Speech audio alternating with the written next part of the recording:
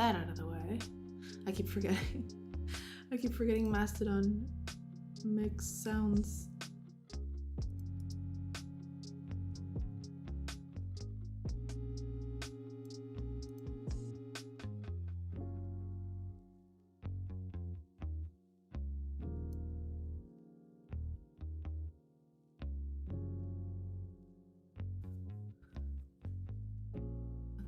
Good. Let's prepare what we're going to do today because there's a lot on the to-do list.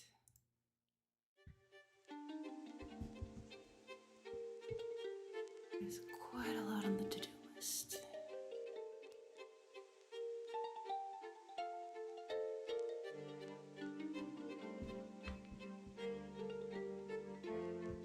Okay. Just check you real quick.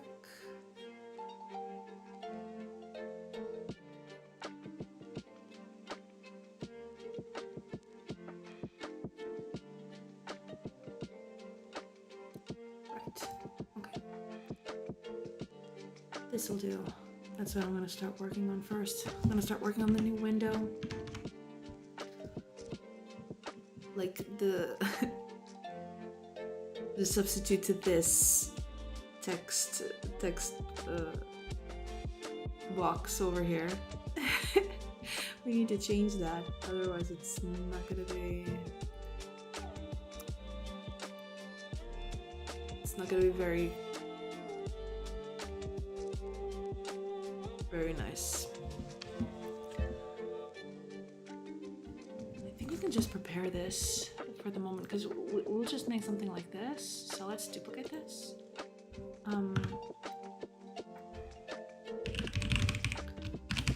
Let's call this character info. We don't need half of this. We'll just put it over here for now. And that's it. We don't need half of the things this thing has, but we'll just keep on doing it.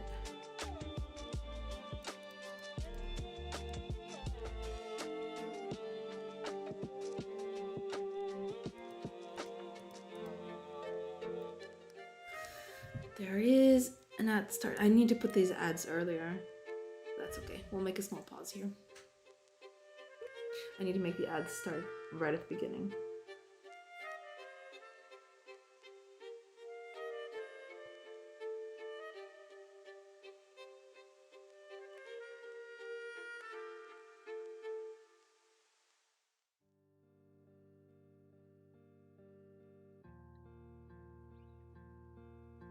But it's the beginning of the stream, so it's okay. But yeah, I need to put them earlier on, otherwise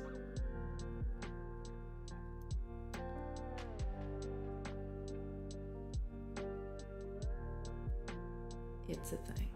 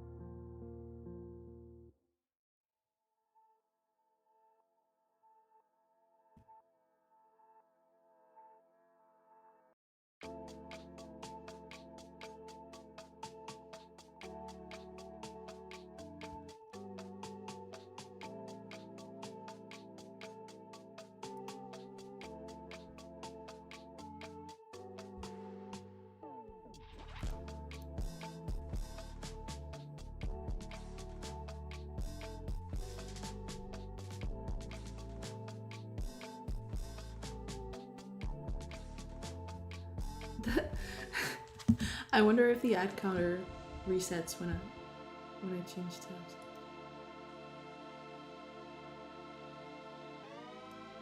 Because it feels like it's been in ads forever. Good God. Okay, a minute and a half left, then we can start working.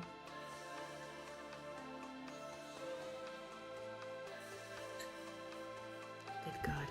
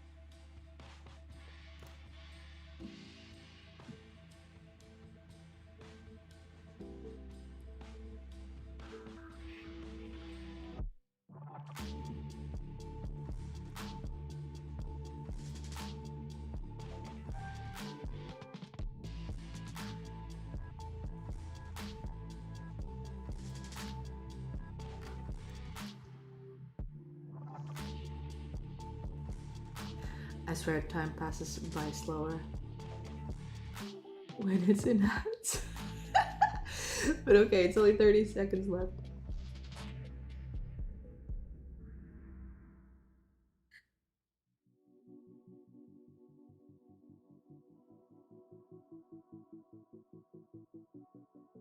Every second is agony.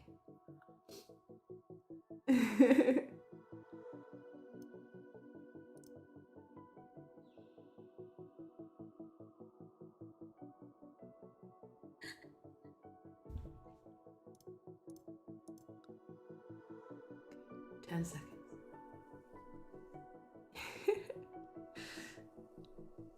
Three, two, one. Hey, we're back. All right, okay. No more pre-rolls or ads or anything. Let's just start. God. All right, let's do this. Let's make a small window first. That's what we were doing. Okay, we won't need half of these things. We just need this, and not even this, but yeah, let's delete all of this. Yes, and that's it, I think. Let's make this smaller. Let's make this like, oh no, hold on. Double the size. Right, it has to be the container. Correct. How big are we gonna make this?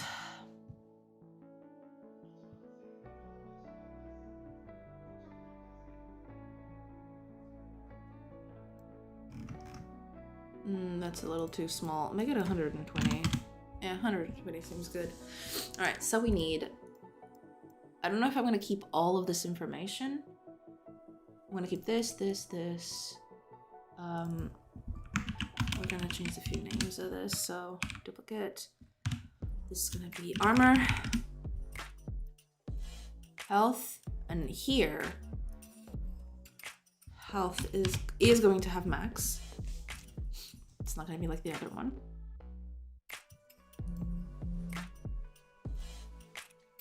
Movement type, yes. Name with the character thingy over here. Okay, Good. That's good.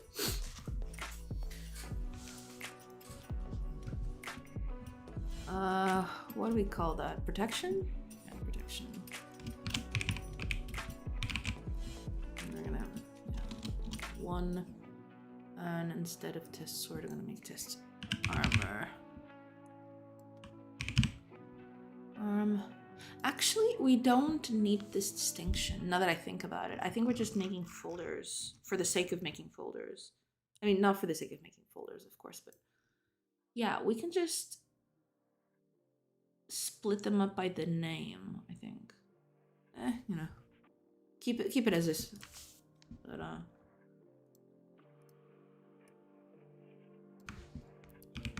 just do this. There we go. And that's gonna be it, I think. If I go over to the container, can I just... Oh, it actually stops. Good, good. But it doesn't stop here, which is weird. It's because I guess the text has its own sizing thing. I don't know. Yeah, we'll keep it like this. And basically we're gonna put all this information over on here. Yeah. Let's do that. Let's get this out of the way. Just taking a few notes earlier. We don't need that anymore. Okay, good. Let's fill this up. Actually, now that I think about it,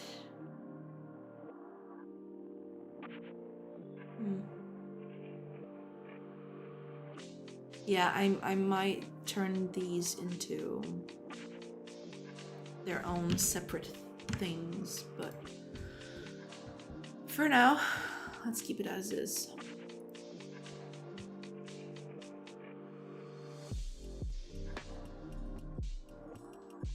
So we got our update combat forecast. We're gonna have a new one, but we'll get to that.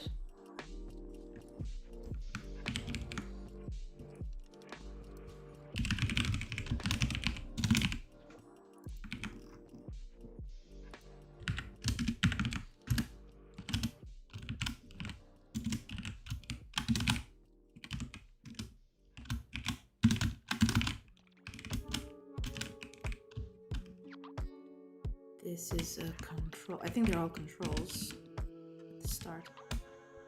And this is going to be character info. Just copy this over.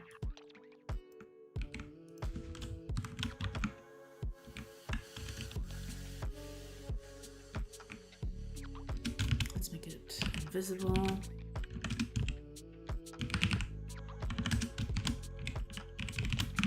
There we go. Now, when we select a character, when we click on a character, we're actually going to need another thing, but for now, this is what we're going to do.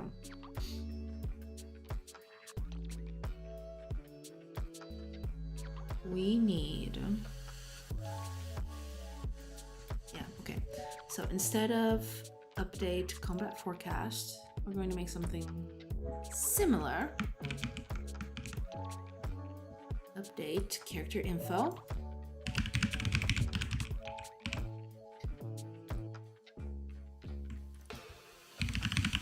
Character.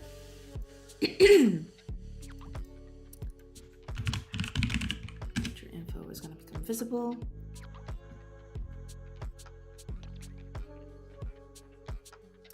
Now, we don't need any of this. We just container, margins, contents.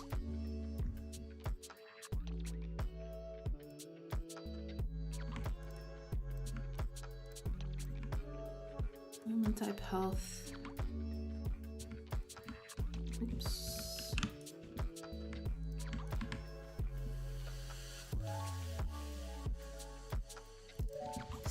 Weapon.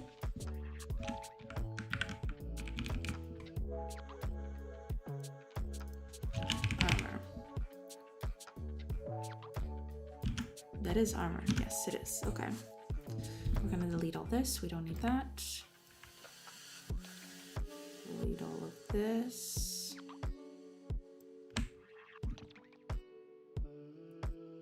Okay.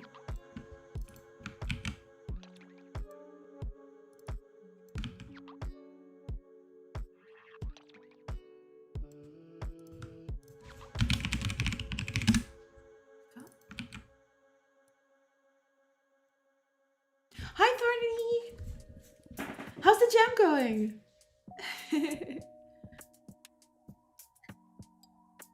How are things going over on your end?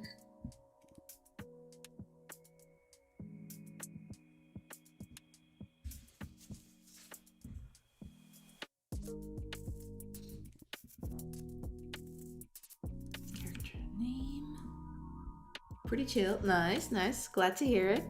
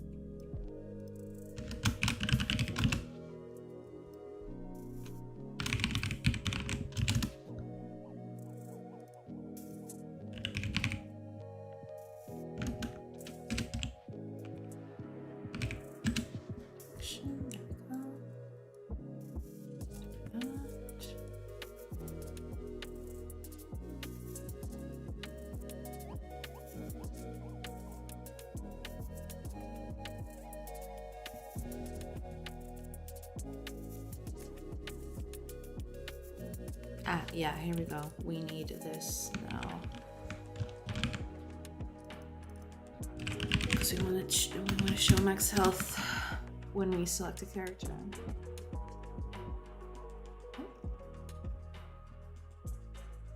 Wait, I did change in the correct spot, didn't I? I did. Good.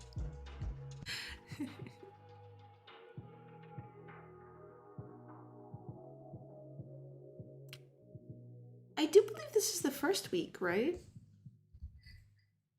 There's 2 weeks, so you still have a whole week left to do the gem, correct?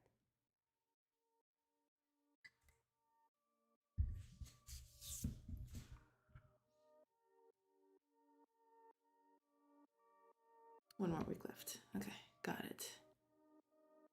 How confident are you that things will work out? Because I know you were pretty down a few days ago that you probably weren't going to make everything that you wanted.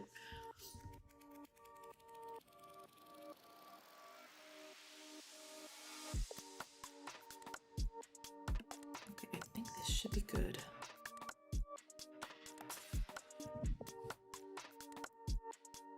Now we just need this, but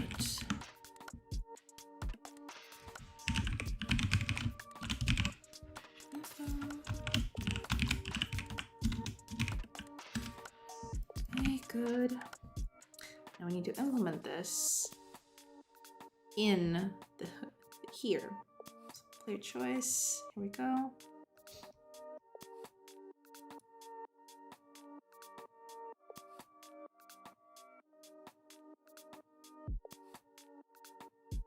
But now there's a small thing to consider. Let me just run this for a bit so I can.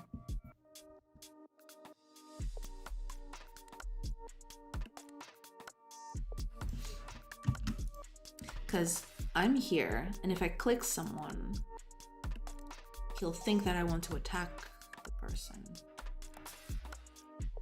So this has to be just on hovering the character, I think. Yeah. It can't be on click, it has to be on hover. Good, okay, yeah, that'll do.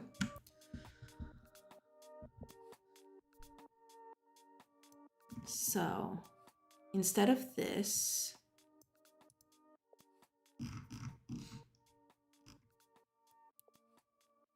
we already have the mouse position over here. So we already know where we are.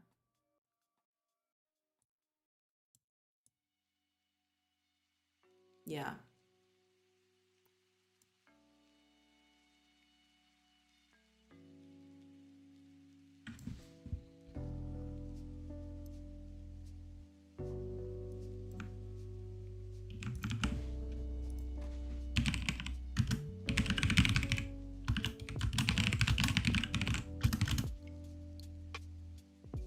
There we go.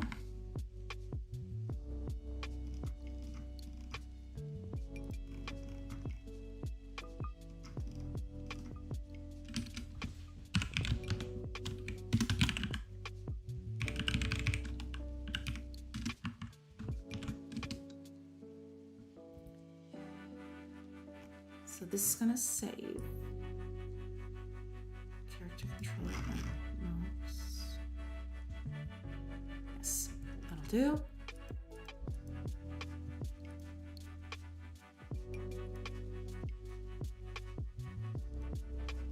So now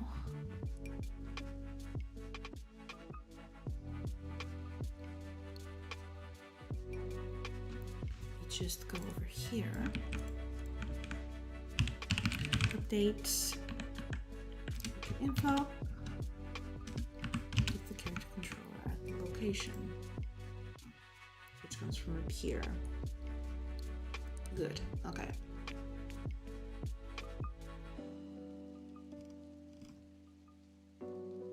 Yeah.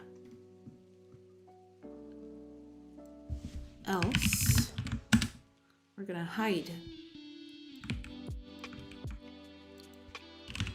If there's no one else, we just hide that information. I believe that's it. Let's figure it out.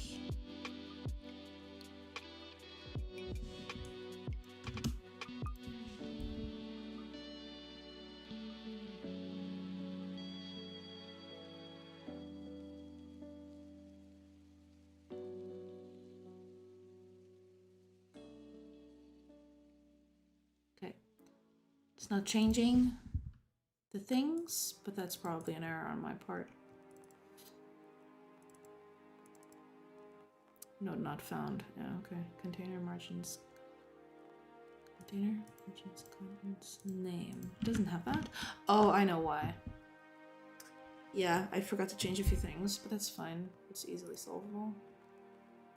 Update. Character info. There it is. Yeah, I need this. Yeah, it's not the forecast.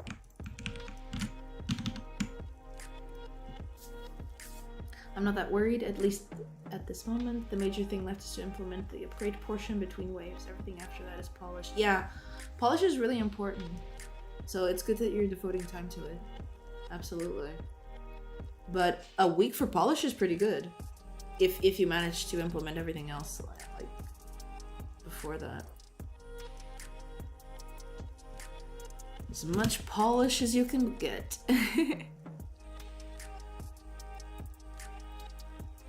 Okay. This is good. Eventually I'll change the places of this.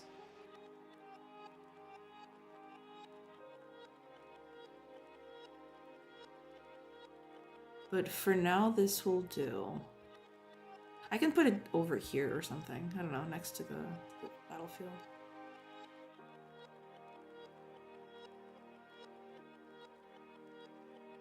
Yeah, this is good. Right, I'll put it over here. I don't know, somewhere like this should do. Let's check. I just wanted it to be close to the... Over there, it's too far for the eyes to track. A little bit up.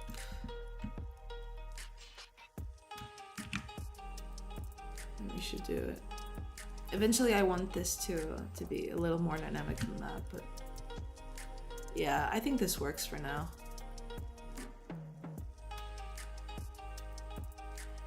That way you always have information about the characters that you're doing stuff in. Okay, good. That's one thing out of the way.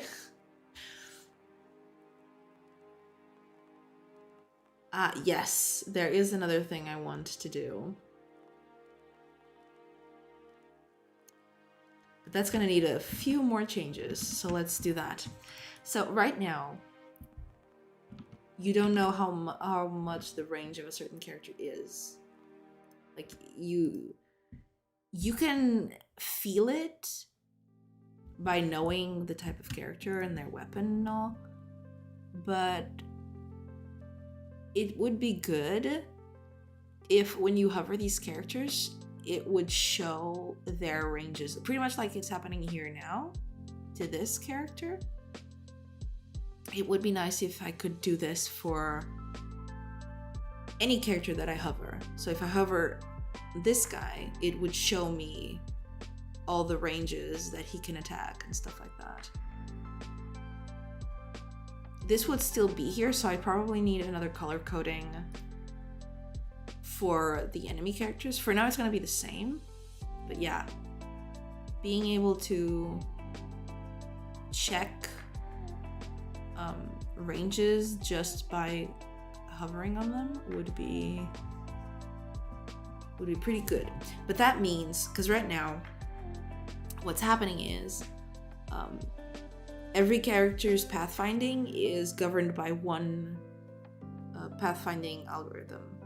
What I mean is there's an instance of the pathing algorithm, and I'm using that for everyone. And that means I can't keep that information. So that information is being kept for one person at a single time. But that's not how I want it to work anymore. So I want the pathfinding information to stay with that character. So yeah, I'm gonna have to switch a few things over.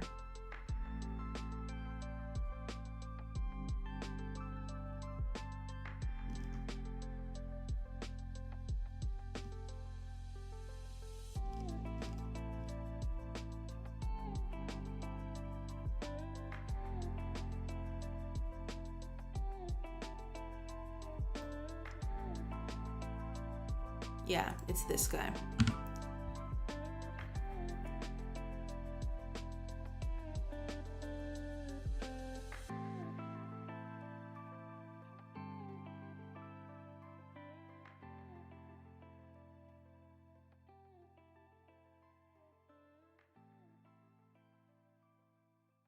Yeah. So instead,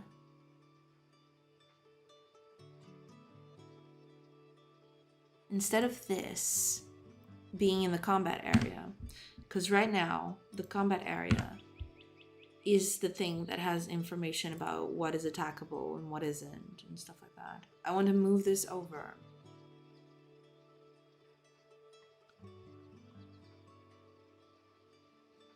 to each character. So basically each character will have its own notion of what it can attack, what it cannot, the ranges, its surroundings, all of that.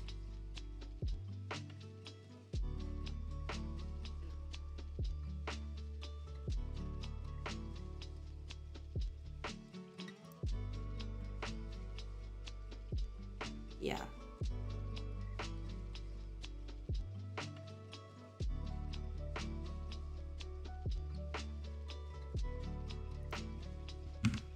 Yeah.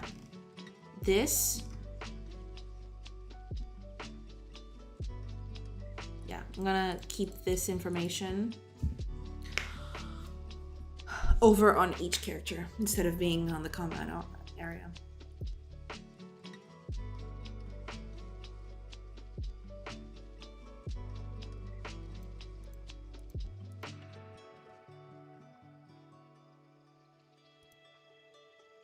Let's change that.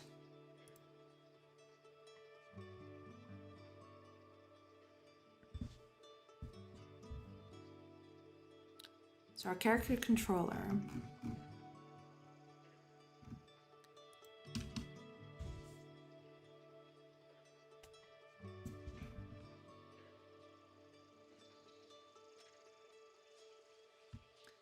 It's gonna need something. I don't know what it is yet.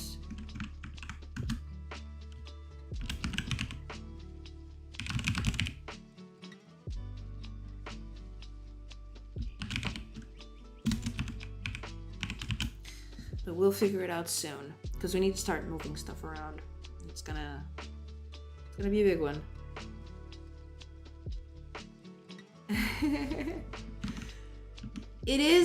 It is a whole thing. I really want to change the the everything, basically, visually. But yeah, eventually it'll turn into something. Eventually being the key word.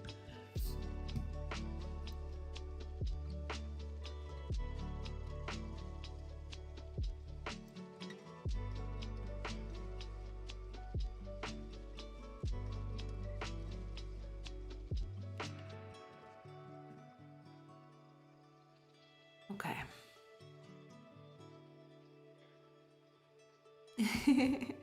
I mean, it's not that it doesn't look good. It's just, I really like this package. Like this art package. It's really cute. I really like it. But there's a lot of other considerations that I need to make for the game as I envision it. So this is not gonna cut it. I need to make like bigger sprites, I think, for some characters with the horses and stuff. So that's gonna be... It's gonna be a thing. But yeah. I might just adapt this in some way, but I don't know if that's okay, because like this is a free asset thing. I don't know. I'll probably just do it all from scratch. The only thing here that I made was the buttons and like pretty much the UI. The UI was the only thing I had hand in. Everything else is just Kenny's stuff with a different palette thrown on top of it. Because the colors weren't matching and it was driving me insane.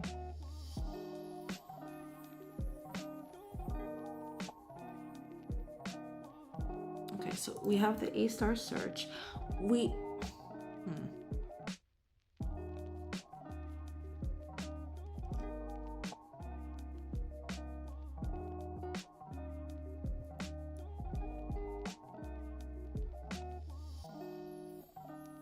Yeah.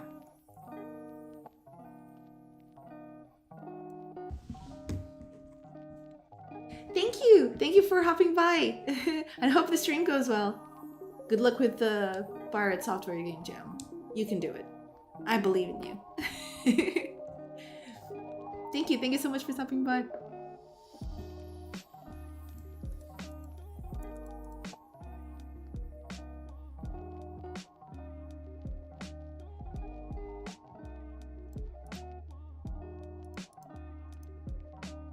Okay. This A-star search.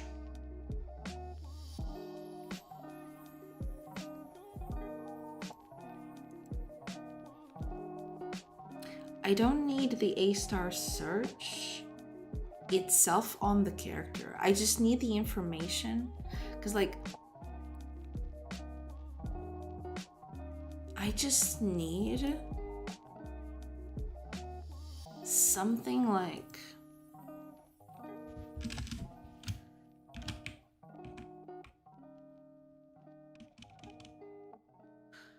I just need like character path finding.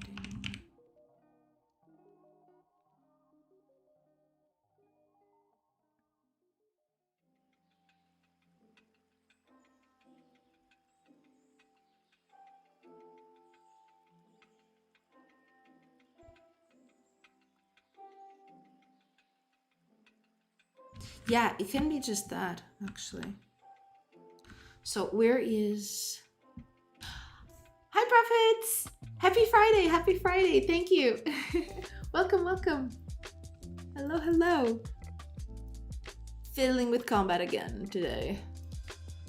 Trying to get it a little better.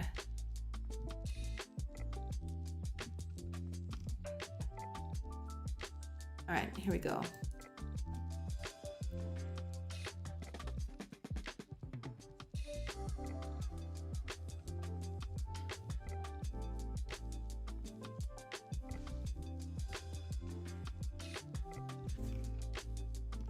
Because the combat area, yeah, here we go. So this is all we need. We don't need this. We just need this. We're gonna move this out of here because this shouldn't even be here. Let's move this over here. So our thing,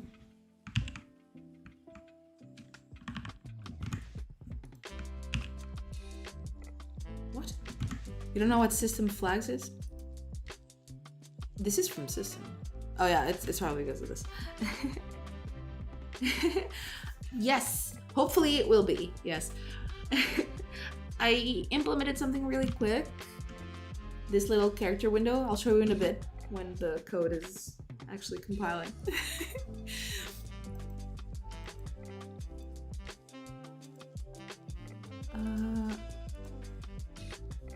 Yeah. Combat cell combat info. Yeah, let's do that. I think that's a better way to phrase it. And now this is going to be a combat cell properties like this. Out. Okay, there you go.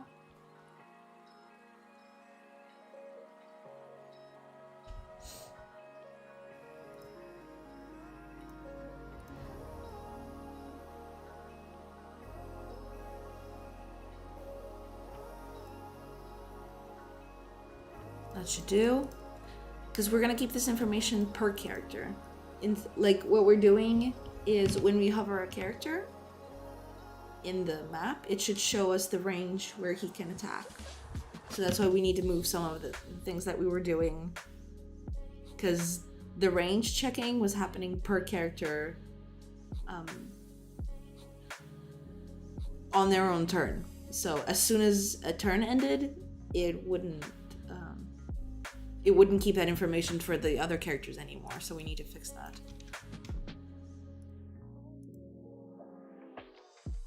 Okay.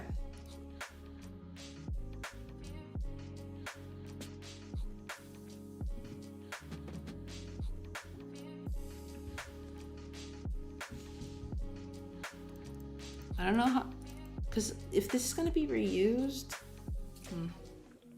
but yeah, let's go over to the combat here, because there are a few things that are going to be, yeah.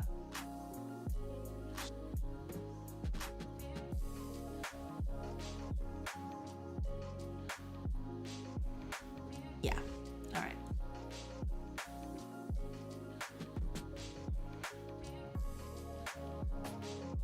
We'll just need to change a few of these things.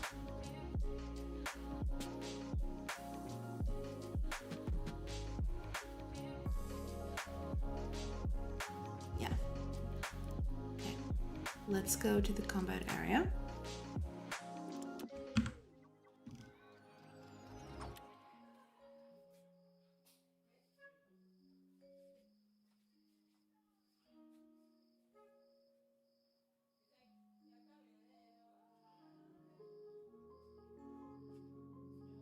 And we'll just have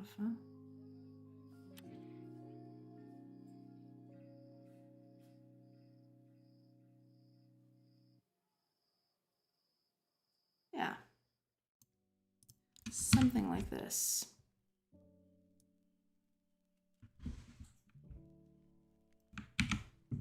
But instead of doing that, it's for cells.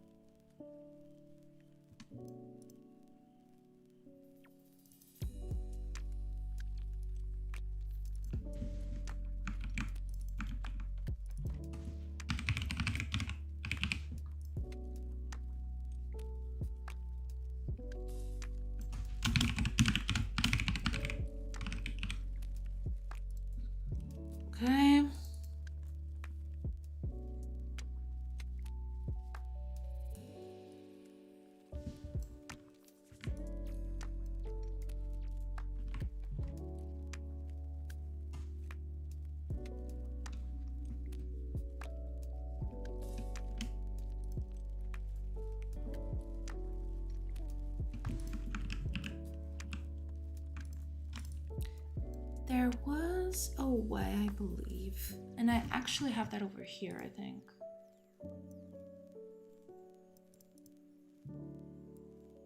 Here we go. I think this is it.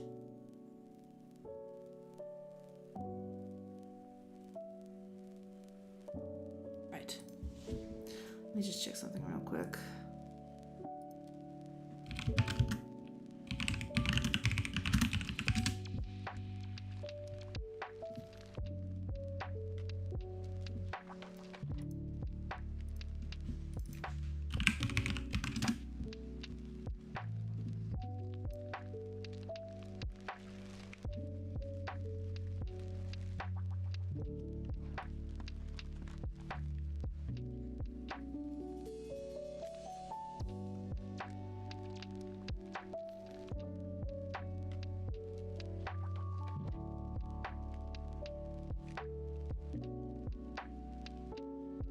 Right, okay.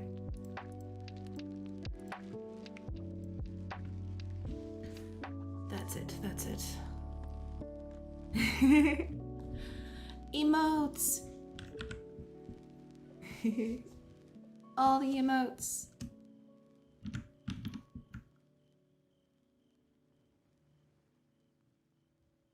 Okay, yeah, that makes sense. We'll just make a small check here. I want to make sure that I don't get length.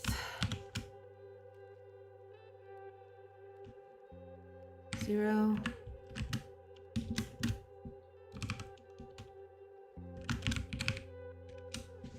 Because like there are a few things. Yeah, let's just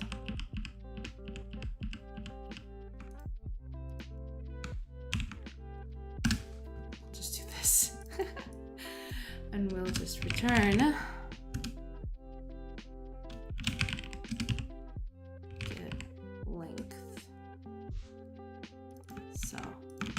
Local position dot x is greater or equal than 0, and get length of 1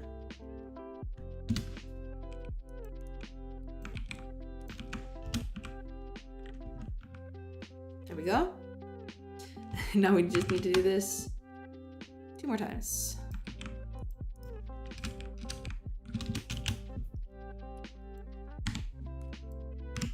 Go Y and Z. There we go. I wonder what will happen if I warp this. Is it gonna like? Is it like gonna completely crash? That'll do. I suppose that'll do. Okay.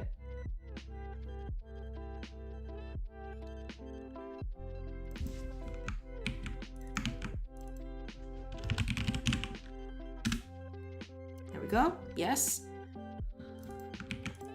Else properties are going to be the default.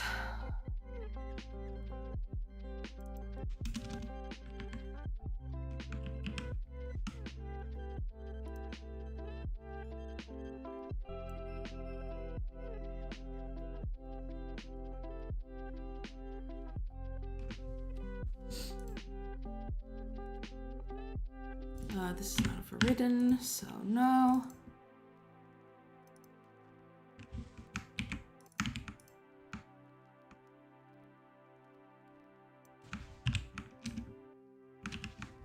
That's fine. But we don't want that. We don't want that at all. Right, makes sense. I was being a dum-dum. Okay, that's good. So now we're ready to update this. That's the big thing.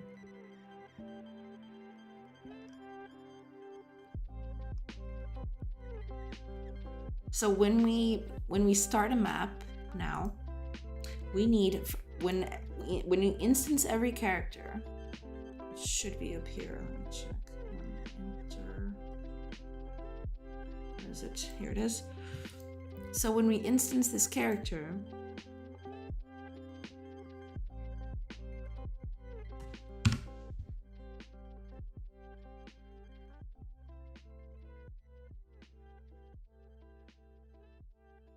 Yeah.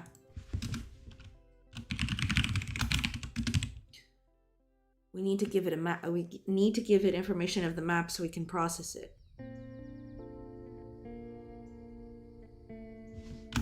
Initialize combat. And we need to give it the map. So, combat area. Because I believe the combat area is being instanced before. Here we go. Yeah, okay, good. So we already have a notion of what the combat area looks like. Okay. So when we initialize combat with the combat area,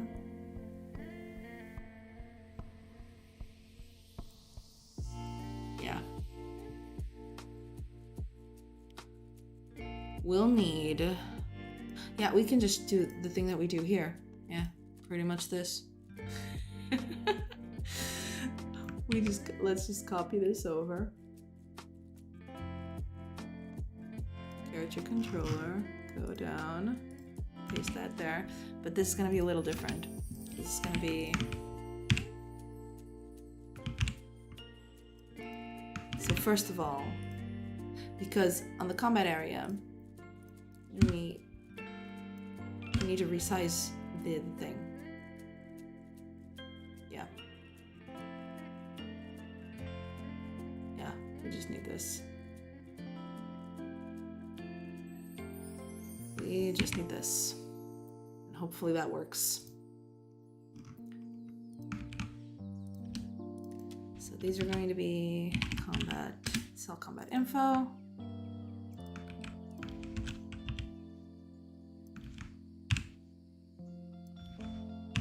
Go.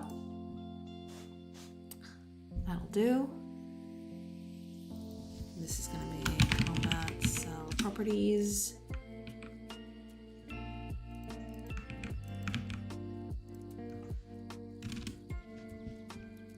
So first starting off, we're going to start with none.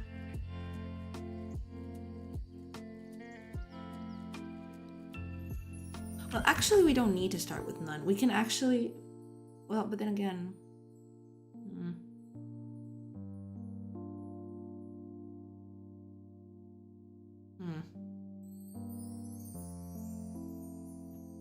let's do another thing for now. So we need void update combat info. We're gonna give it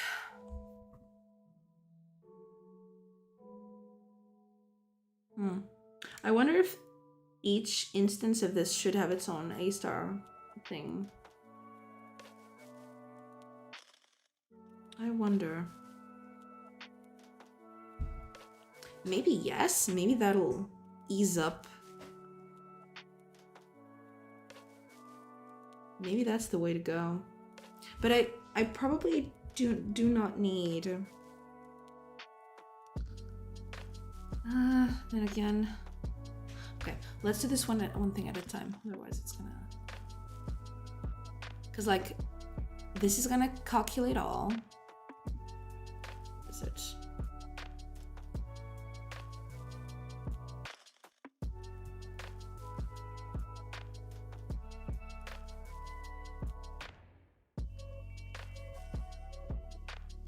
Yeah.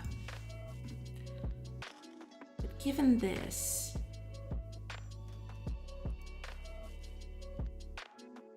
this is no longer gonna be here. Doesn't make sense to be here anyway. So this is not even needed anymore. Combat area and combat cell are not even needed anymore. So yeah.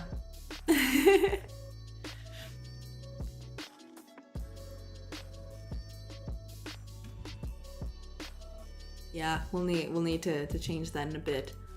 First, yeah, this is, yeah, here we go.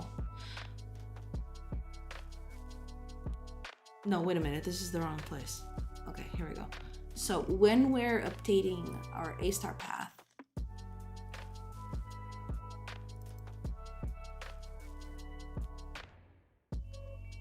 yeah.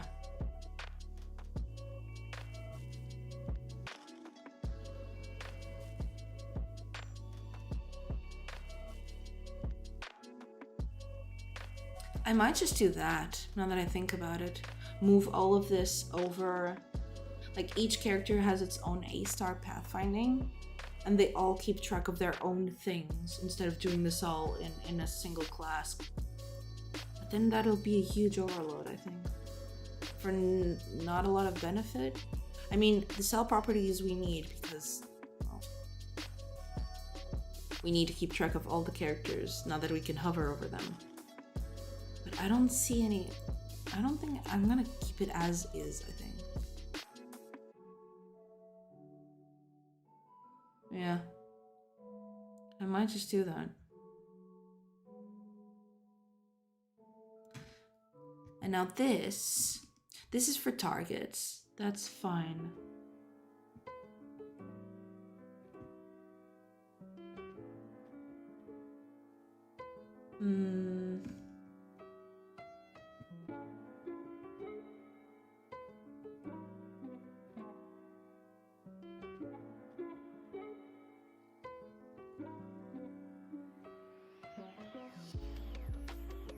Yeah, I'm probably gonna move some of these things over.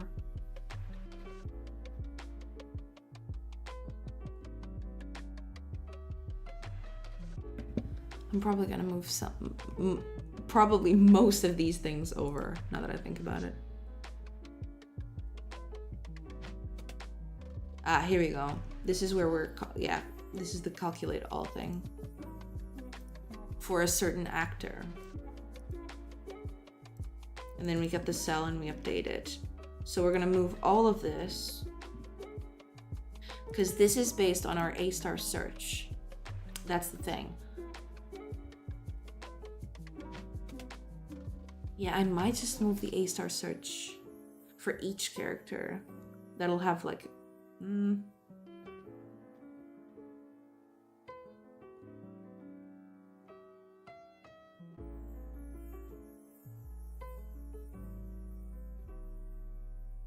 kinda makes sense, kinda doesn't.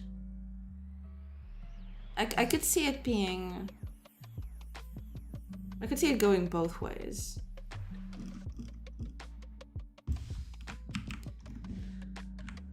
Let's move this over.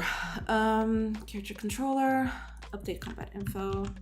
Yeah, I think that's a better name than calculate all. Just doesn't make any sense. Like, we don't need this anymore. Delete that as well. Okay. A lot of things that we need to do.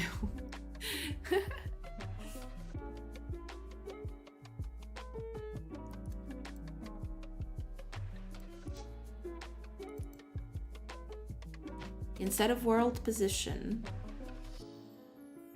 we're gonna keep track of a different thing, which is the combat position. Because world position and combat position are going to be two different things, I think. At least I'm thinking they might be. Because a character can be in combat and then exit, and I can probably use the same character controller on the overworld. So yeah, I'm gonna keep track of the combat position instead, and that'll be a little easier to manage.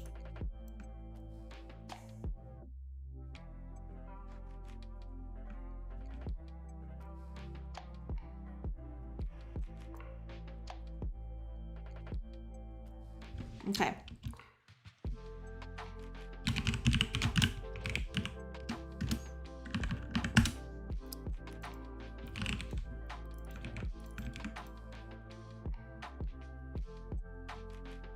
It needs the area, which is here. It needs the actor.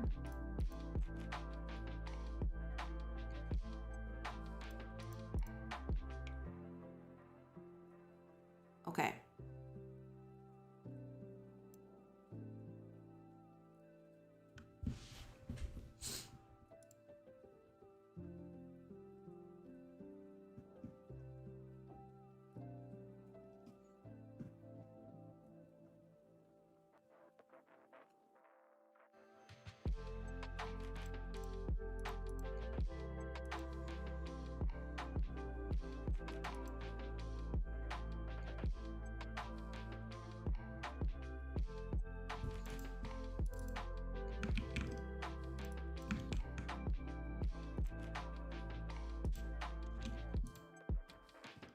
This is like a redundant thing, but eh.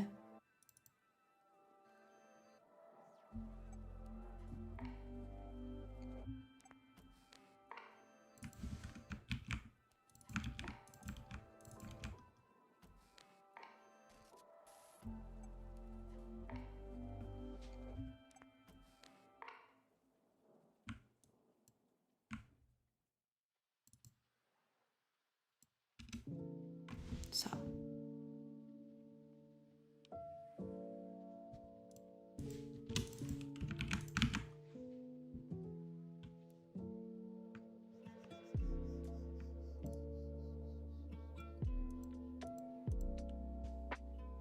we can just, yeah.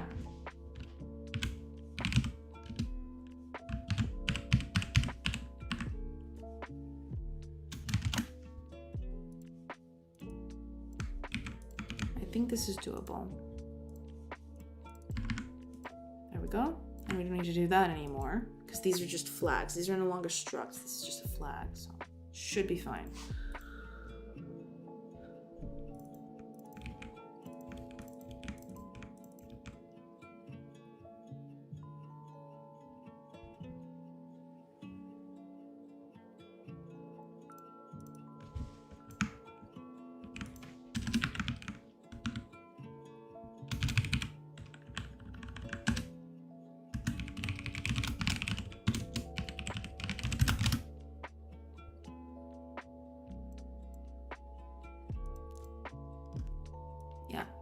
This is also a little redundant because we're assuming that that position exists.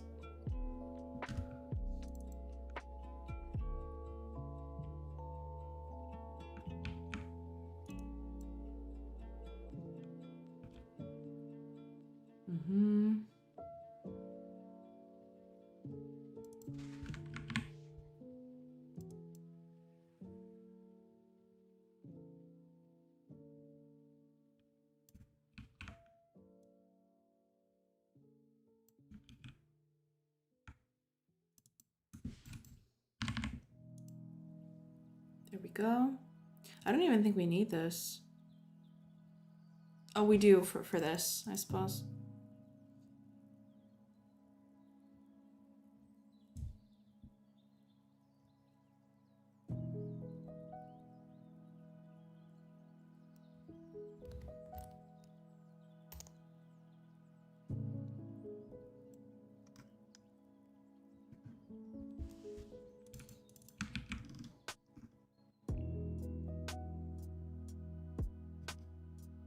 I'm gonna need a way to check which characters are in the area. We'll do that in a bit.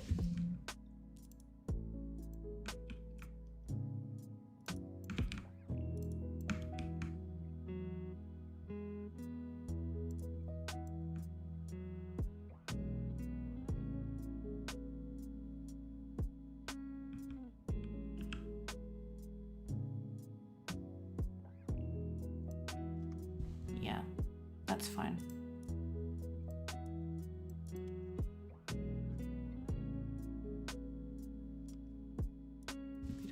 We probably won't need this anymore.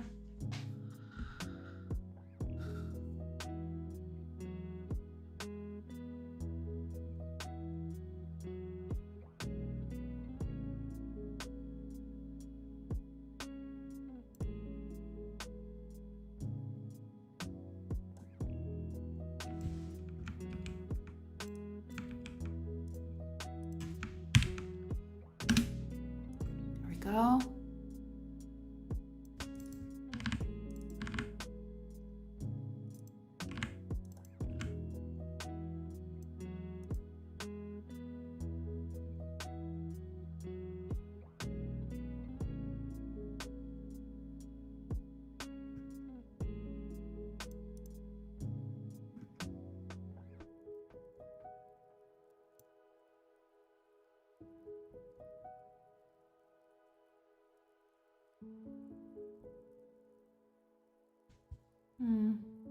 Yeah, I might just do that.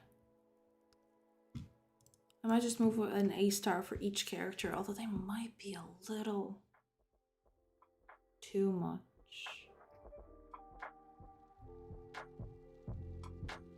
Because then I'd have an A star for 2 different things, which is weird.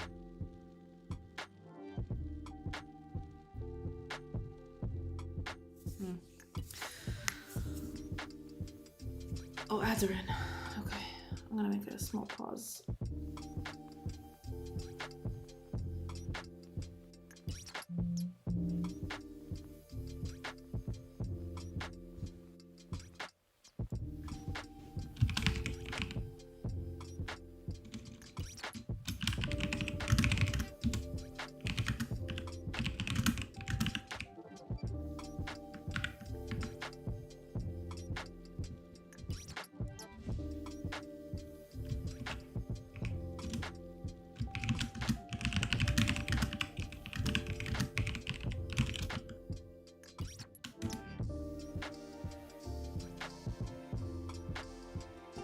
I'll be right back.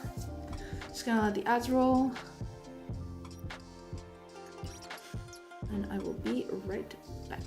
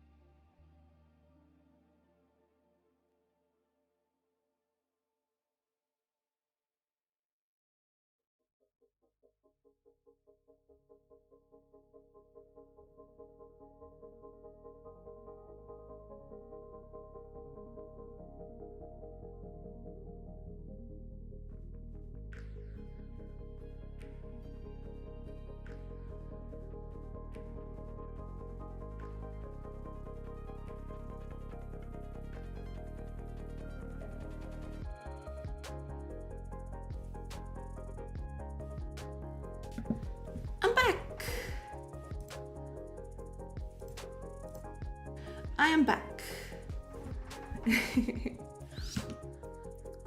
get this back on. Thank you. What was that, Prophets? I saw you changing my code. How dare you? I will hunt you down. Give me my code back.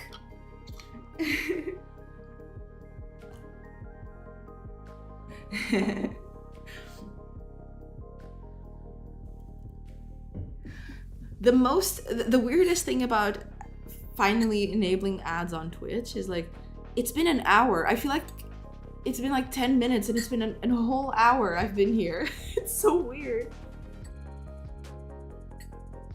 Like, it feels like I've done nothing at all. But at the same time, yeah, I'm doing a lot of sweeping changes, so I guess that's the thing. But it is. Time flies while having fun. Yeah, I guess. This part of coding isn't exactly fun, but it's challenging, so I like it.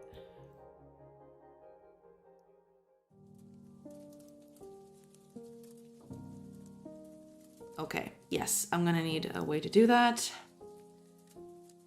I'm also going to need a way to get characters at a certain location, which, yeah. We're gonna leave those for later. Here we need to change this, yes. We're getting the neighbors.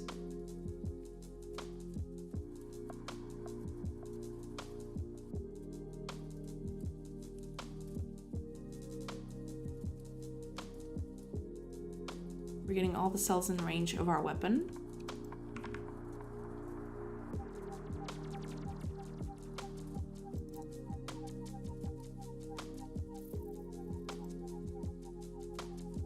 This is gonna be combat area. Get cells in range of a certain cell. I'm assuming there's a get cells in range for a position. No?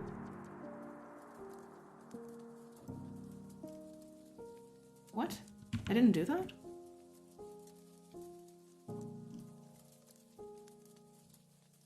Huh.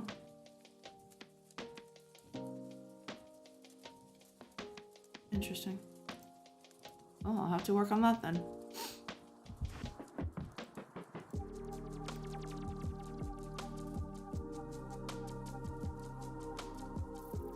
Yeah, because it would make sense that you'd... Okay.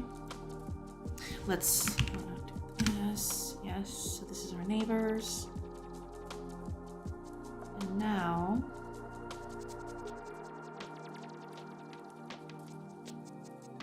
for each neighbor... we don't even need to do this anymore. We can just do neighbor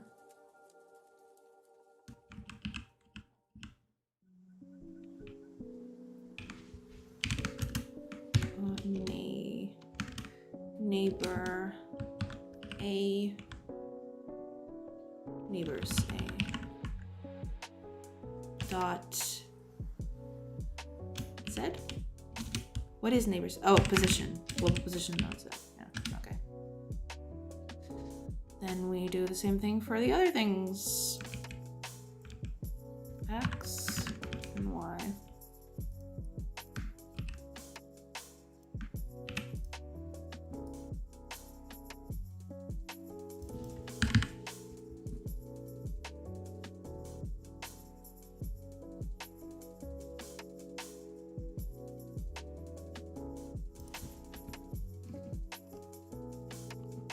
Right, this cell doesn't even exist, but we do have a current position. So we're gonna generate this method.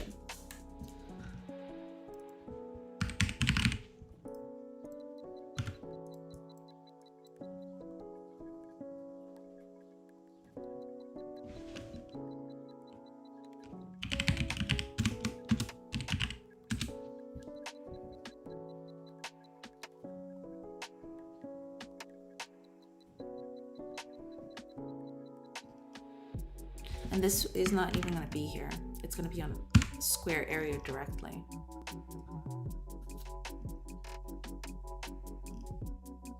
Get cells in range. Here it is.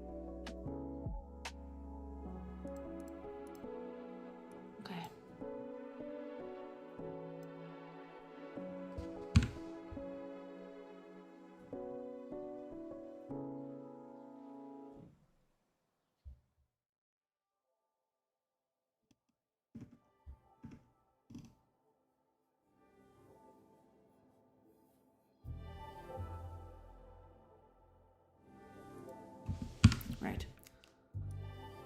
Oh, I do have this too as well. I have this as well. Okay. So we can just change this.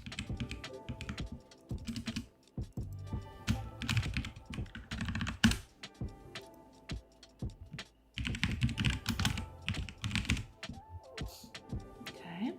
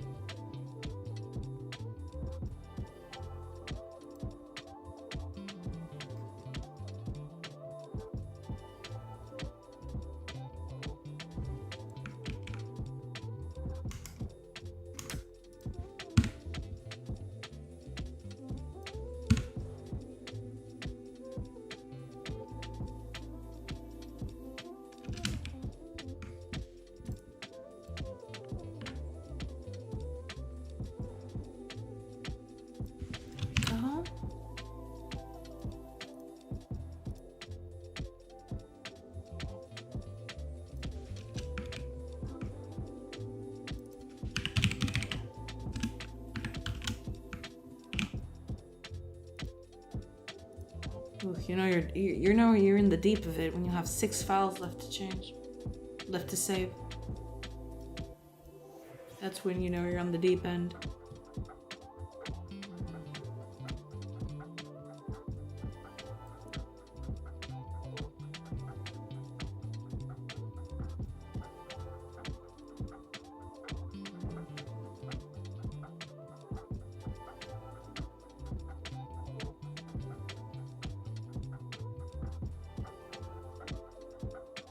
Well, actually,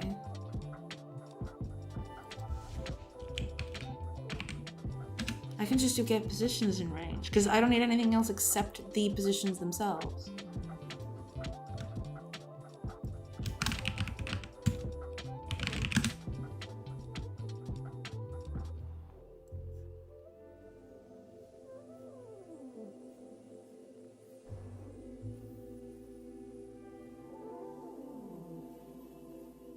Yeah, that one's also useful, so I'll leave it there. It's fine. So this is gonna be a list of vector 3i's.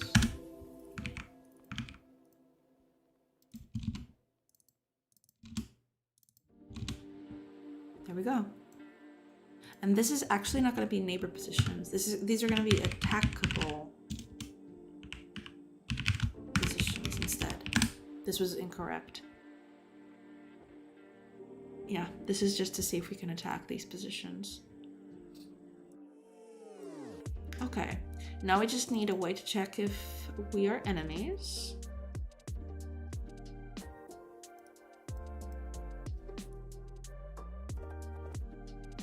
And our A-star search. Okay, let me check something. This A-star search thing.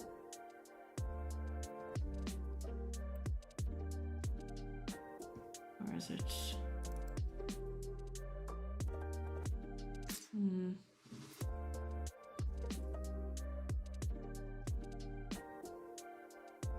Hi, Captain Fubar.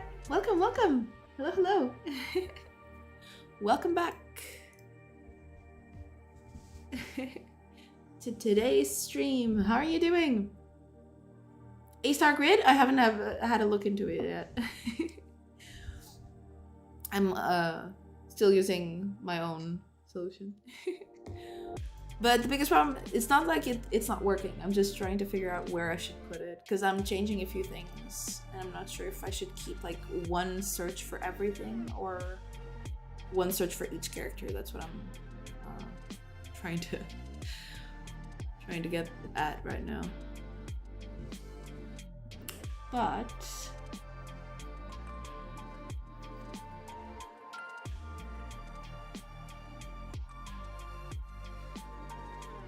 yeah, here it is. We need to change this, but that's fine. We're gonna change that later.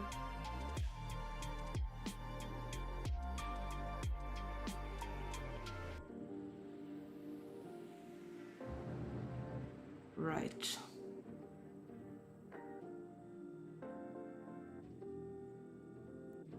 That's the thing though. Should I keep this here? Okay, give me 1 minute and I'm gonna figure that out. I just need to check one thing.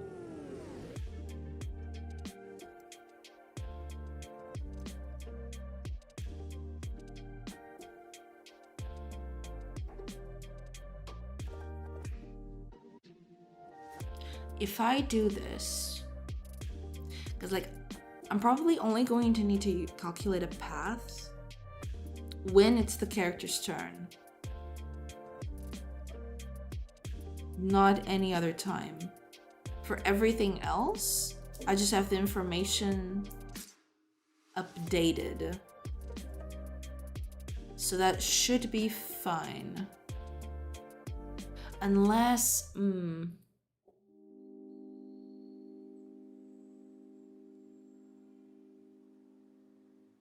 no, yeah, but even then, yeah, I'll only need that once, I think.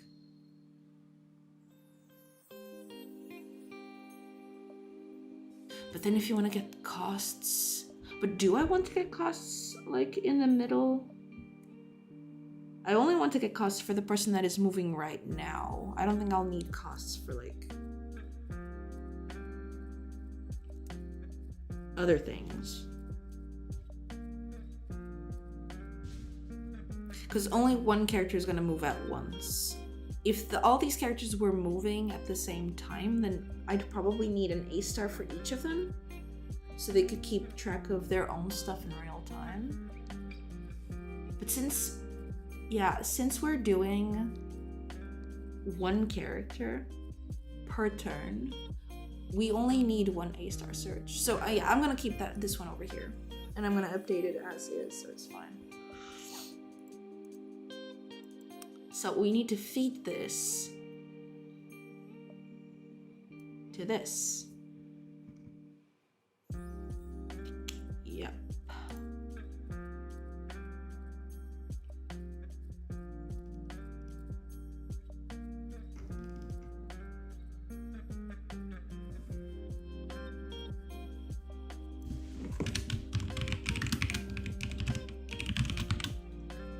Just like that.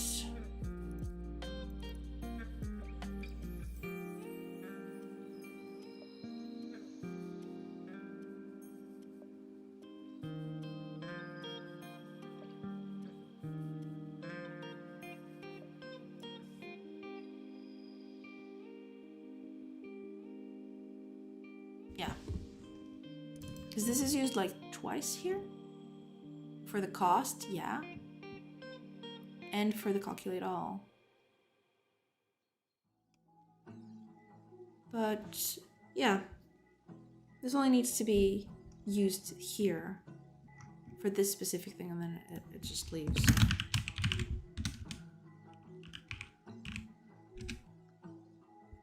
What was that thing?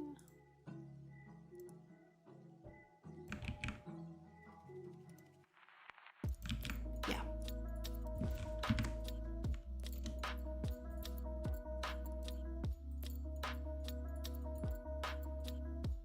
What's the problem?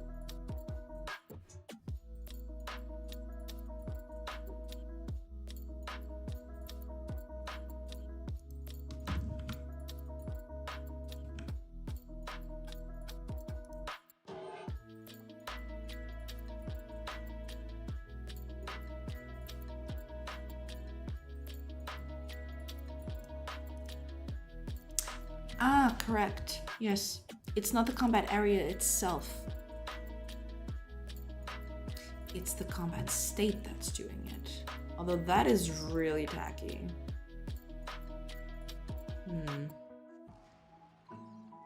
Yeah, that's another thing I'll have to consider while I'm doing this, since we're here.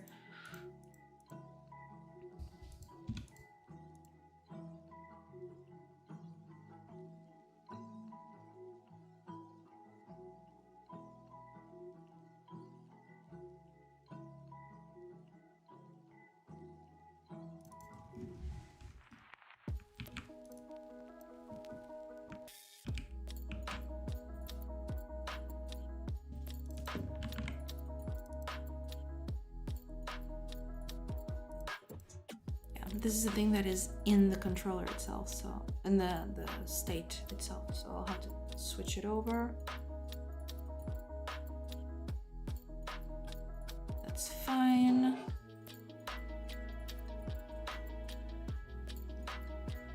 And everything else seems good.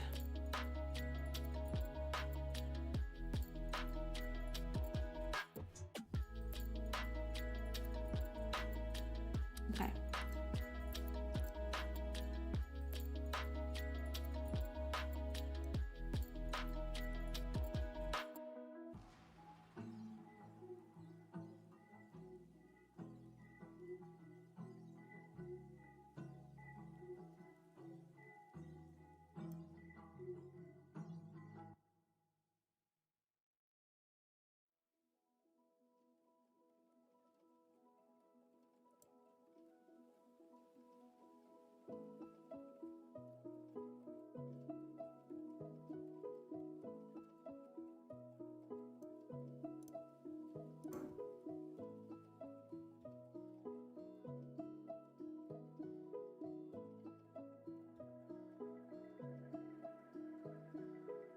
Yeah, because this is the thing that implements the weighted graph, although it really shouldn't.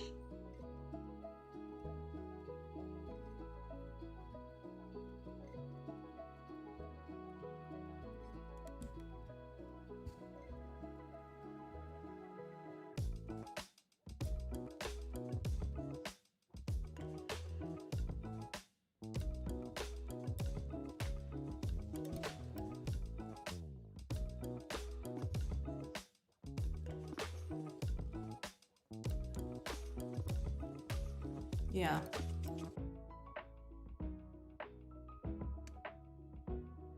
All right, let's go over to the combat. We're moving this away from here, basically, because this doesn't make sense to stay here. Let's go get it over to the combat area. Place it here. So we need the cost.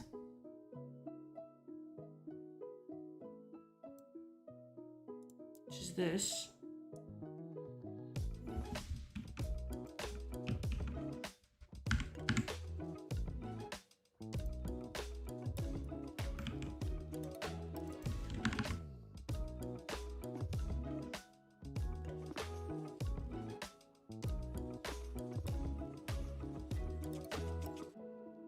Yeah, there's this that I'll need to figure out. that's fine. We'll just keep on doing it. What's the other one? Get neighbors. Get neighbors. There we go. Yeah, this one's easy to move away from here.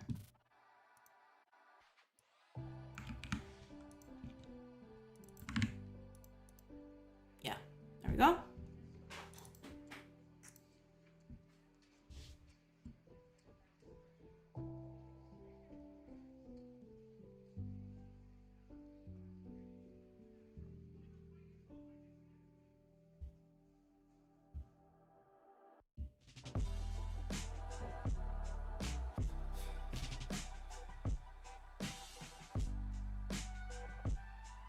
This is no longer...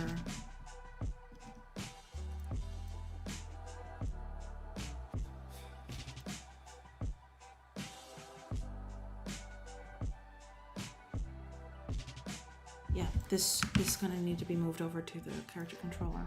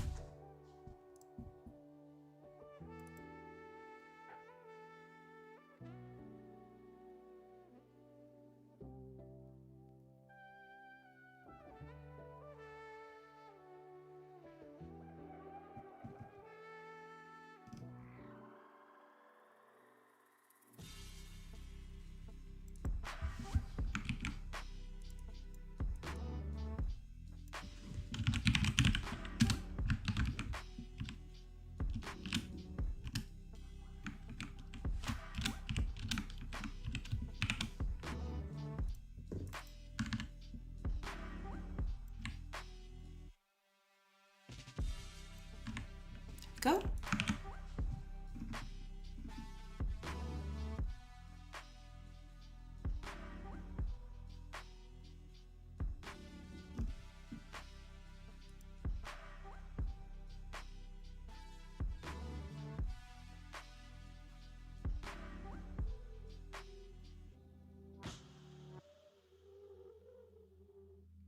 Ah, but this is a different thing.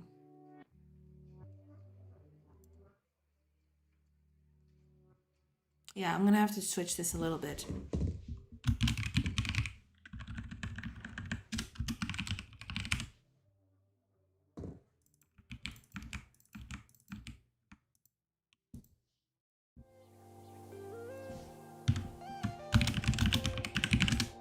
There we go.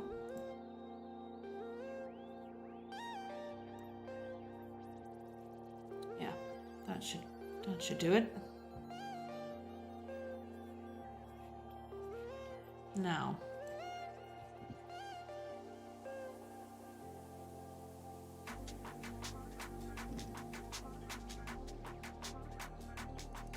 we need this.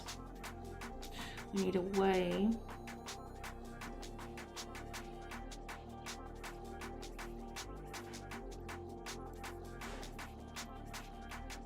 Yeah, we'll just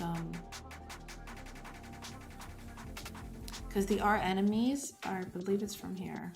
Yeah, here we go.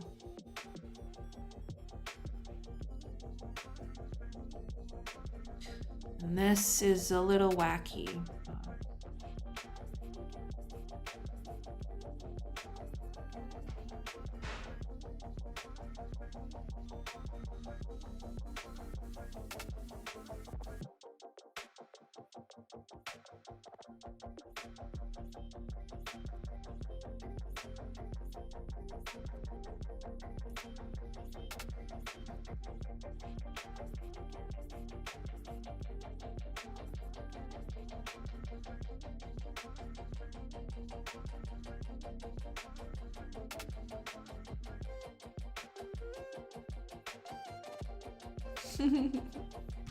Actually, let's do something.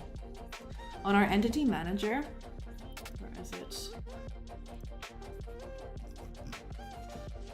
in our entity manager, somewhere down here somewhere.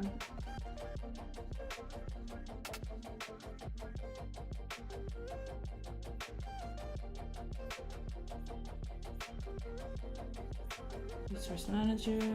Where's the entity manager?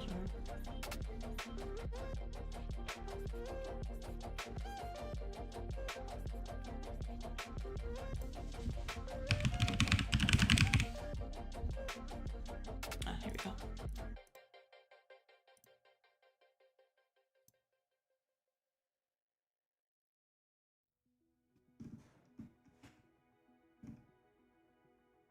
Managers. Entity manager, here it is. Okay, let's just do that here. Let's just define their animosity here. We'll need you. So you are going to move from here to the entity manager.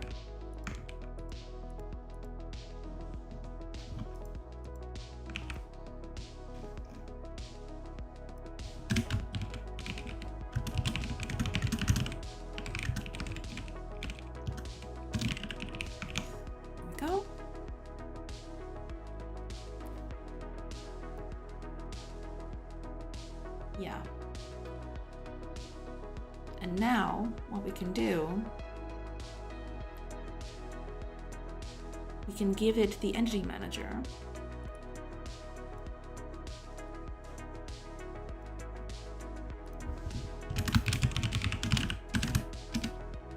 And that's it.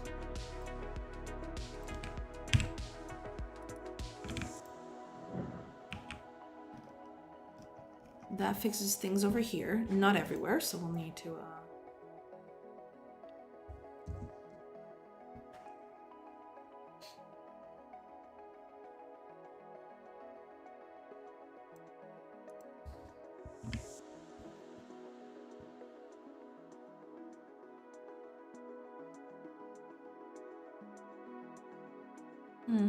That's actually an interesting proposition. Instead of the entity manager, the combat area actually keeping track of everyone. Guess I'll have to look into that.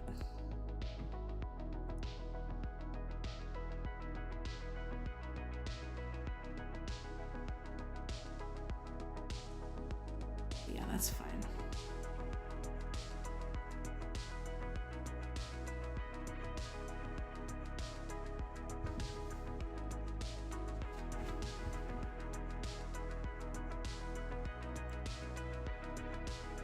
Now, as for this,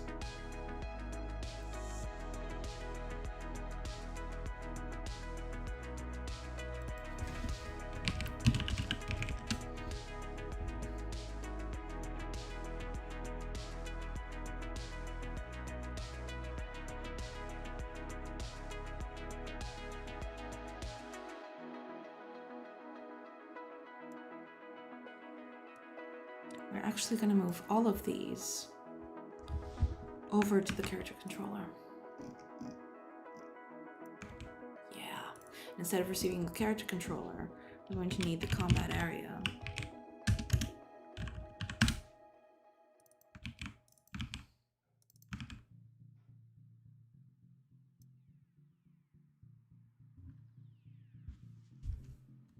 And we might just move the Azor search.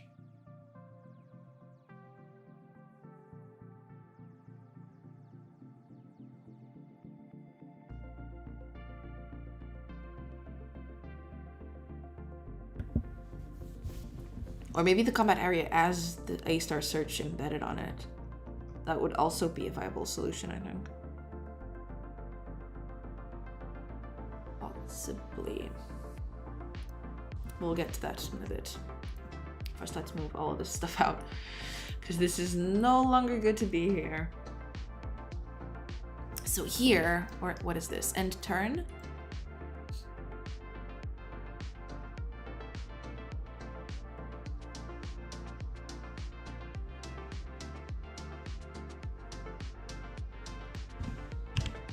update combat info. This receives the combat area. The A-star search and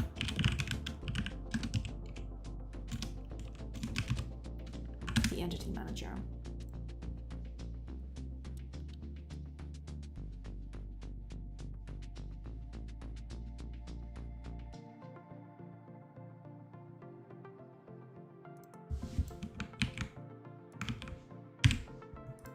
Go. Yeah.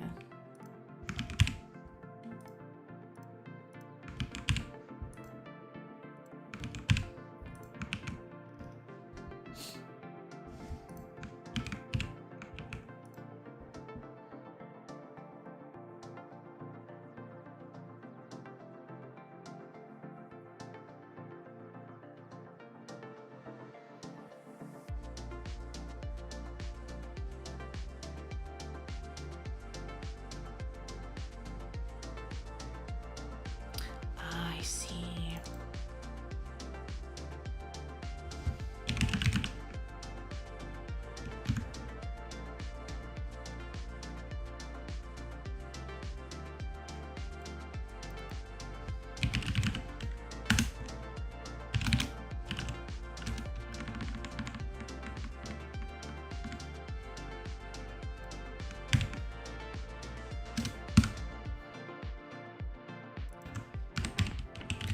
It's gonna be pretty much the same as the other one.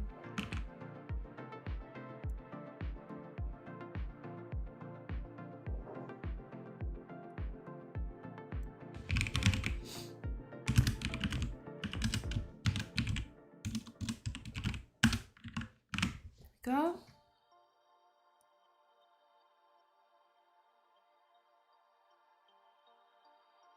We'll get to that.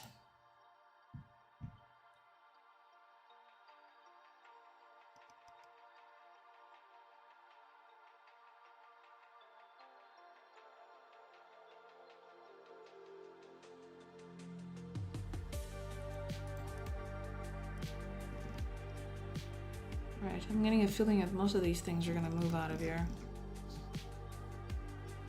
I'm getting that very strong feeling.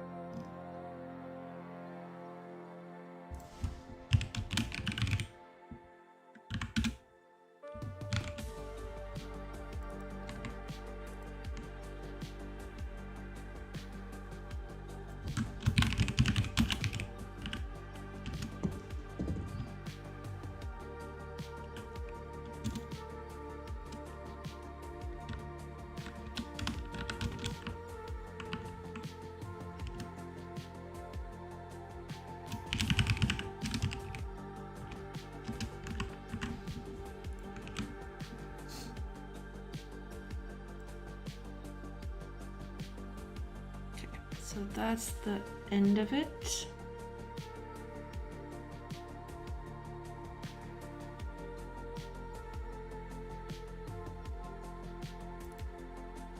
This is only used for that, correct? Correct, so we don't need this anymore.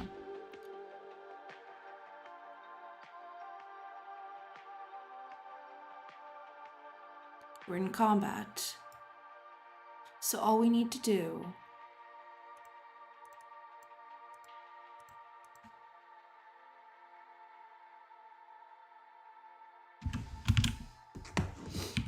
current, what was it?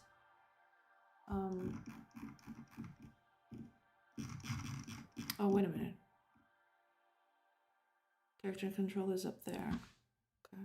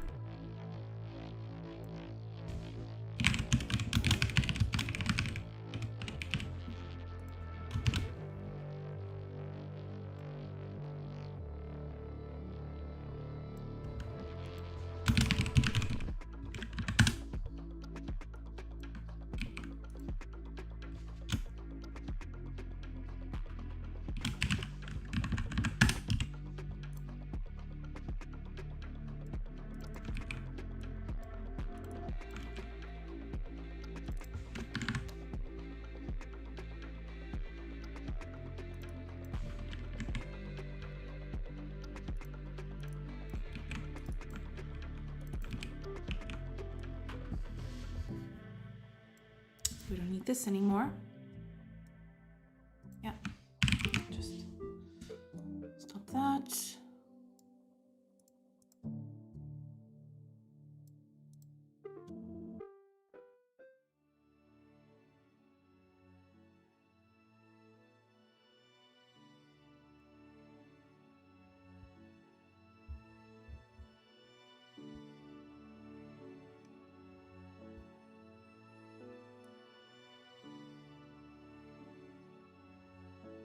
And we can do the same here.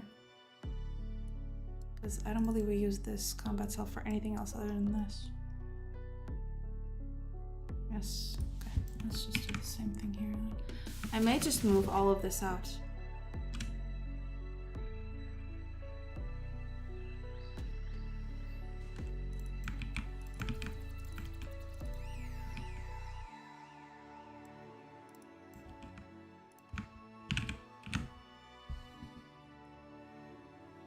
Yeah, at some point I think I'm gonna move all of this out because I don't see a reason to keep this here.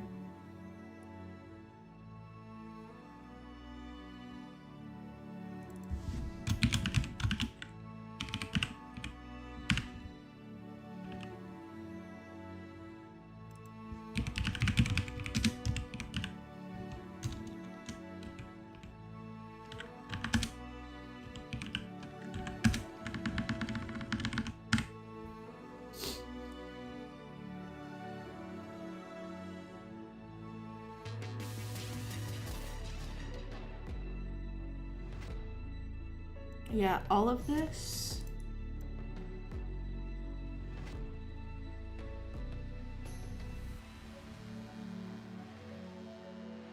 Yeah, all of this is gonna move over to the character controller. It doesn't make sense to be here.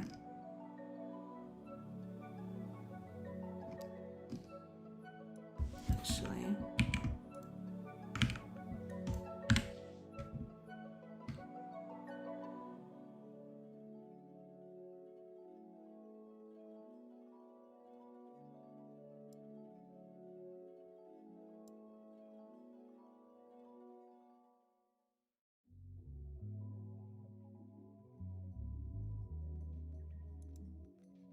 I think that's probably, these two are probably the only ones, and this one, of course. The rest of it is all gonna move out of here.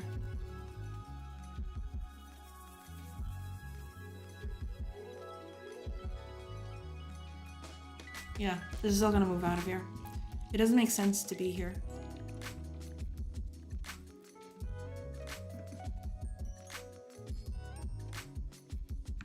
We're gonna move all of this to character controller because this is specific to each character, so it doesn't make sense to be here.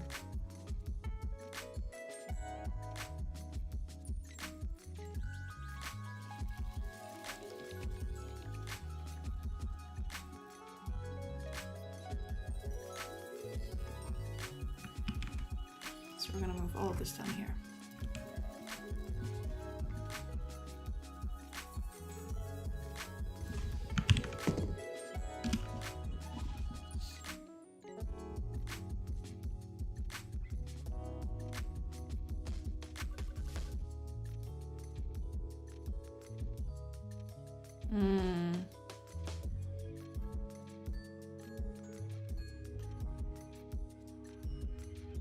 Okay.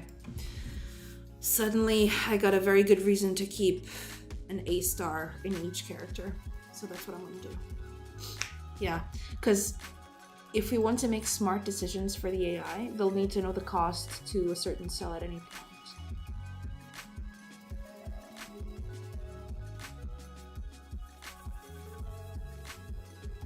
And you know, it's it's always going to be the person that is making the decision at that moment.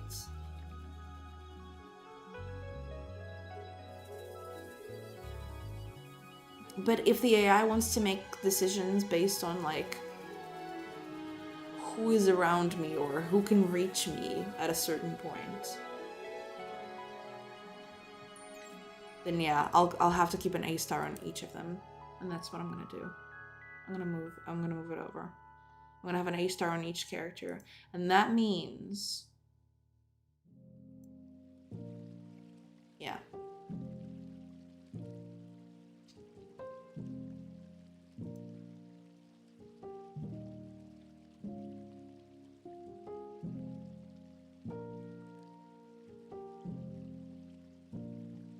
Yeah. I'm gonna keep an A star on every character. That's it. That's the decision I made. It's too much of a hassle to keep it out anyway. So we're gonna take this out, put it over here.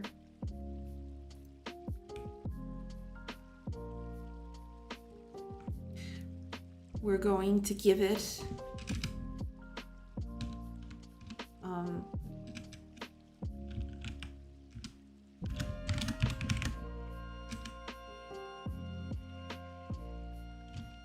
and that's it. And then we will just use it.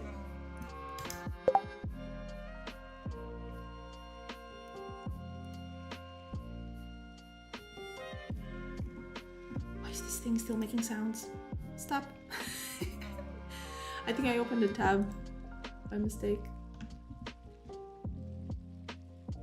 And it just keeps making those whoops.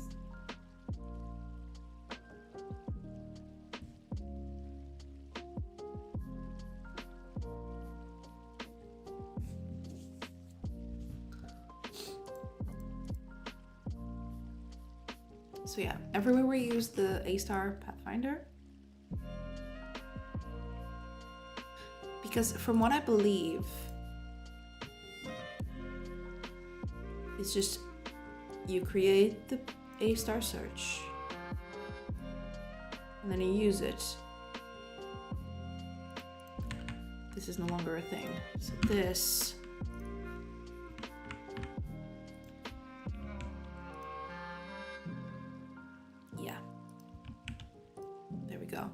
so that way we have direct access to what we need. That should help us a little bit. And yeah, to get the final cost of a thing, we'll also have to go to the character controller.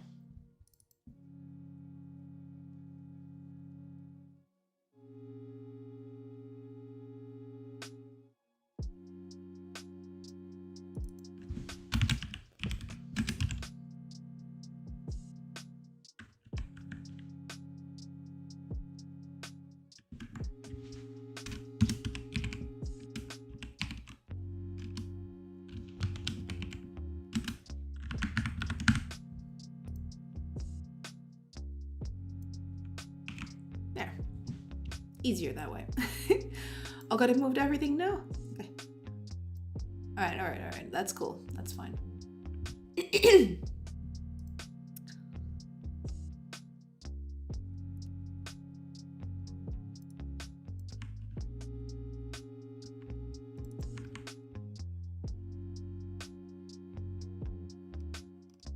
So everything that accepts a character controller is now going to be the thing.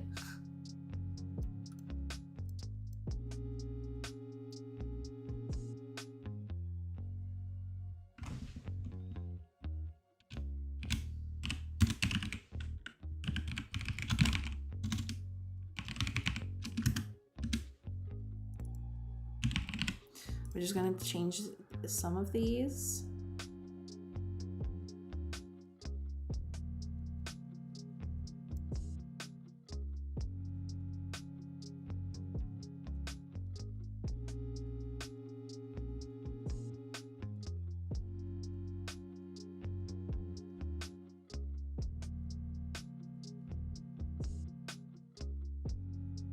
Yeah, some of these need to be changed.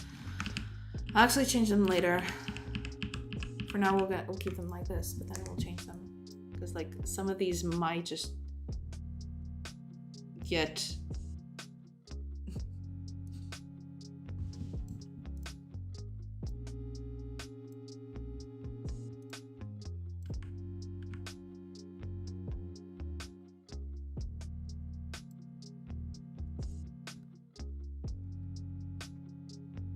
so yeah, this neighbors collection. Yeah, okay, here we go. Here's another thing that we need to move over to the character controller. There we go. No, did I put it? No, I didn't. Okay.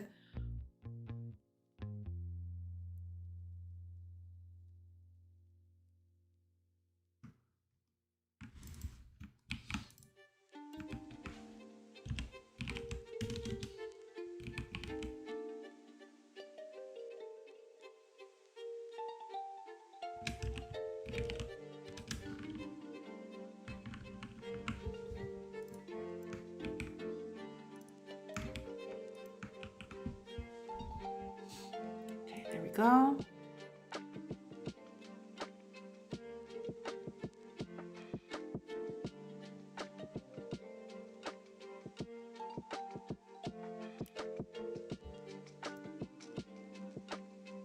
What else is here? Yeah, this is no longer needed. So this one's clean. Yeah, all good. This one's good. The rest is the problem now, but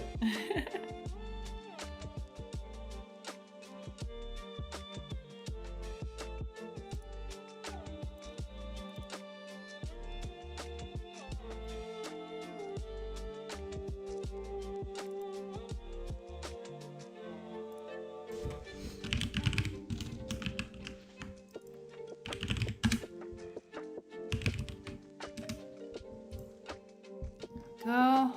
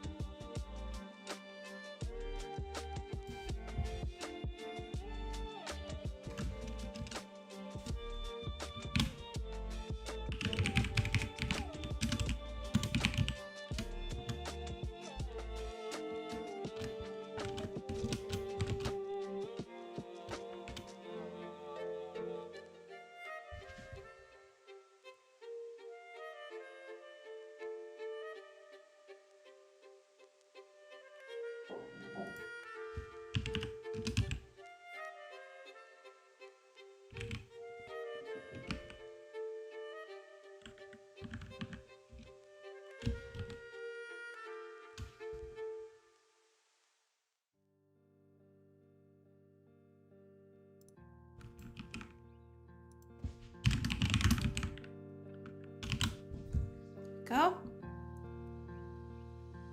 Now we just need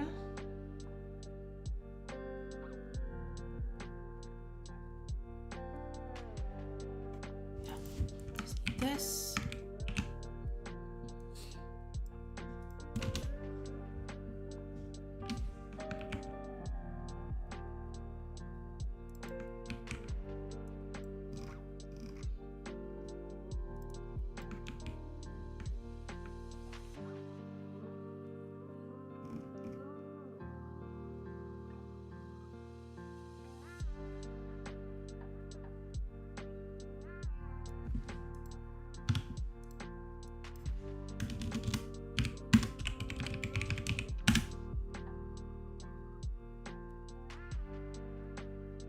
Do we actually use this for anything? Well, we do for that, but I don't think we need it for... We won't need it after this, but we'll see.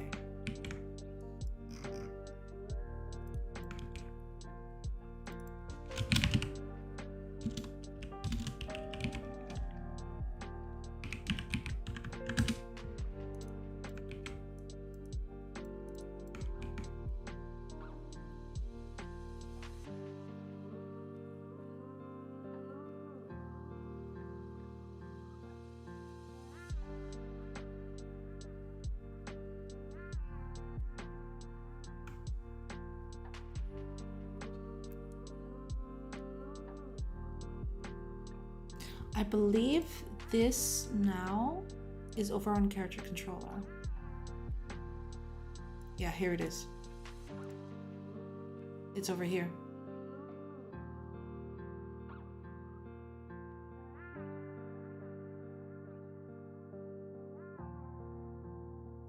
Okay.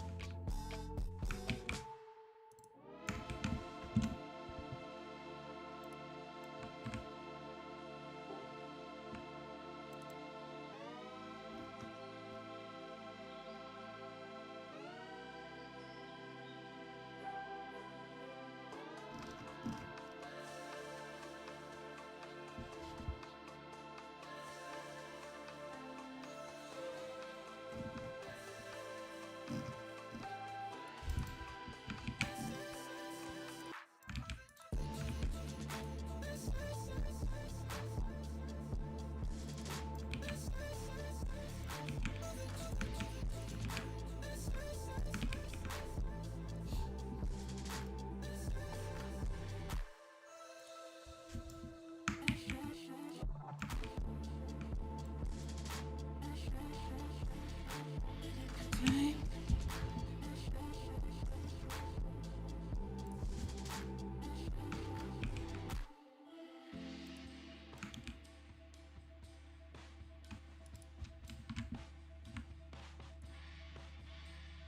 Yeah, this is gonna need a few changes, but for now this will do. What's happening here?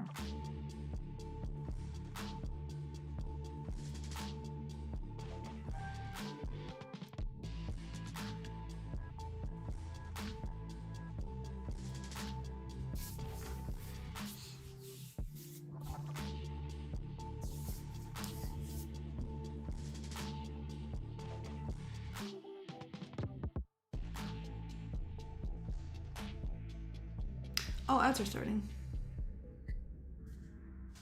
Make a small pause.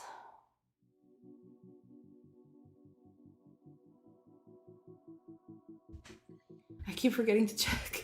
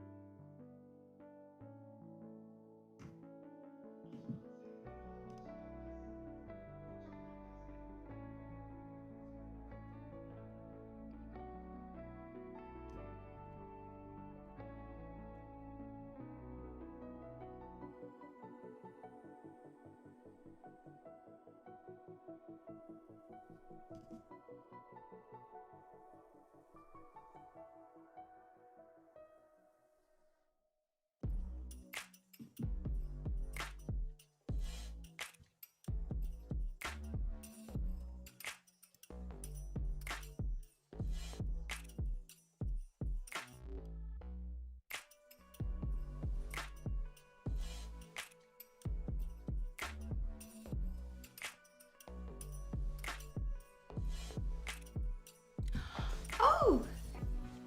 Hey everybody! Thank you, Fullbox. Thank you for the raid. How was your stream today? Oh god, I sound like a pipsqueak again.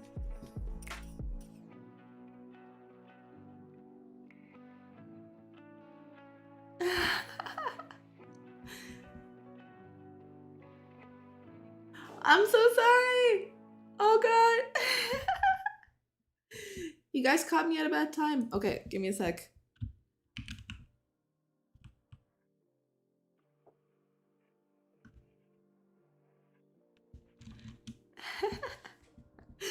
Oh no, I hate the ads thing. Why is it so bad? Why is it 3 minutes? It's way too long. I feel so bad now. That was some impeccable timing for the ads to run.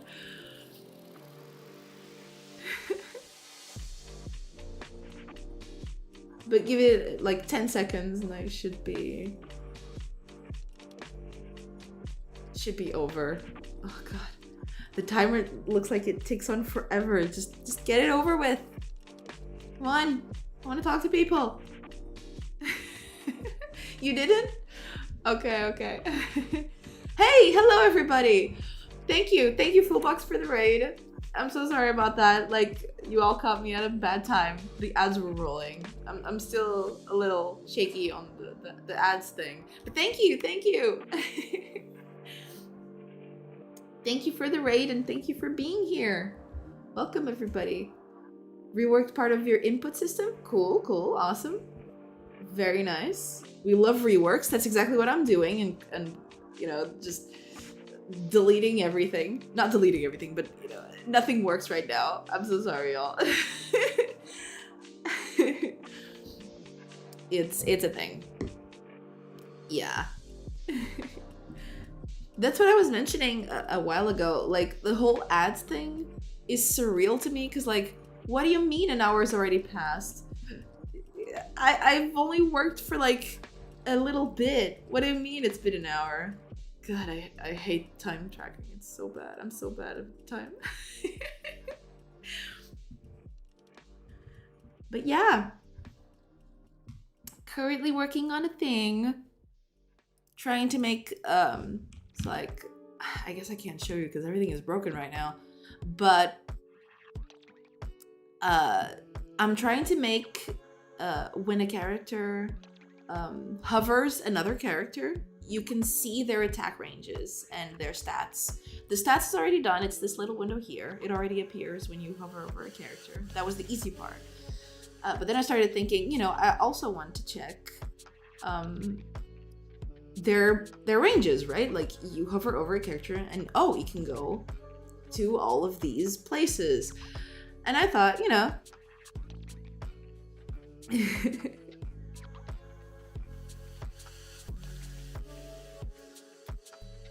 let's just do that. That should be easy, right? It's just moving a few things around. And it wasn't easy. Oh god, I've been at it for like 2 hours.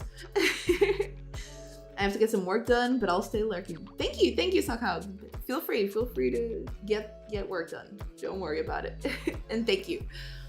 I made a nice system that injects input controls into a manager when some UI views become visible. And the manager takes care of staking the input controller and processing the input of the last input control. Oh yeah, cool. That's awesome. That's pretty cool. I actually want to develop something like that eventually too. But yeah, that's pretty awesome. Nothing is easy in deving. No, nothing is easy. I should have known. I should, like, my hubris got to the better of me. Like, how dare I think that just changing a thing here and there is easy. Oh god, I I had to redo so much, and I'm still not done. Like, there's still things that are broken everywhere. You can see there are 2 files here that are just an amalgam of like a broken code. It works well and it's ready to have a chain of responsibility system of sort. Oh, cool. That's pretty awesome. Yeah. Gotta love when you add those little touches that make your life easier in the future. That's pretty awesome. Good to hear.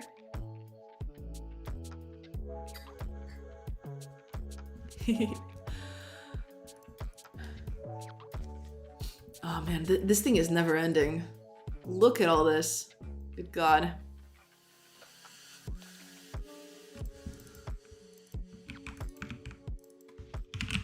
Okay. Hopefully this will do.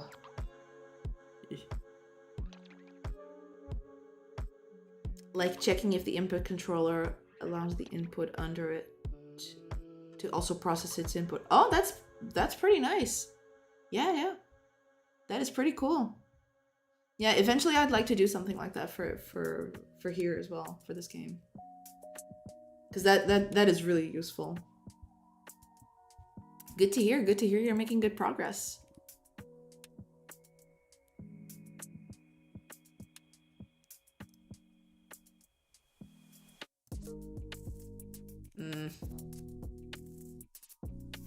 If you want to brainstorm at some point, let me know. Thank you. Will do. This system I have is pretty reusable. Nice. Yeah, I may pick your brain at some point.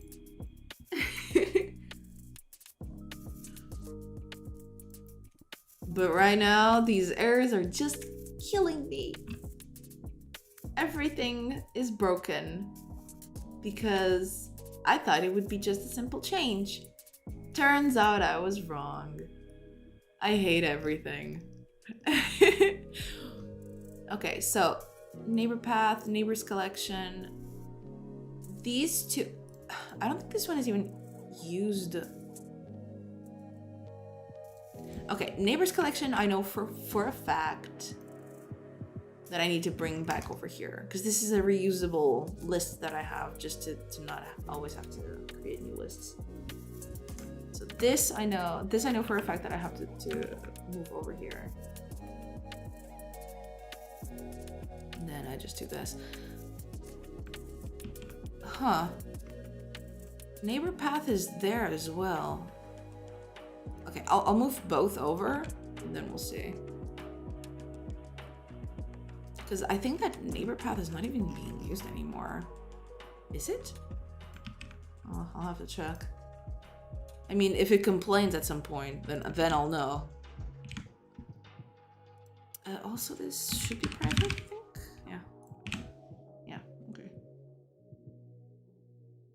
Should be good. Anyway.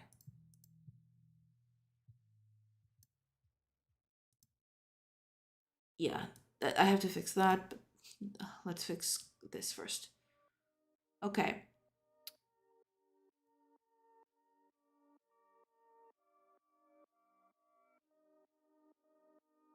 Right.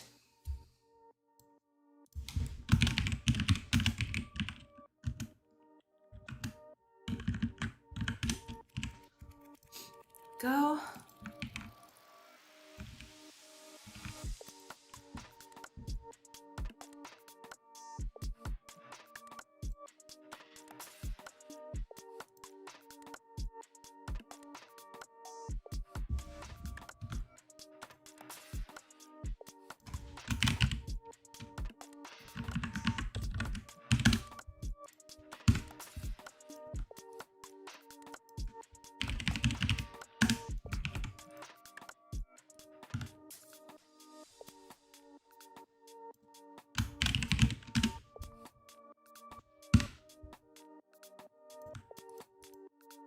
So global positioning.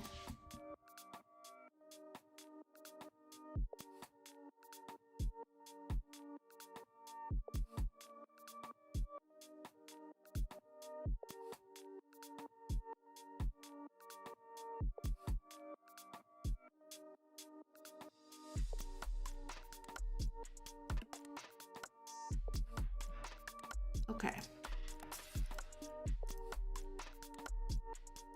Because I've been changing a few things.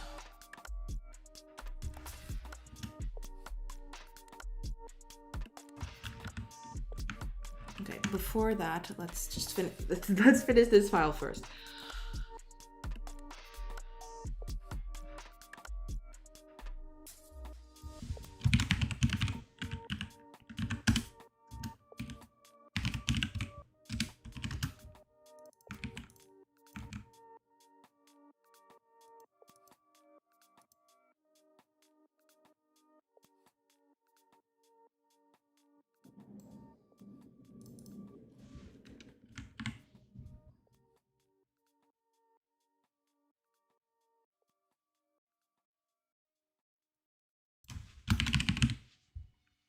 Okay.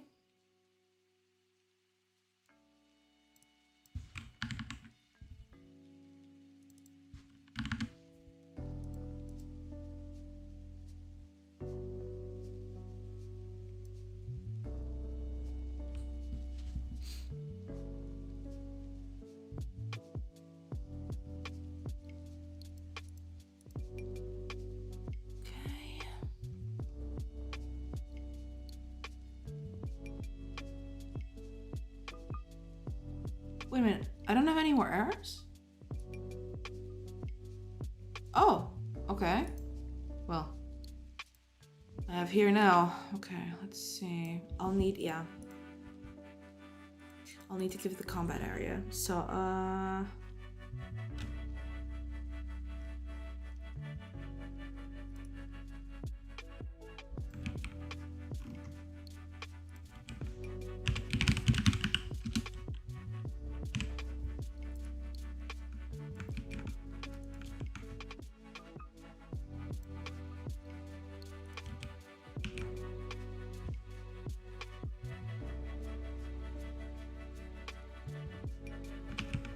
okay.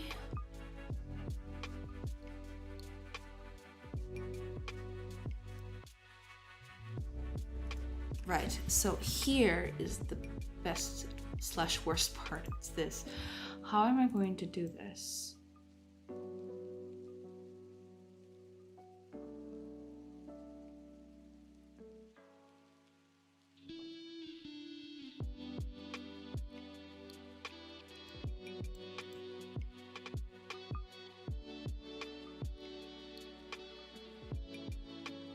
I need access to the entity manager.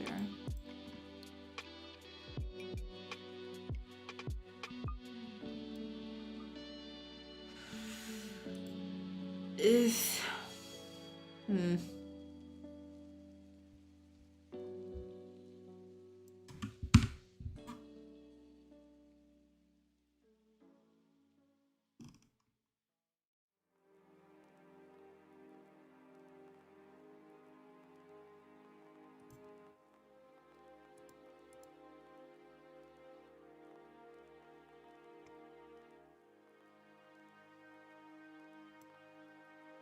I'll have to move this away in a bit, I feel, but that should be fine.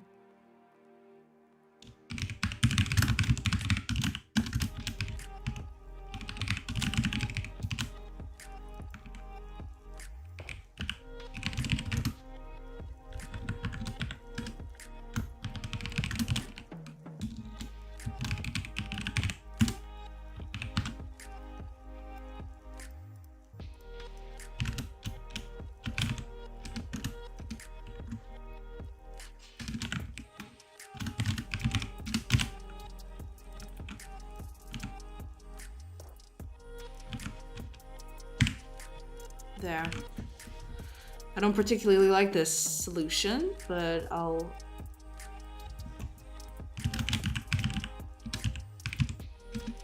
figure that one out later.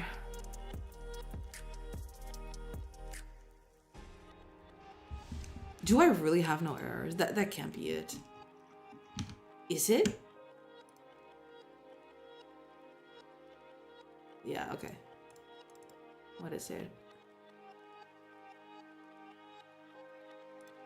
Oh. Yes. Correct. Correct.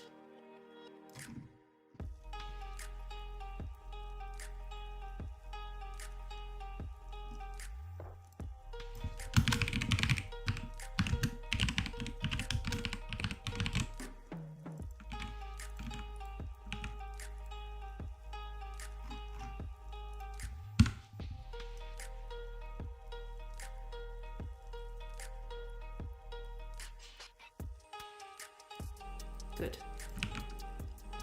Hopefully that's it. Nope. Ah, yes, okay, so. Hold on.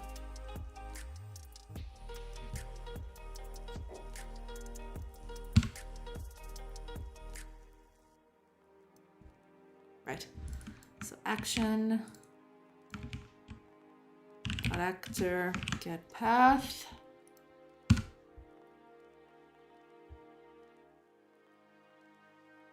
Yes, perfect. We're good to go. What other errors do we have here? Ah, yes. All of these are wrong now. Perfect.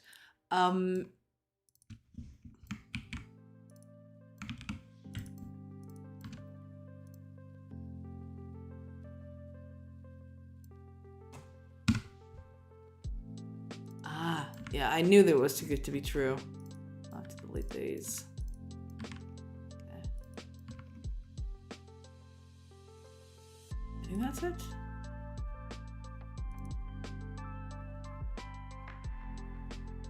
All right.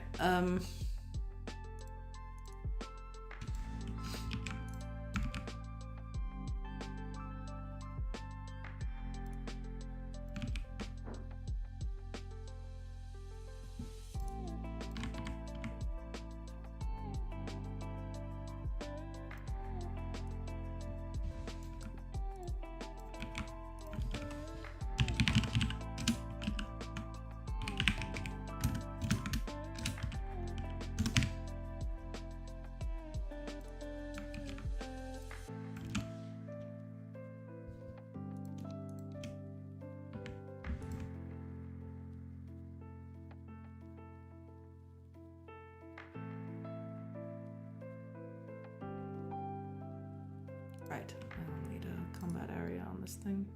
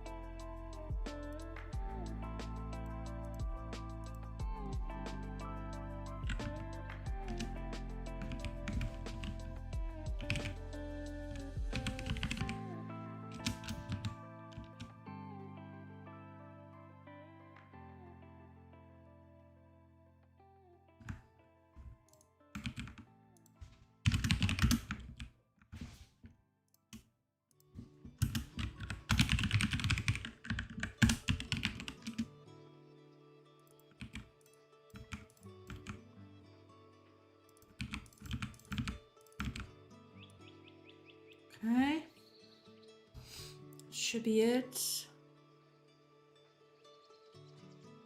Oh yeah, I need this. Well, what does this receive? Global. Oh, the position is first. So that would be path index. And we don't need this anymore.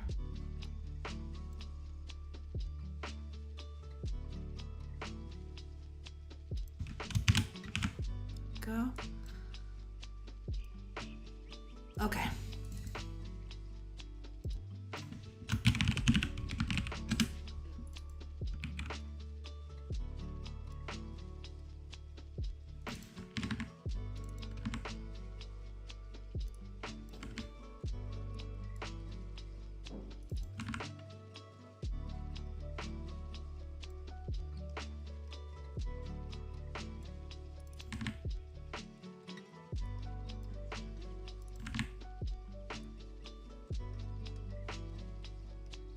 Okay. I think that's it. Hopefully that's it. So much stuff.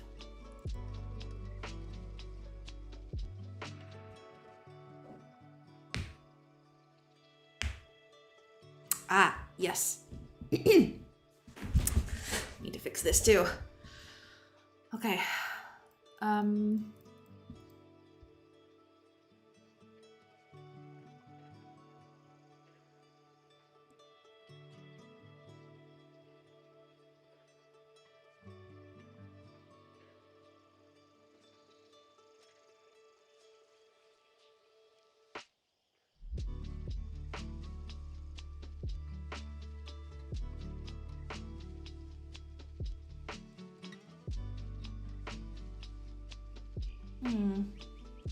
I might change this a little bit.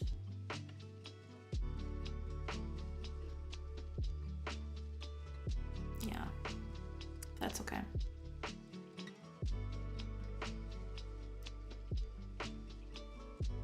This is over on the world instance. So, right, we'll need a character for this now.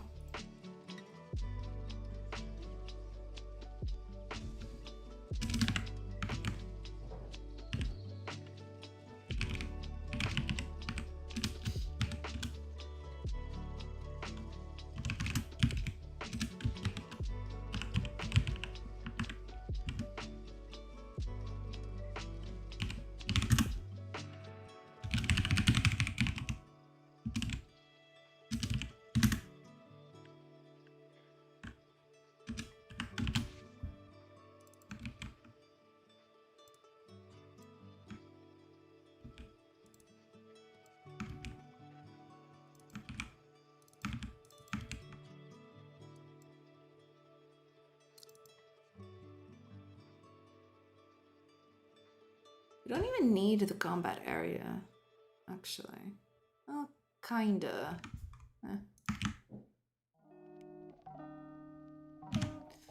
Let's see, where is that used?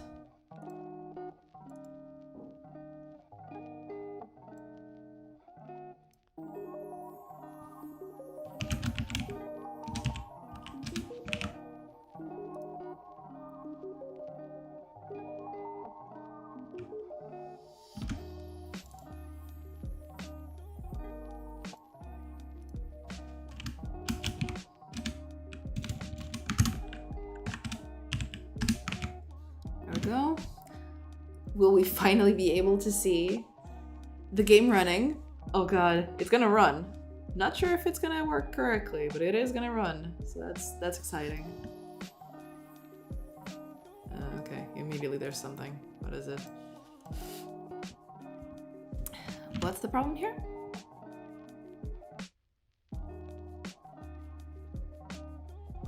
Okay, got it.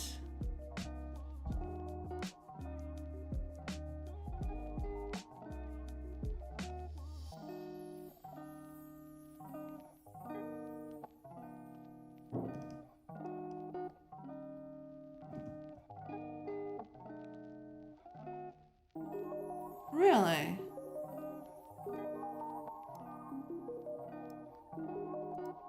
Interesting.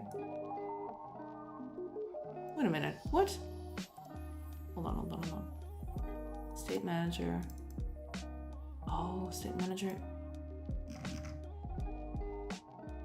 Yeah, entity manager is getting... Okay, then let's do this another way. Because this is just going to be temporary. I don't think I'm going to keep this system for the future. So I'll just tack it in.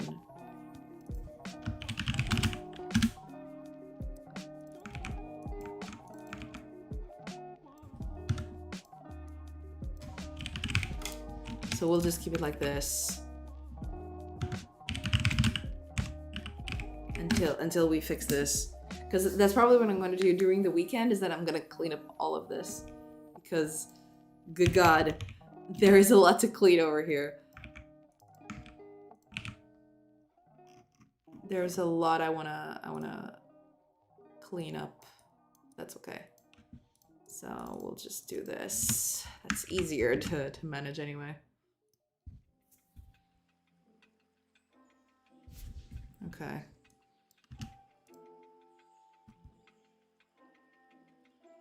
Well, it's in the wrong spot and it gave an error, so that's probably got something to do with it. Index was out of range. Oh boy. Those are fun.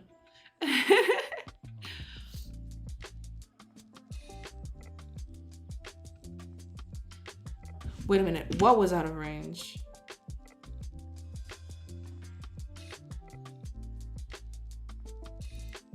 This was out of range?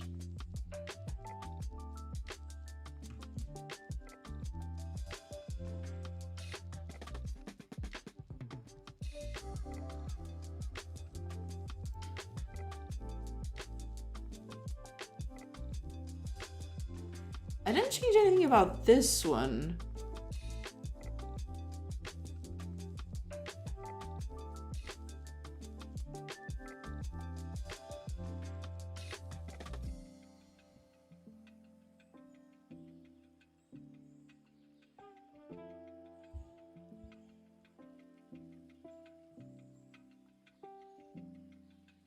Did I? Okay, let me... Let's do the classic. See what the hell is up. Oh god. What have I done? Good thing I'm not of the never commit faction. Oh, I know what the problem is. I know what the problem is. It's fine. This is fine. I know what the problem is. I forgot to change something. That's why. I have this now.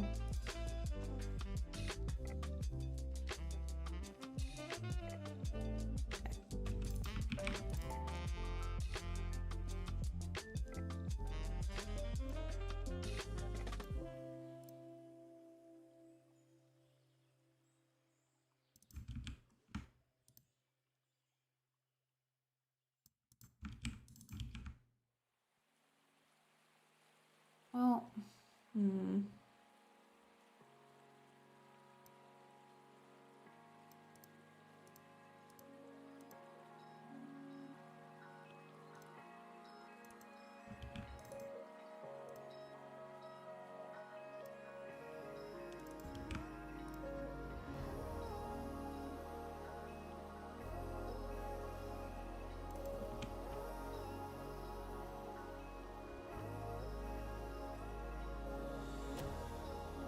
yeah, because this is all combat stuff.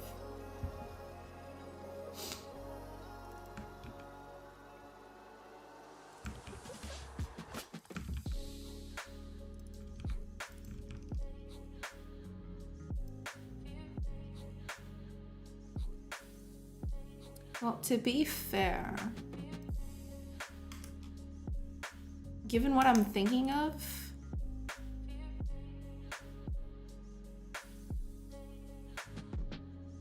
let's just rename this. Easier that way. There. And then we're just gonna whoop, roll position again. Yeah, because all of this, yeah.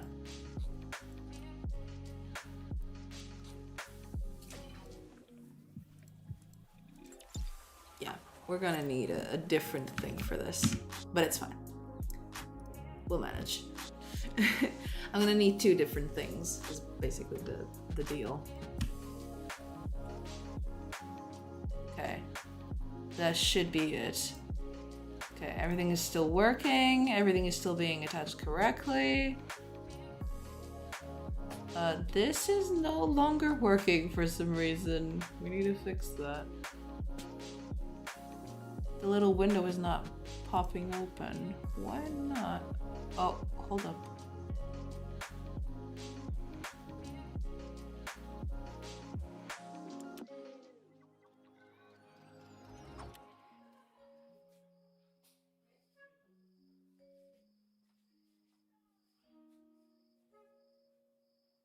What, they're all at 0, 0? What?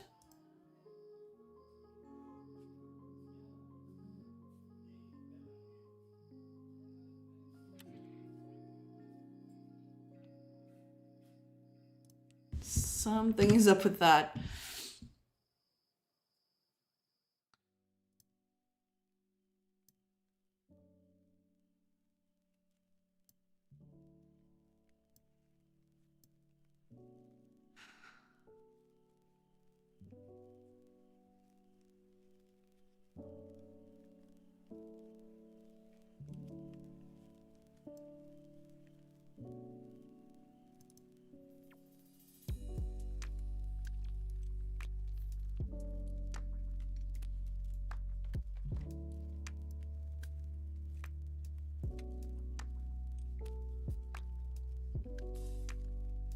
Yeah, we'll just... Oh, I didn't save it? That's probably why. That's probably why it wasn't working. Yeah, that's probably why it wasn't working.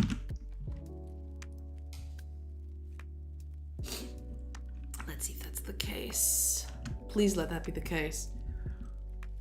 Okay, okay, it's working again. It's because I didn't save the thing. Oh god, I was so scared back there. Like, what did I do? I ruined everything. Okay, so this is good. That means we can destroy that thing over there. We don't need that text box anymore.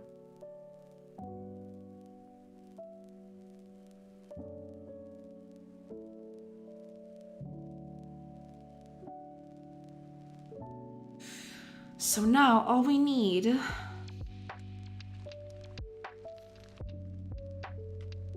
is to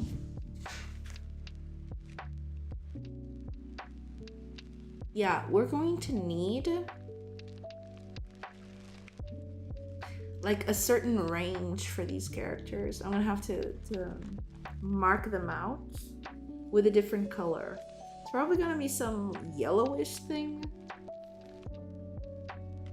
or orangey thing, because this is already red, so I want something that mixes well with these two. Yeah, okay, but that's the easy part, hopefully. So let's do that. Let's go to our world instance. Set movement attack ranges, but before that, we need something else. Because when we create the map, create, is it create?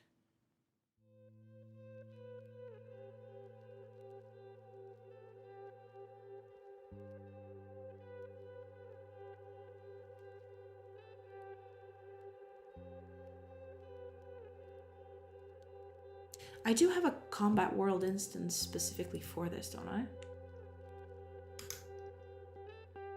Or don't I? I probably don't. Well, it's easy to check. World. But I think not. I think it's all the same. So attack ranges. This is all going to increase by 1. Because I want another ranges below this.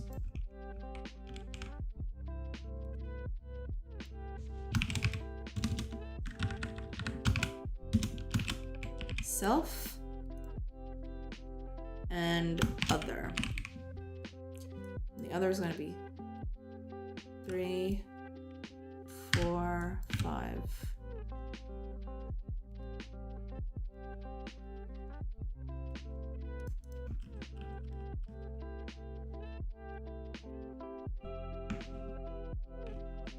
Three, 4, 5. So it's 6 layers. 0, 1.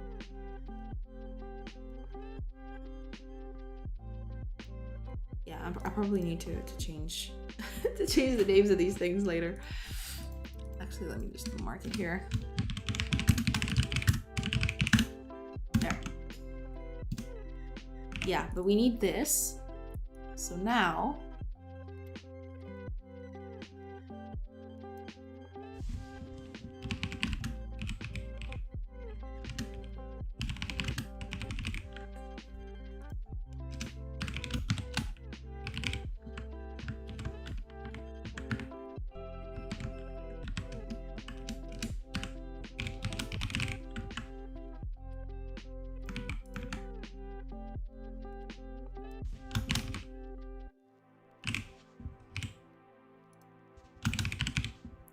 go.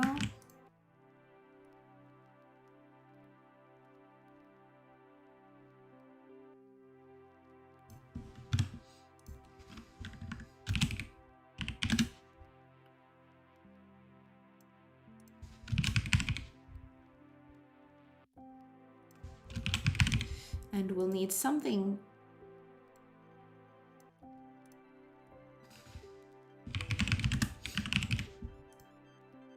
exactly the same, but for the other.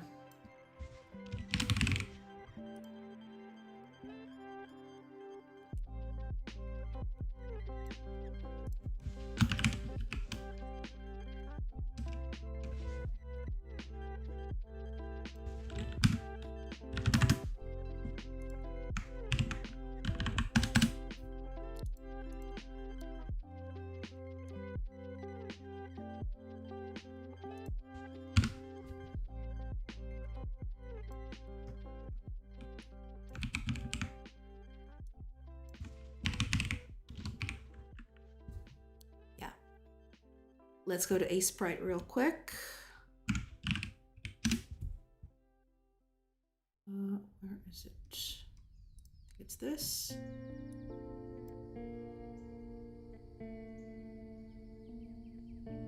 Yeah, it's probably this. And we're going to put over here. Now, which color should it be? I'm gonna make this for now. We'll change it later if need be. Oh, but we can't do it full opacity. Has to be, yeah, like that. How would those two mix, actually?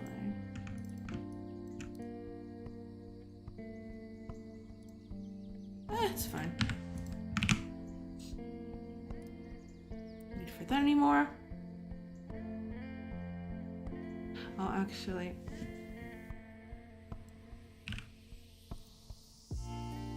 Just put this over here. Because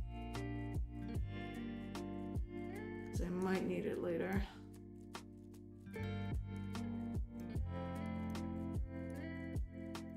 There we go. Should be good. Now,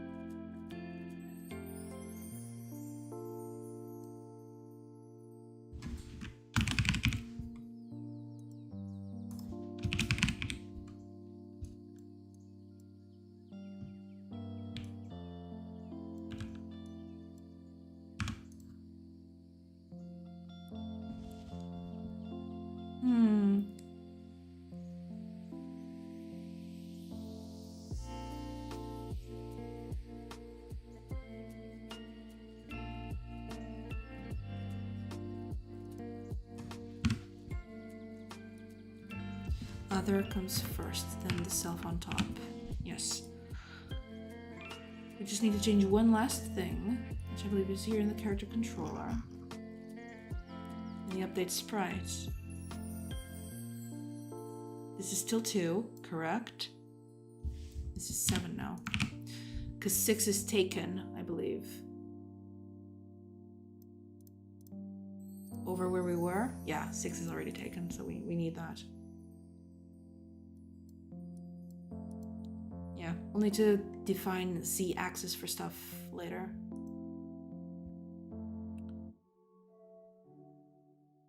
But that's fine. We'll keep it as is for now. Okay, what's going on here? What is the problem?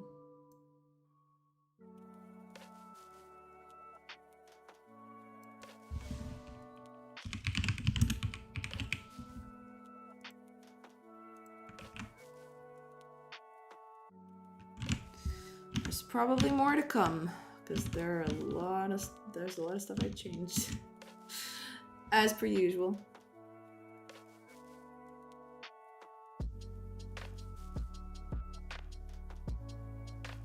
Nothing?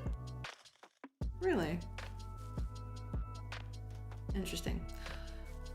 Okay, only one thing left to do. You. How do I open you?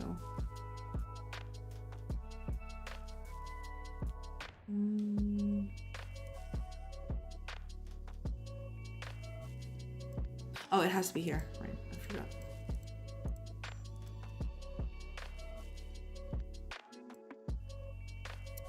Because it's not that. Because okay, I remember now. It's this. I'm gonna click that. 6217. Okay.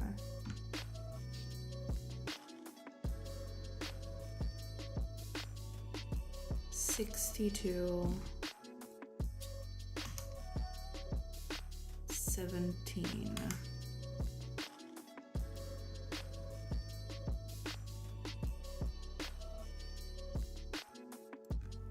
6217. There it is.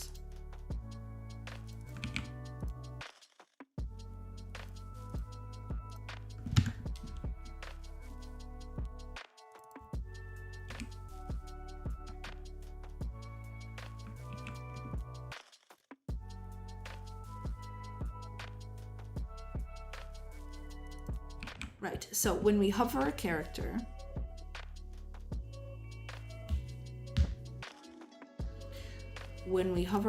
in combat, so update character, hide character info. So when we hide character info, we do two things.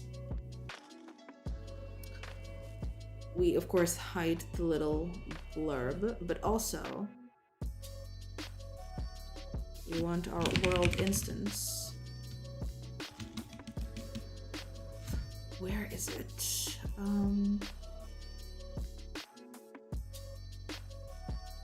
Combat area instance.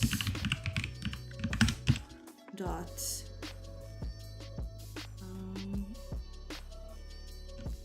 Clear.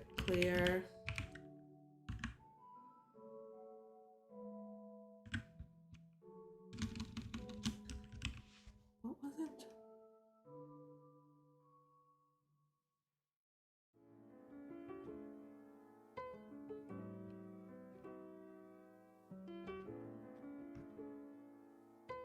What was the name of it? Goddamn. I just changed it.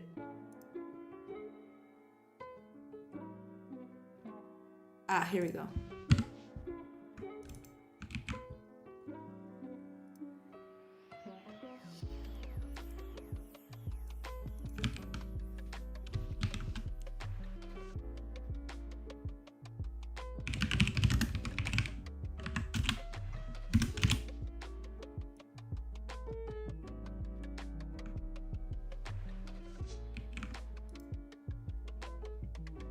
And also, when we update the character info,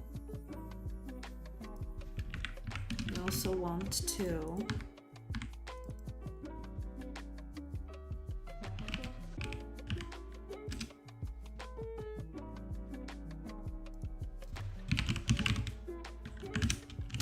and the character controller. Okay. Is that gonna be enough? Hopefully so. Because that would be pretty bad.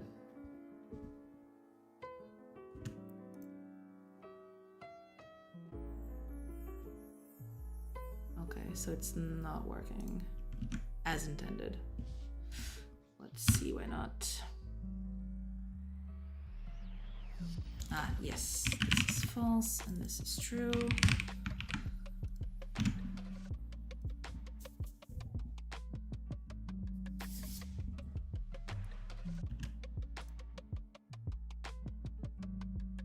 Oh. It's the AI going first, okay. They're going first 3 times. Damn. Okay, moment of truth.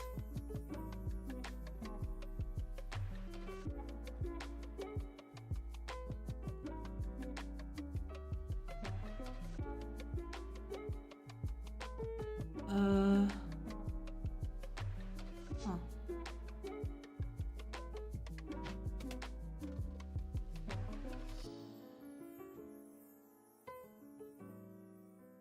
Interesting.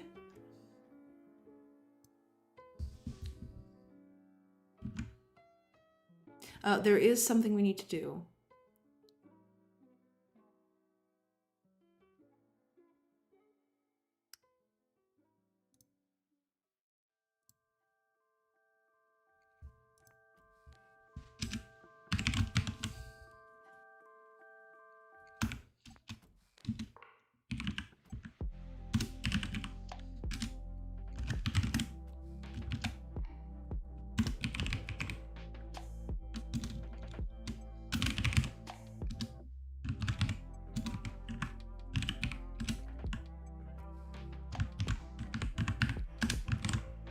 It's only if the character is different from the one that we're controlling right now.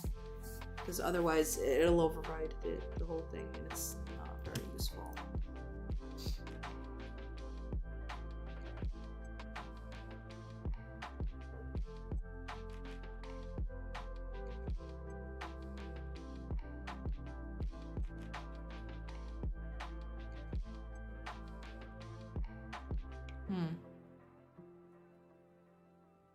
Interesting. Let's see what the fuss is about.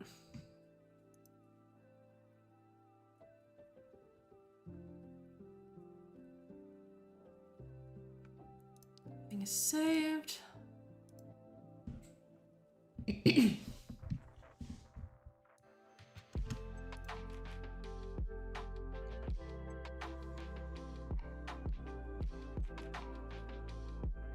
This is character 2.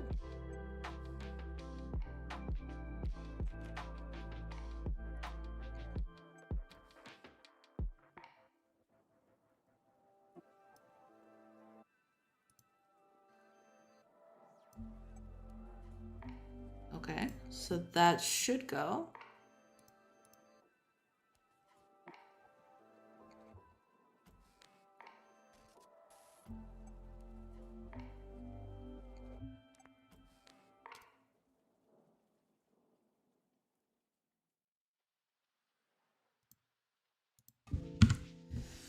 There might be something here that I'm missing. Let me check.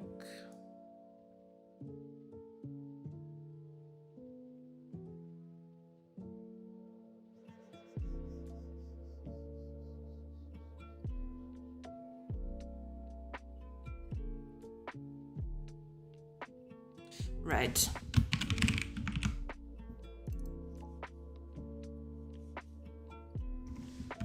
Right. That might be part of the problem. Just might be part of the problem.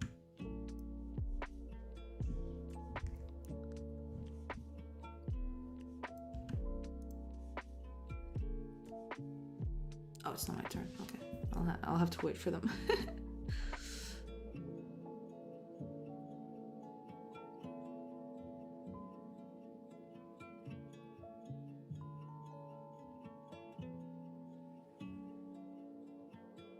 Weird.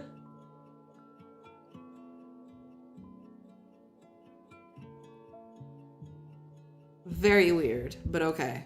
Okay.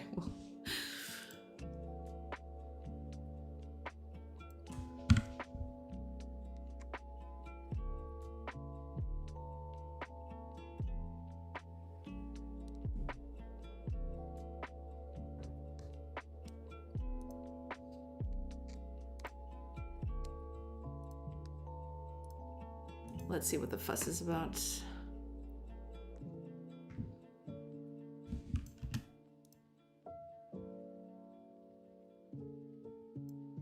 We've established that that's okay.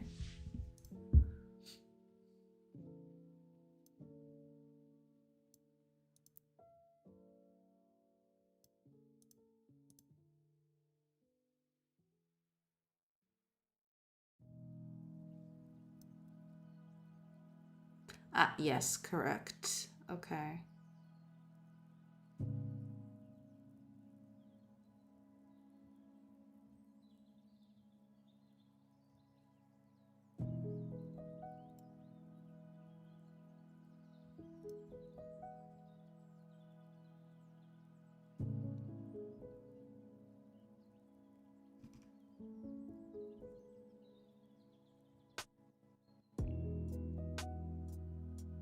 The other one is working. Why isn't this one?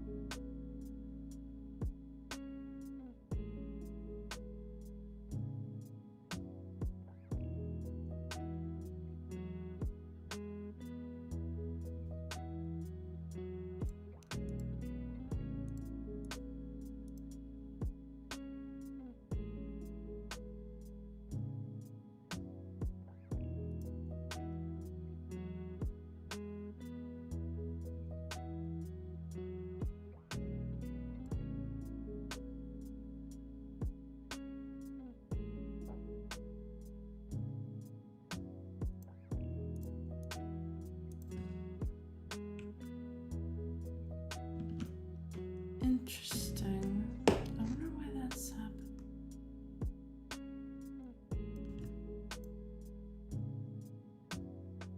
Nothing is showing up.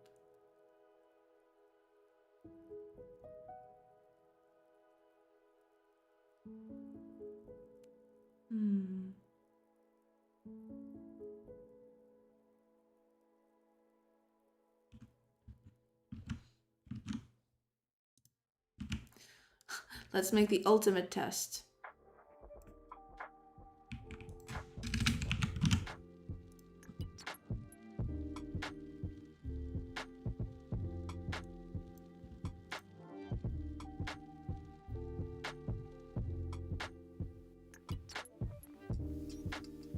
So it is a matter of the positioning. Something is wrong with the positioning for some reason.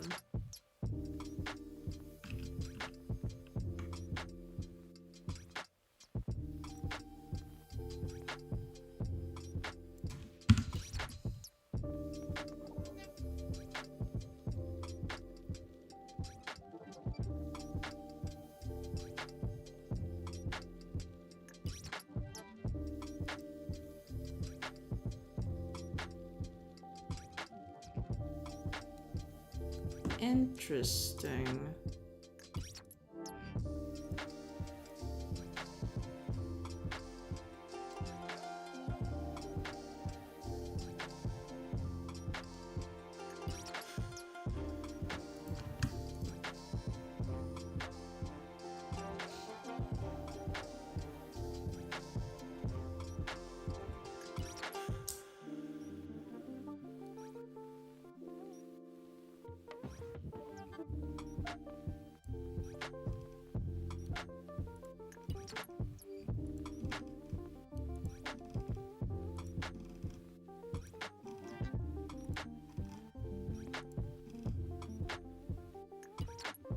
Huh.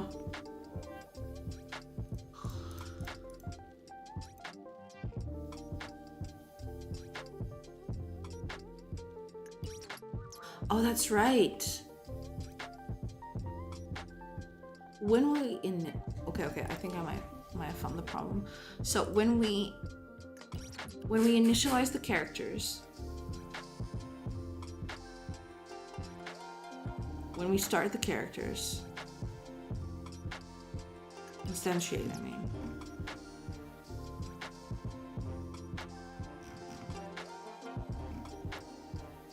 When we instantiate the characters on enter, where is it? Here it is.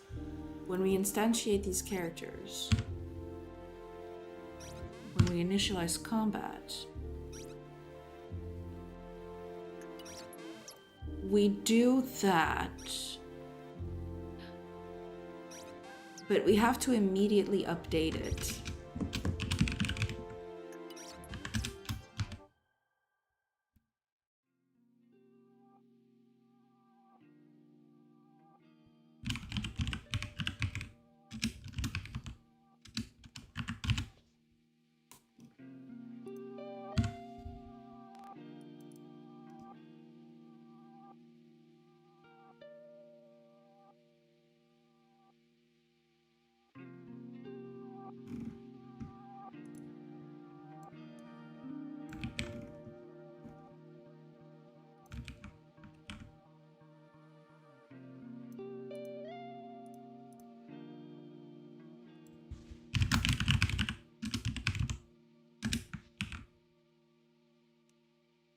That should be it.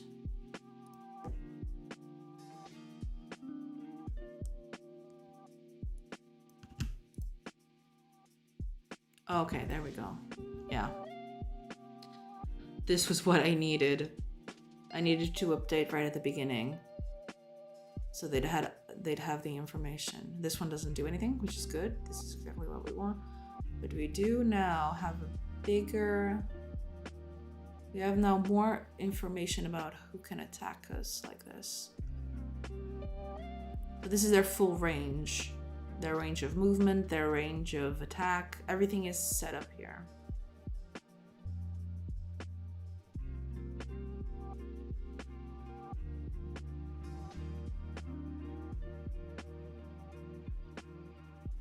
So we now have better information.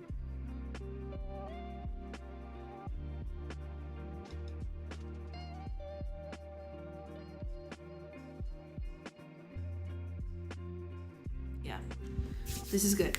Okay, this is part of what we wanted. Let me just check, because I believe there was something else to this.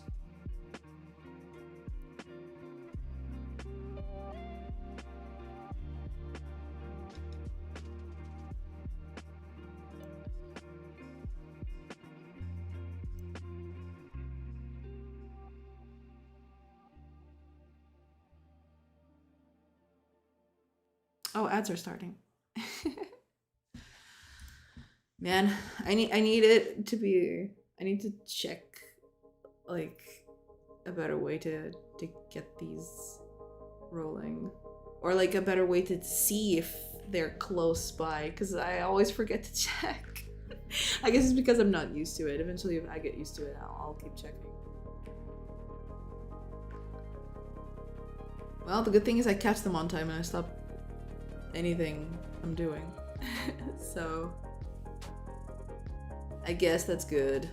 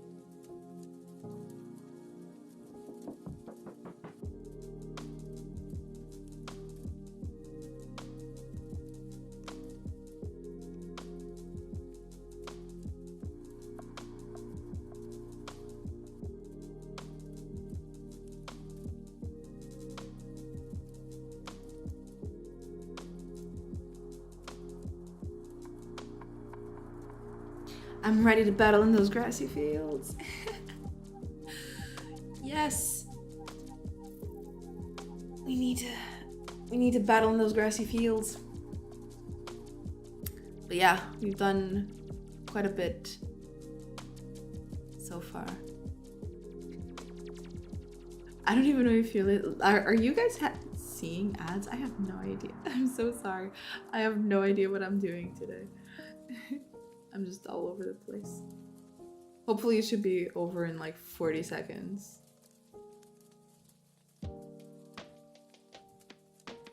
It does say it's in progress, so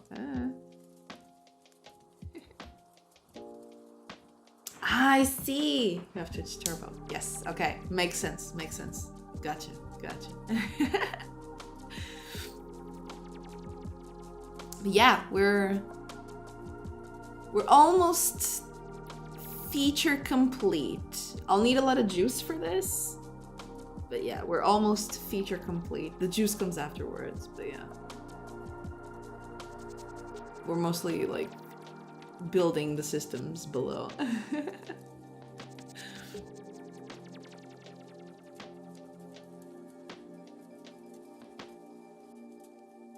Yeah.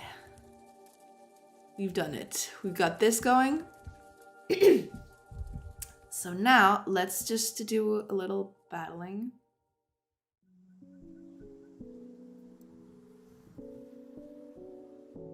Over here, just so we can check that everything's working correctly. I want to move a few of them just to see if the calculations, yeah, see the calculations aren't being done after the move. So we need to fix that.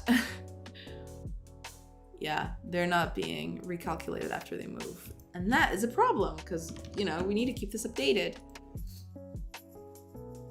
But when we end the turn, I thought we already called something to that effect, didn't we?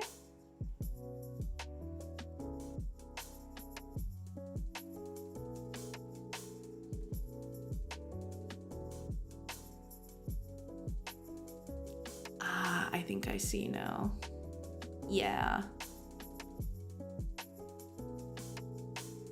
We don't, yeah, we need to update, but we also need to update here. We need to update before we do anything else. Okay, I think that's it. I think that should fix it. Okay, let's have him move a little. Okay, so this one is correct. Let's move this guy.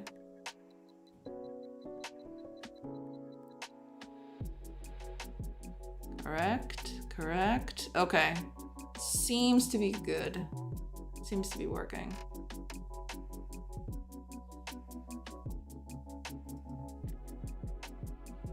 All right, cool.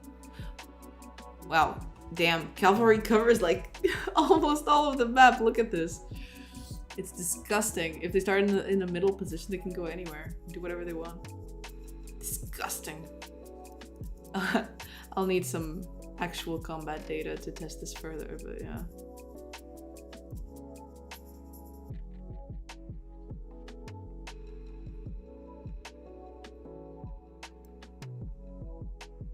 I probably...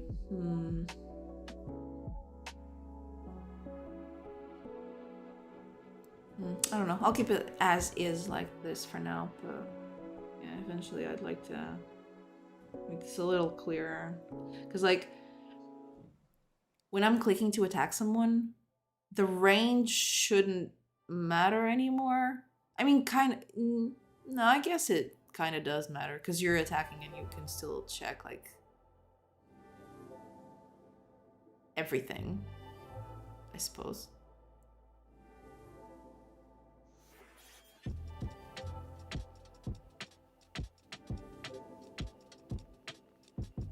You know what we could do that would help even more?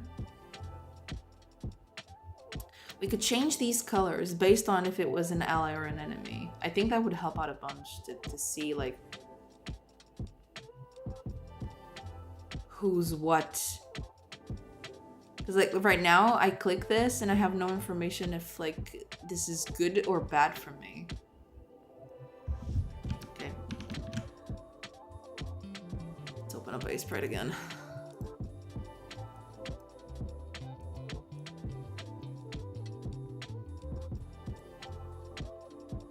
Where is it? Because like, I don't know, the yellow is okay, but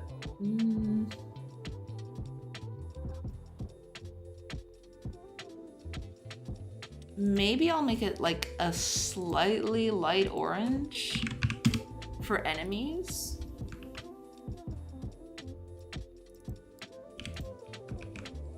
And like this little pink thing for allies or something like that. Oops. Or maybe the pink should be for the enemies.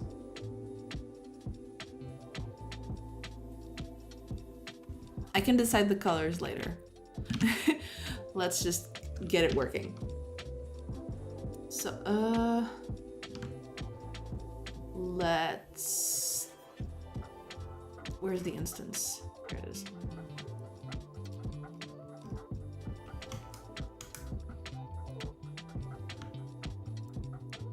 Enemy. And we can have the ally. There.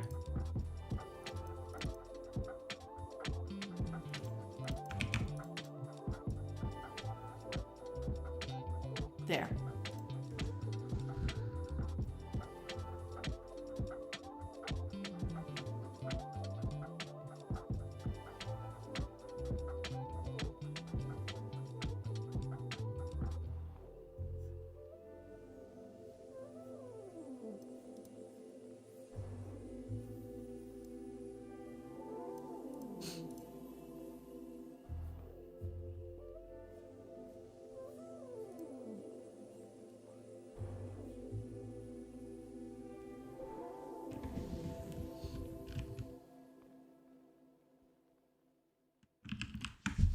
How to do this?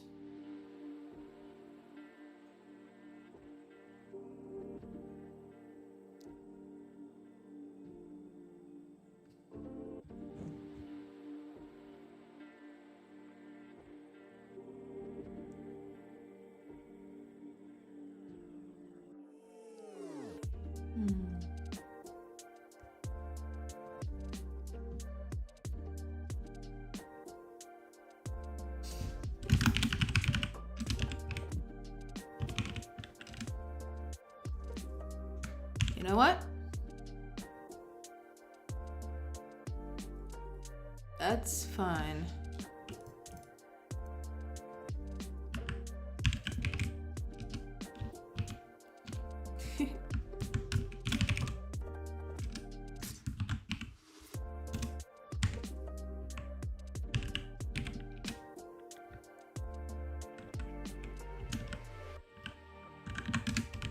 There.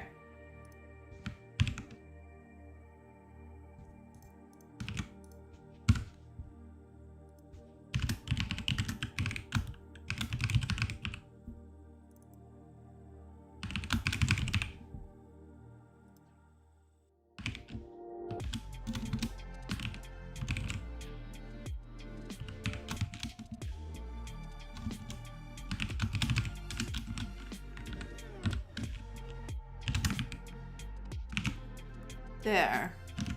Just need to go to the tile set. Mark this is open. I don't even know if I need to do the mark open thing. But better be safe than sorry, I suppose.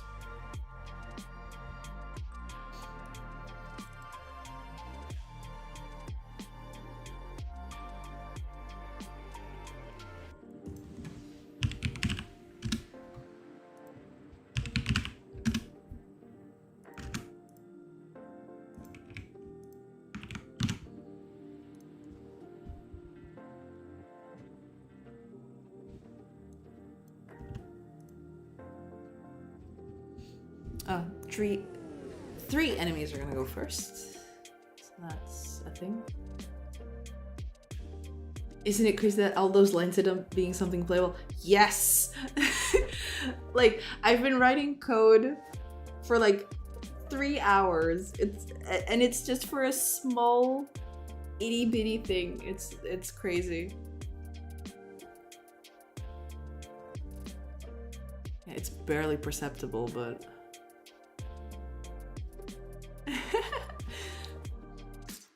it's really weird. I agree. All right. I guess this can stay for now, I suppose. It'll do. In a pinch. Eventually I might change it, but yeah. Oh, that doesn't exist. Yeah, I need to fix that. I really need to fix that. I keep getting confused. Yeah, this usually helps with strategizing because like I now know that this guy can attack this guy over here because he has the range for it. But this one doesn't. This can only go until here. So he's right at the cusp of attacking 2 people but can't attack either of them. It's like being an artist and players just run by the terrain and the tree you took 12 weeks to perfect. Yes! Oh my god, that happens constantly. Like, you've worked so hard on something and you think, man, that is so cool, and then players just never interact with it. That is so common. It's sad. That's the only word for it. It's just sad. But you know, some players might not interact with it. Some others will think it's the best thing since since baked bread or something. I don't know. Yeah, it's just the worst. But yeah, that's the nature of games and players on its own. Like, each player will value something different in a sense, because it all depends on what they like and what they treasure. Yeah. But yeah, it does feel bad when you see someone playing a game and you're like, yeah, I don't really care for this, and you work on that, and it's just like, why are you doing this to me? Why do you torment me with your callous words? Oh, it's actually this guy. This guy can't do anything. Ugh.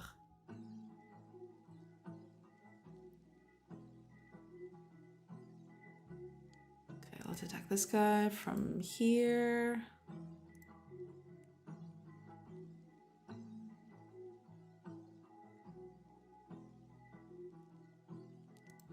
This goes into another thing that I want to do. I'm not sure if I'm gonna have enough time to do that today, but this actually goes into another feature that I want to make that, like, I talked about it with a friend some like 2 days ago, and he gave me an idea that I thought it was pretty cool. Apparently this is in another game that he played. So like, when you go to a certain position, it will immediately highlight all the enemies that can attack you in that position. So that's a cool thing to keep in mind. So like, if I move here, it'll show me that, you know, I'm threatened by a few enemies. I don't know if showing their ranges in that context will be useful, because like it'll just be an amalgam of everything, so it might not even be that good. But yeah, I'll probably do that. I'll just make like they'll change color or something when I get into their range, when I click to move to their range. Because that is a mighty useful thing to know.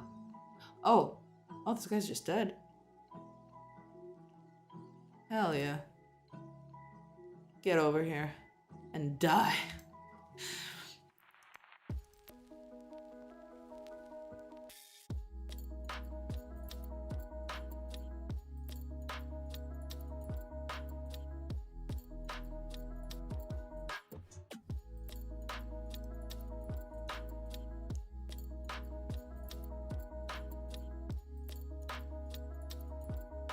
Wow, 3 damage.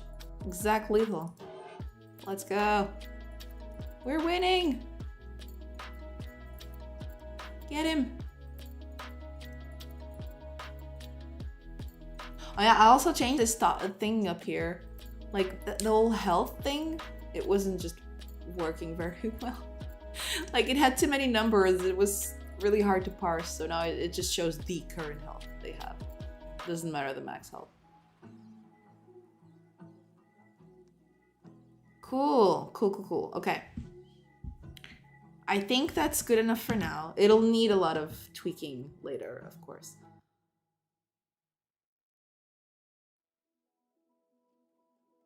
But for functionality, it's okay.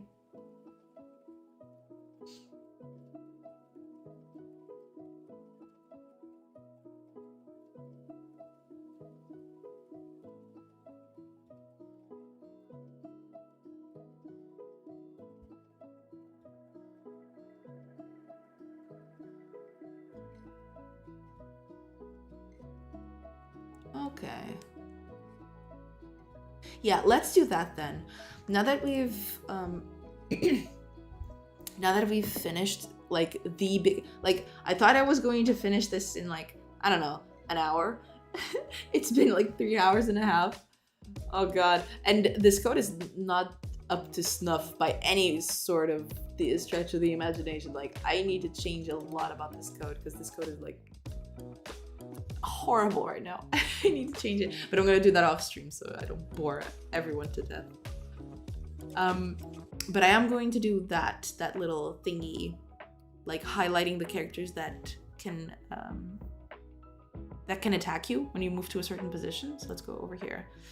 So when I click to go somewhere, even to attack, so like every time I change the place where I attack, let me check, because like I will, yeah, set new attack position. Here it is.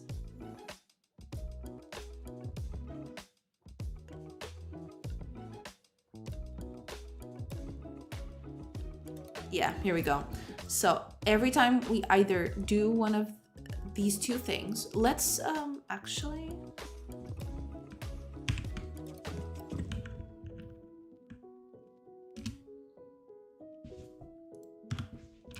set new movement position. Yeah, let's just create methods with this so we can understand better what's going on. Reset movement.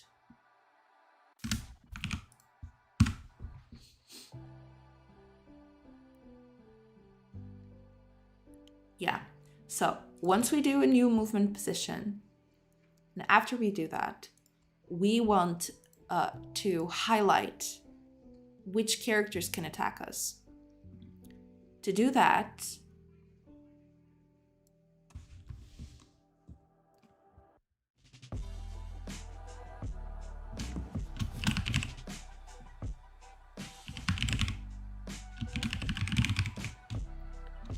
highlight threats. I like that name, highlight threats. At that position, so.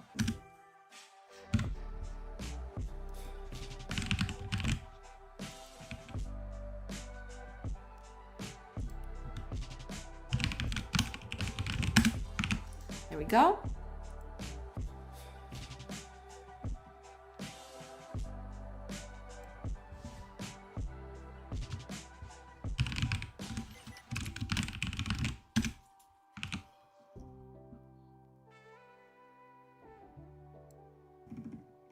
Yeah.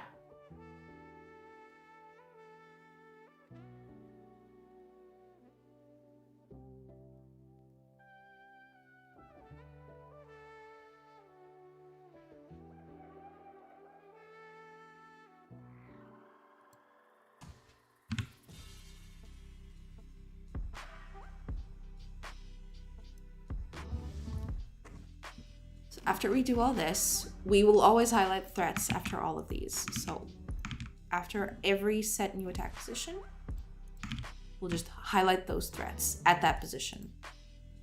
But that position is going to be this. In this case, because we're not moving. We're like checking to go to a place. So that's why we do that. So to highlight threats, that's going to be the fun part. And also we'll need a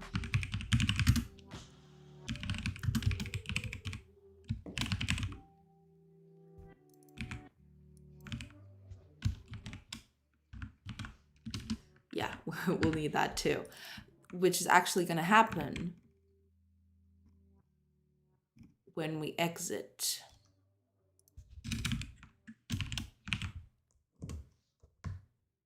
Or also when we reset our movement.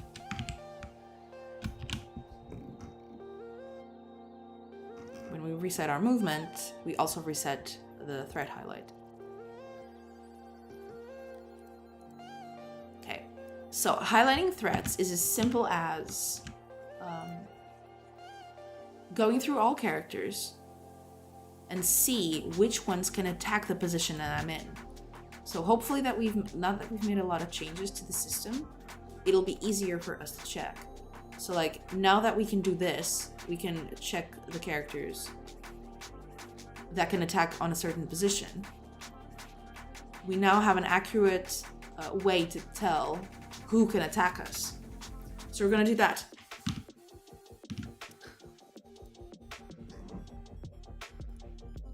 We'll need the entity manager for this, which will change later because I don't want, like, it's bad.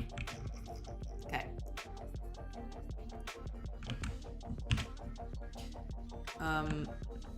Character controllers. So for each,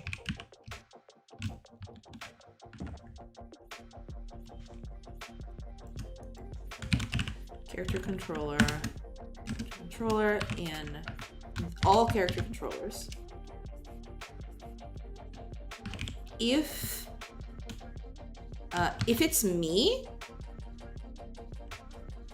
if it's myself, if it's like the person that is acting, then we should just keep on going.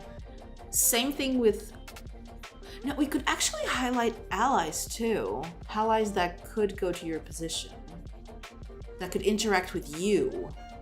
That would actually be pretty cool. Yeah, okay. Yeah, we'll do that. We'll highlight both with different colors, of course, but we'll highlight both. So if it's me,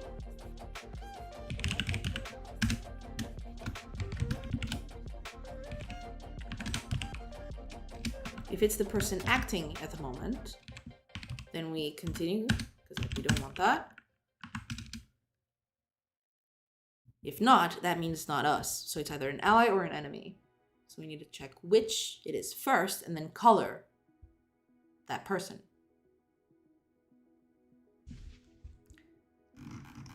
Coloring is easy. We just put this. We just do this. So now, let's just decide if they're enemies or allies. So we're just gonna go here. So if our enemies, the character controller, the one that we're doing right now, and us, the person acting right now, so current turn, actor, if they're enemies, it's a color. If not, it's another color. But this is besides another thing.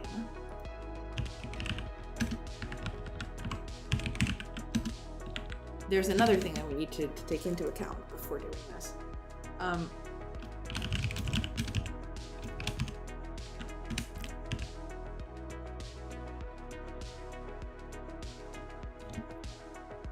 We need to check if this character controller can attack me. if this character can attack me,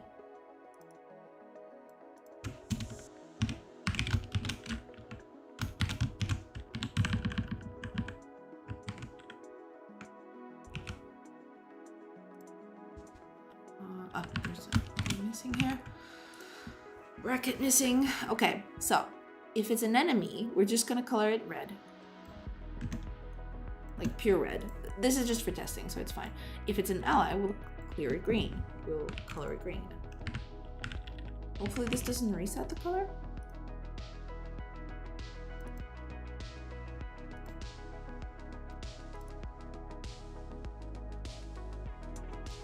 Because eventually we'll have like assists, hopefully, like things that a character can put on another, like giving buffs or something like that. And then this will change. So let's just think what to do here. Check for assist for allies. Yes. Okay, there we go. Hopefully that does it. Let's see.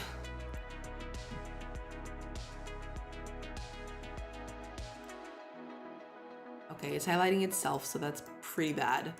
No.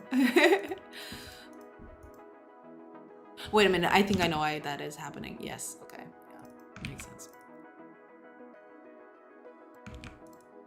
There we go. Now that should be fixed.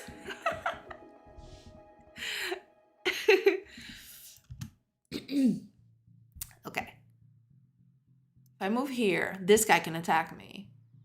I'll need a better place to check several characters at once, because right now it seems to be working. Oh, I didn't do that. I need to do that.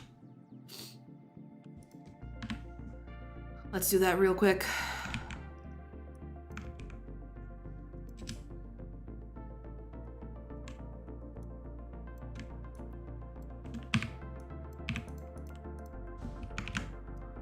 Oops.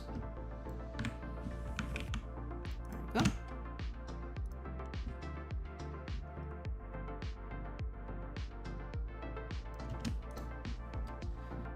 Okay, it's the enemies first.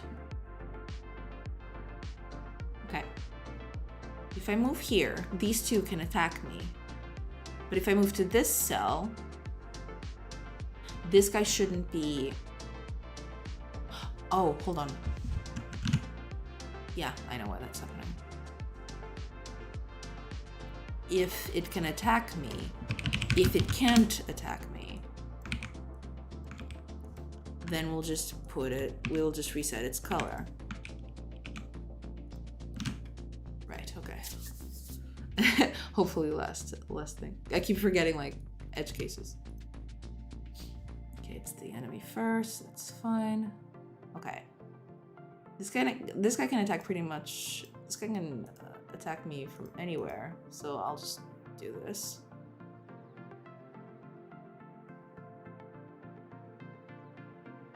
Okay. This should be a good test. This guy can attack me from here. And this from here. So wherever I move here, this guy is gonna hit me.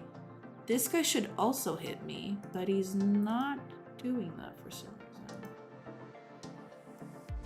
reason. This guy is hitting me, and that is correct. And the allies are also not highlighting, which is a little weird.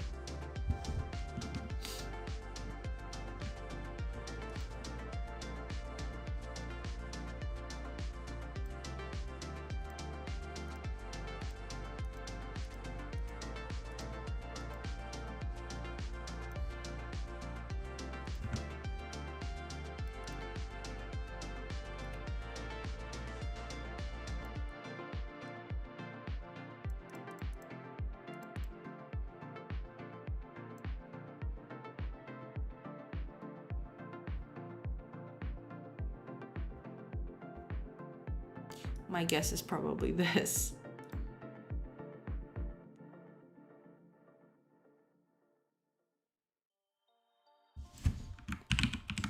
Let's...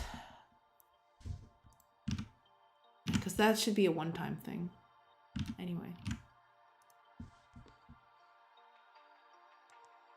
I think that's the problem. Maybe, I don't know. Ah, here we go. They can all attack me from these? No. Why isn't it updating then? Am I not... Hold on.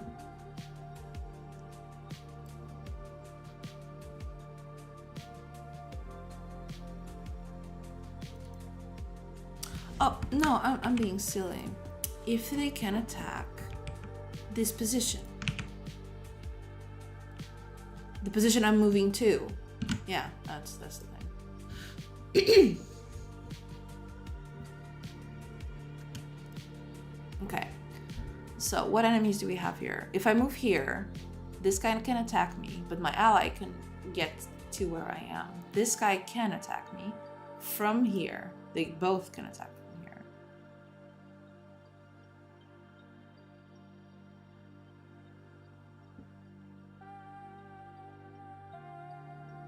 If I move here, 3 guys will be able to attack me.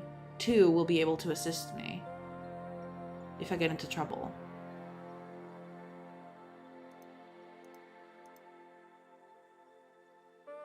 Yeah.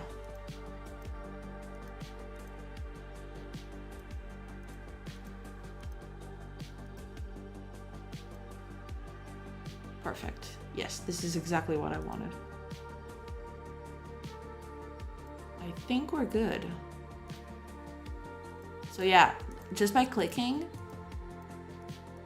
I can tell who can attack me in a certain position. So I see here, like, wherever I go, everyone, at least this guy can always attack me. This guy, not always. I can run to this position and he won't be able to attack me.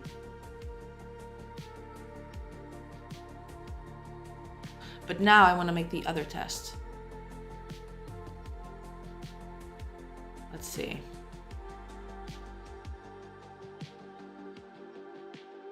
Okay. Oh, okay, this is perfect. I want to attack this guy. But if I move here, that guy can attack me. This guy will always be able to attack me no matter what. But if I go here, only these 2 can attack me. This won't. This guy won't, because he doesn't have range over here. So the best position to actually attack from is this, because it's it has the least threat. Okay, so this is working, but this is cool. Yeah, so here this guy can attack me, but here I can't. So these 3 positions are the same in terms of threat. So let's just attack from here. I mean, same thing. So I guess we'll just attack from here. Or we can just move away from danger.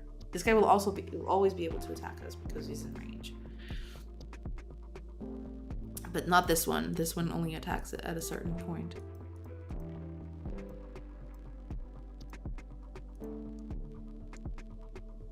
Until he moves. When he moves, then that's all out of the window. So let's see. If I go here, he can't attack me. This guy can still attack me. This one can't. So no matter which position I choose, I'll always have 3 people ready to attack me. So I'm gonna keep where I am.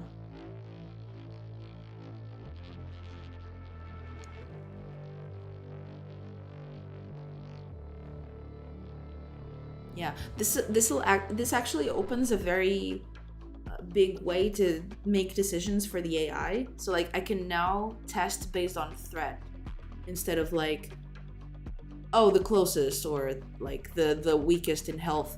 I can actually make good positioning judgments based on the threat range of everyone else in the board.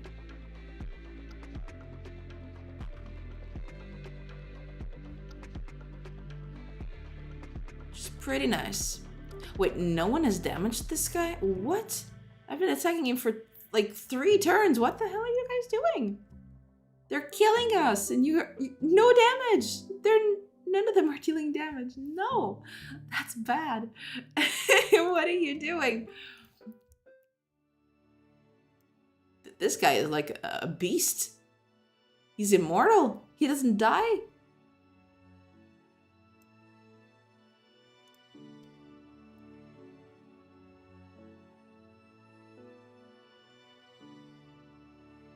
Oh, and he goes again. Perfect.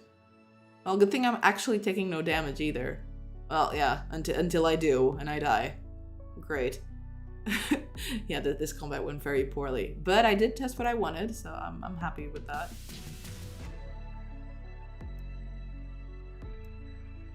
Okay, let's try and at least kill someone before we... Okay, there we go.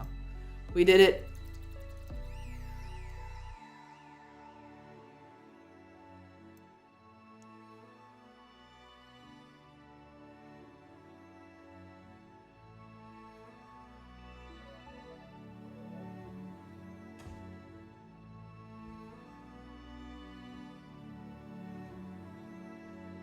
Which one of you is injured? None of you is injured.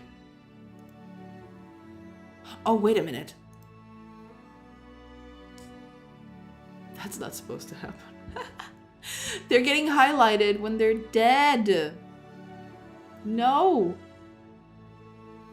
Okay, I have to fix that. I have to fix that.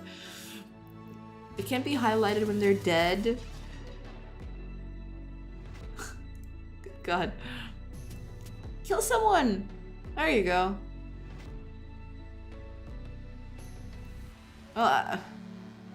Do you have armor?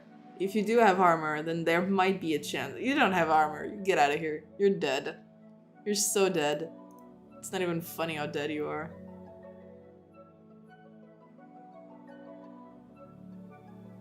Oof. Get out of here.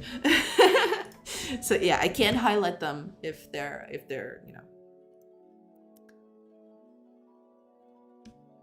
So, I'll need to check if... Well, technically... okay. Is it in the character? Knocked down. There we go.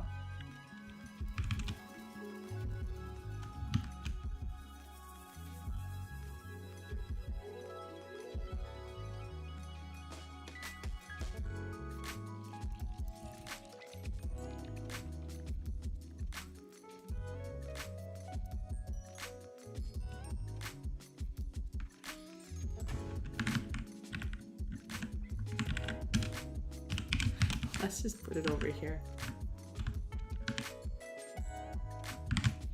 There we go.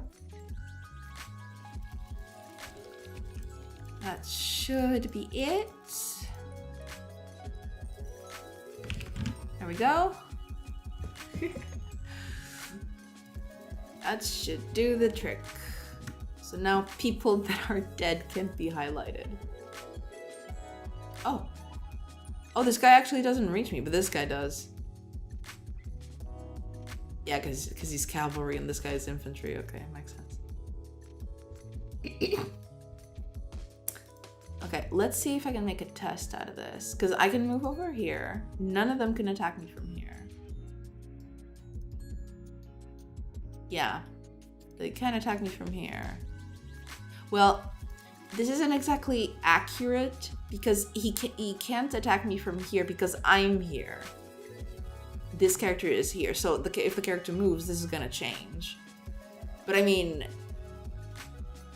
people will need to account for that. Like, if people move, then they won't be able to. So like, if I move here, then this guy won't be able to attack me. And I'd love to test it out, but he's going to move. Please don't move. That'd be so cool. I don't think he's gonna move, because if they can attack in place, I think they do. Yeah, there we go. So, like, now, you see, he still can attack me from there. But if I move, they can attack me from any position. But if I move here now, I think even if I move here now that he can't attack me. Because he can't go through me. Yeah, he can't. He can't go through me. So this character is safe. She's body blocked by the person in front.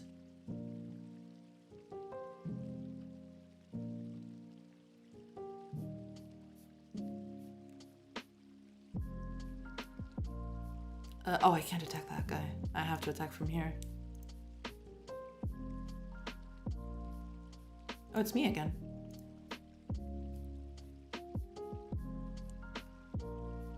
The amount of times no damage appears is ludicrous. So now he can attack me, see? Now that this person is knocked down, this guy can come over here and just walk all over me. Over this person and attack this one. So this guy can attack me. So that's kind of bad. Ah, see? If I attack from here, then this guy will attack me. So I need to choose one of these positions. Or even here. Hi, Angry Moose. Yes, we shouldn't let our enemies trample all over us. Otherwise, it's bad. He might injure us, and that's bad. We don't want that. So yeah, here... Call him naughty words? Hell yeah. We need to invent like a language for these guys, and then they can say all the nasty stuff in their language, and we'll never know. No one will ever know that we're cussing all over the place. Okay, so these two positions are bad because it's like two people are threatening me from here, but now these three positions are good because only one person is threatening me. So let's actually go down and attack from there.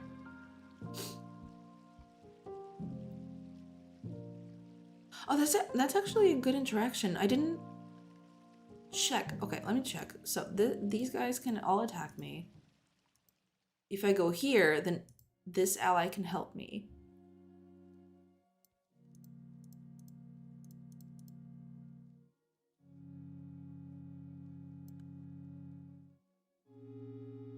Oh yeah, that makes sense. I guess that makes sense. Although, do I want to keep it that way? I'll have to think about that. What is it with these people and dealing no damage? Stop! Do something! Oh my god, no one deals damage. What is happening? Yeah, and here, bad position. Two people are threatening me. These other four positions are good because only one person is threatening me, which is actually the guy I'm attacking. So I'm going to move away from those positions to force them to waste a turn to get to me. So that's part of the strategy here, hopefully, is playing with where you are. No! We're dying! Stop! It's because we're dealing no damage. Like, they have way too good armor. What is this? I can't deal damage like this. I deal one damage at a time. No. Stop.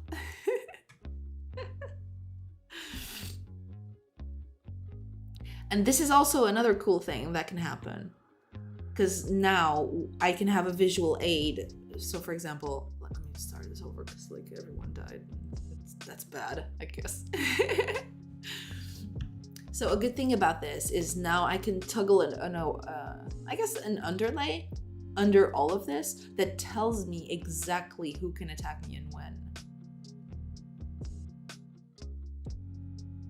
So like the threat range, like you can see everywhere that is threatened. That's a good way to look at things. I might actually do this in like a small circle instead of colors, because colors will eventually overlap and it's gonna be like terrible. I might just do this with like an outline, a white outline or something.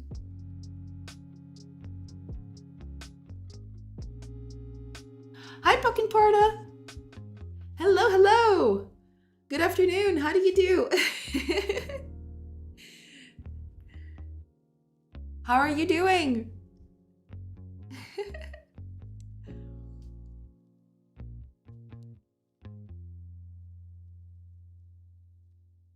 Nice.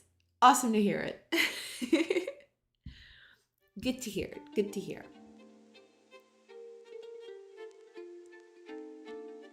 Doing well, doing well. Progressing well on this. Like, this is the combat for the game.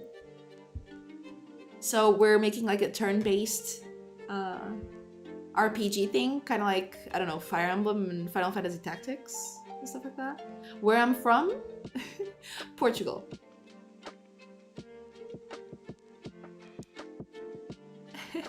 I assume from your greeting that you're Brazilian. Am I correct?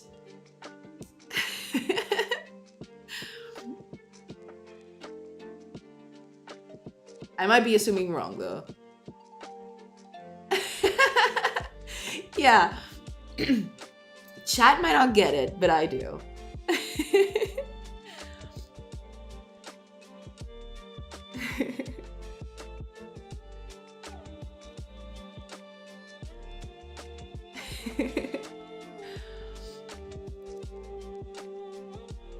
Yeah, I mean, if you prefer, that way chat can speak with you too.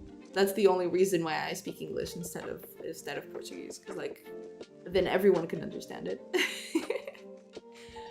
That's the only reason why. But I can understand you. Like if you can't speak English, like I'll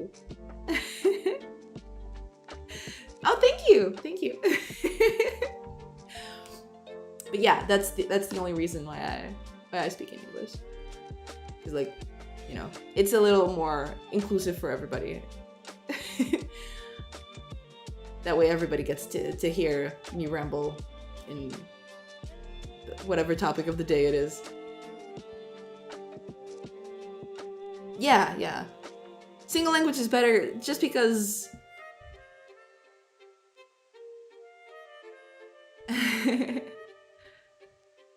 maybe, yeah. I don't know. It depends. Because like some accents are really hard. The biggest problem with because I have a few Brazilian friends and we talk like a lot. And the biggest problem is understanding like cultural stuff. It's not even the accent. I think the accent is fine. Like we talk between each other and it's fine. But sometimes they mention stuff to me and I'm like, what the heck is that? And then they go like, oh, it's X or Y. And I'm like, oh, I know what that is. We don't call it that over here. And it always happens. Always. It's always happening. Yeah, that's true too. Yeah. Speed plays a huge factor in that. Yeah, pretty much. Yeah. Some words it's just like, why is that word that? Like, I've never heard that before. But yeah, it's fine. Like, but the main reason why I use English is for everyone, for everyone in the chat, and everyone can talk with each other and stuff like that. Yeah. Pretty much.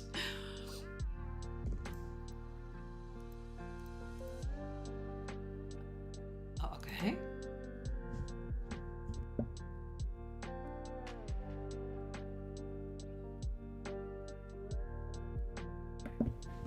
Oh, thank you.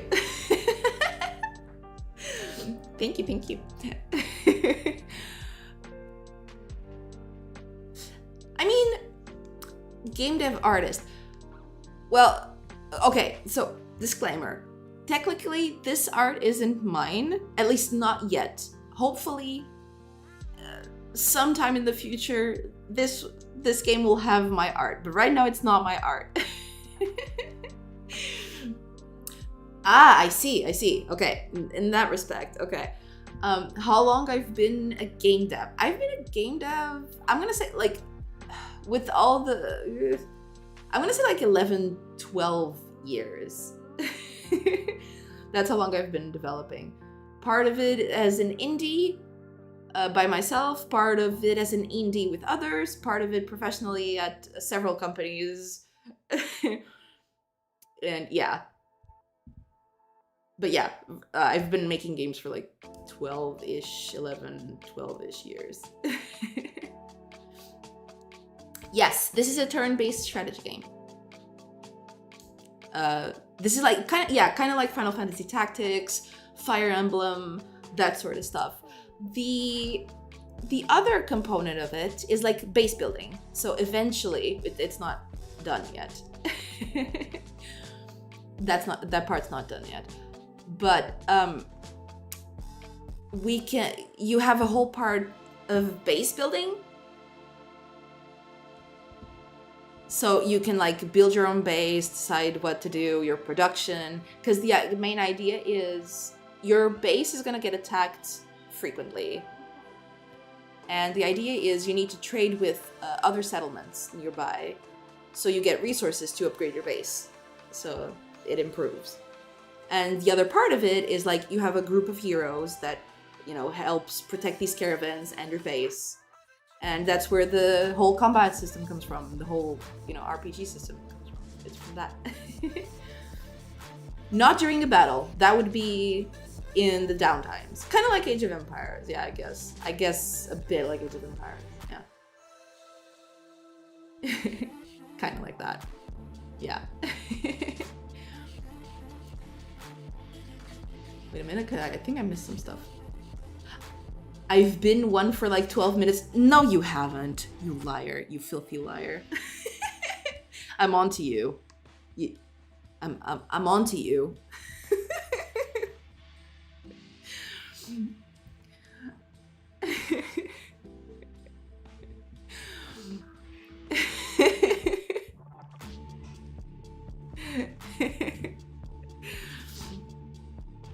You've been at it for a while, that I do know. How long using Godot? Actually, this project started as a Unity project. I've started porting it to Godot, I'm gonna say like 2 months ago now. Yeah, probably it's gonna be making 2 months in a few days, I think. Yeah, and I've ported it over. No regrets. Gonna keep on going till the end. This is C#. Yes. I don't think you've actually seen code, but yes, all of it is C#.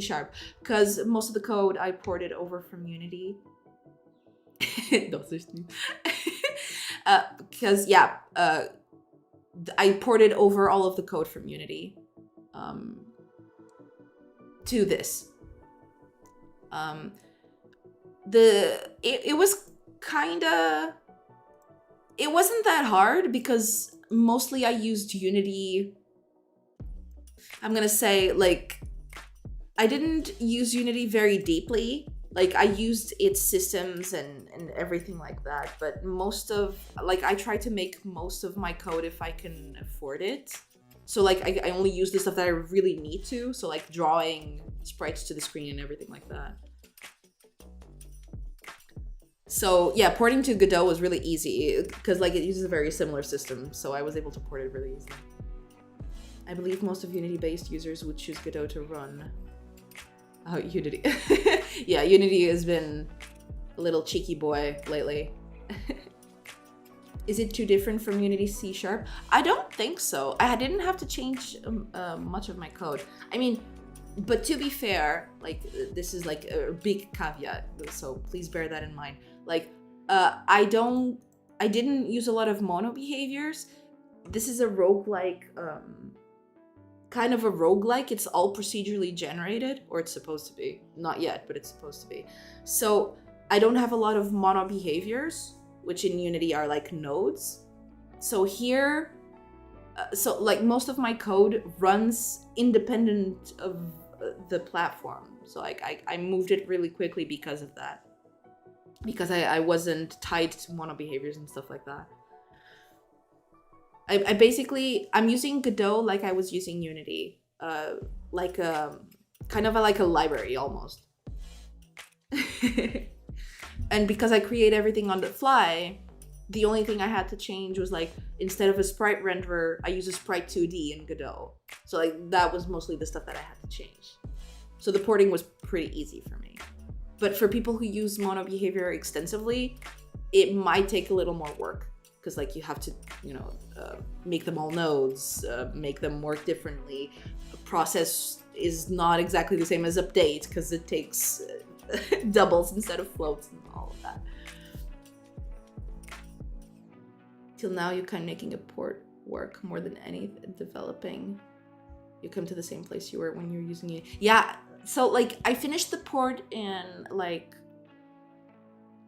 at the end of December. So from there to now, I'm starting on new stuff. So like for example, all the combat, all this stuff you're seeing now, this was stuff I didn't have in the Unity project.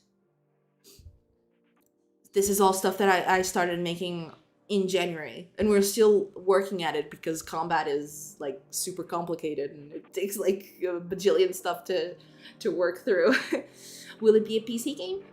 Yes. First and foremost, PC game.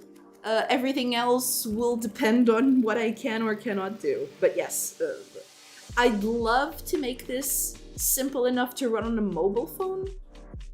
But I don't know about that yet. First of all, PC. Then everything else. What platform are you considering to launch? For starters, Steam, Windows on Steam. After that, we'll see. But like foremost consideration is Windows on Steam, and then, you know, probably Linux and Mac. It'll depend. Mac is a little harder because like I'll have to get a Mac and. But yeah, it'll depend a lot. But yeah, if I get enough. I don't know, money out of the game, I might just port it to more stuff. So that's the initial idea. Yeah. The game is a 1-to-1 battle game. One unit against another unit? So like when you attack, it's a unit against another unit? Is that what you mean? Oh, I see, okay. To complete a story. Yeah, so the idea, it's not... Oh crap, ads are starting. Give me a sec. I'm gonna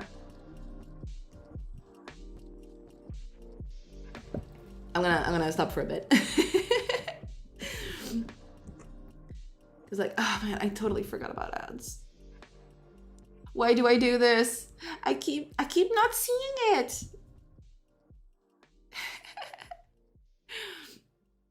I'll answer your questions in a bit. Give me just a sec. Because the ads are in progress and I don't want anyone to miss anything. Oh god, why? Ads are like just in the worst times, I swear. When I get rated, when I get done. It shouldn't take too long, so don't worry about it. Give me just a sec.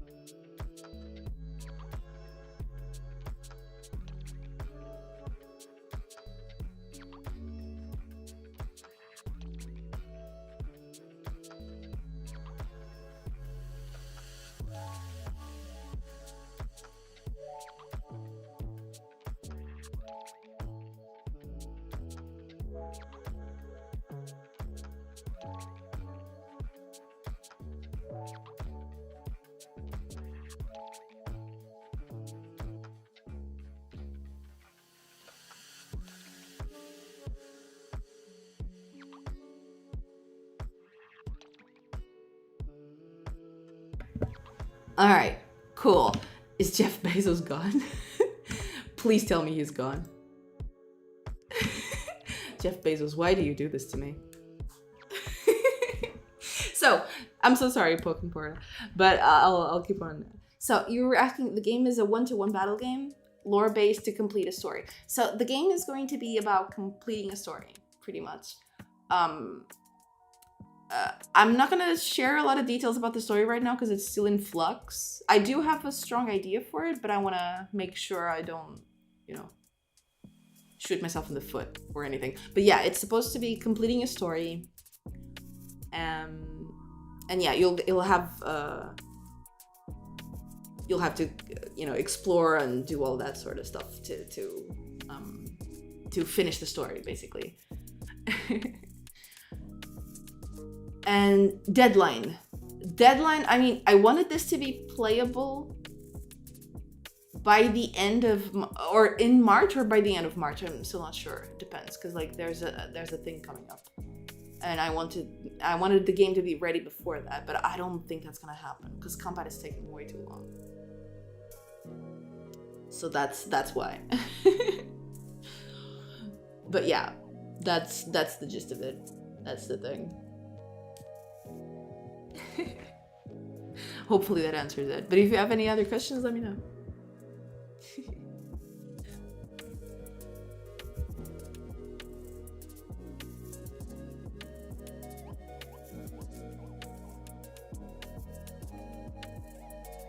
And also thank you for the follow. I didn't see that you followed a while ago, but thank you.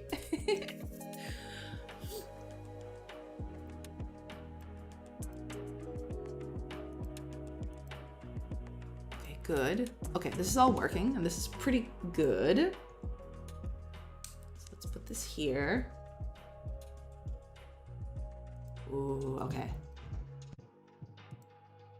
Yeah, next thing to do is gonna take a while. So I might just, yeah.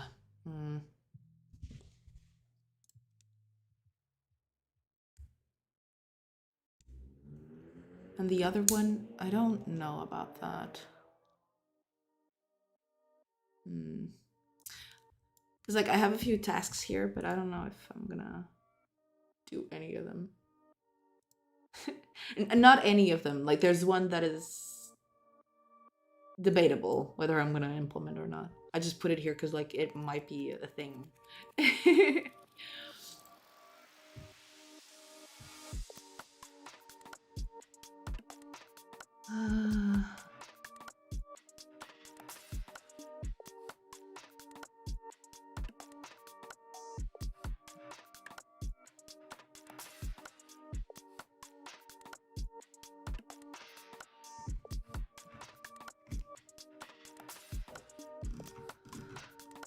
Well, I can start working on the next thing. At least in terms of art, anyway. Thornity!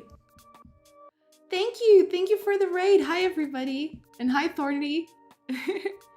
How's the development going? Welcome everyone. Welcome back, Sock House. Welcome back everybody. Hi Fanatics. I think that's how you say the name. I'm so sorry if it's not. We're mostly in polishing state now. Hype! Yes! Hell yeah. Hype it up. Polishing is nice. Polishing is great. If you have the whole week to polish, then that's pretty good. Because that means that the game is going to be full of juice.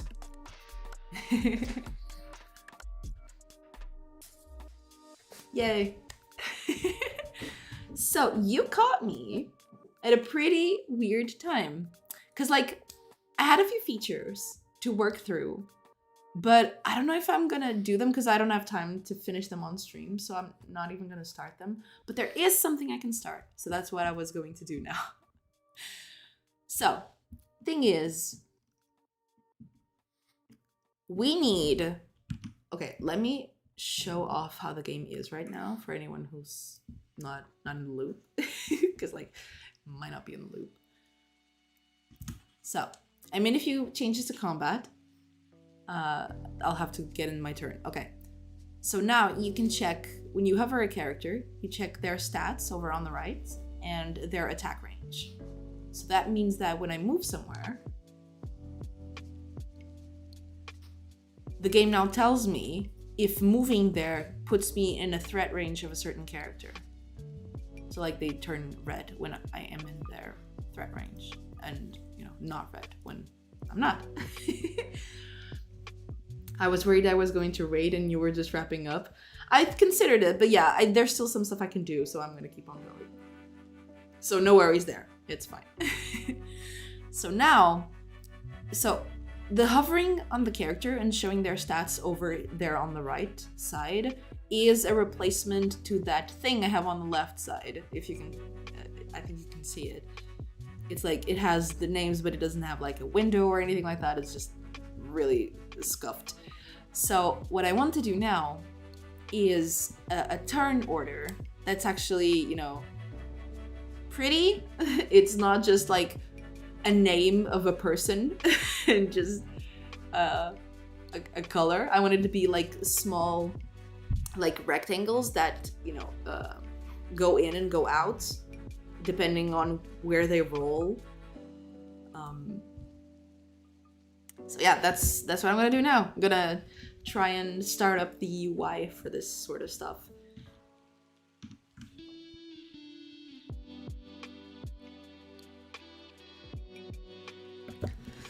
So basic idea, let's grab a character from here.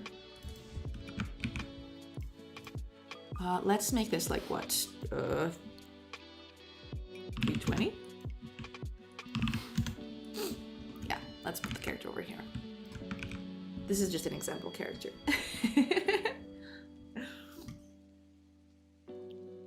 Hype. Okay, so my idea for the turn order is going to be something along the lines of something like this. It's not going to be exactly this because, you know, it's just... But it is going to be something like this.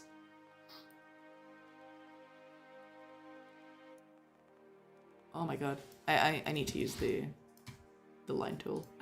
What am I doing? There we go.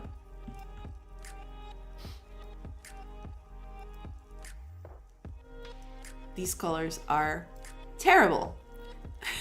Oh wait, this is not the palette I'm using. Where is it? Here we go.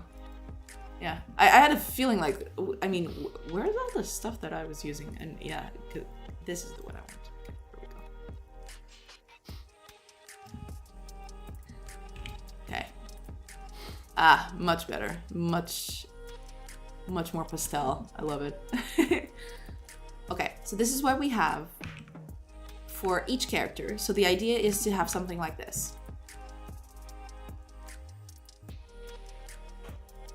Oops, went one down too far.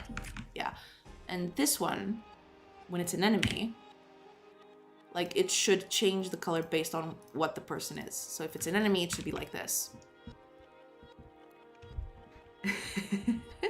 Sold, would buy. Thank you, thank you. I am nothing if not filled with good ideas. Yes, that's me. I miss Joanna, yes. So the idea is when a character, so like, I don't know if I'm gonna keep it, but for now, when a character finishes their turn, they re-roll a number and then they get fit in the turn order, depending on what they roll. So the idea is when a person finishes their turn, it's supposed to be like this top row, or it could even be the bottom row, but top row. The idea is it goes away, it does a little fade out like this, all the others go up, and then wherever it gets fitted, it opens up a slot, and the slot for that person goes in. So that's the basic idea. But we'll see how that works. I have to see if that works.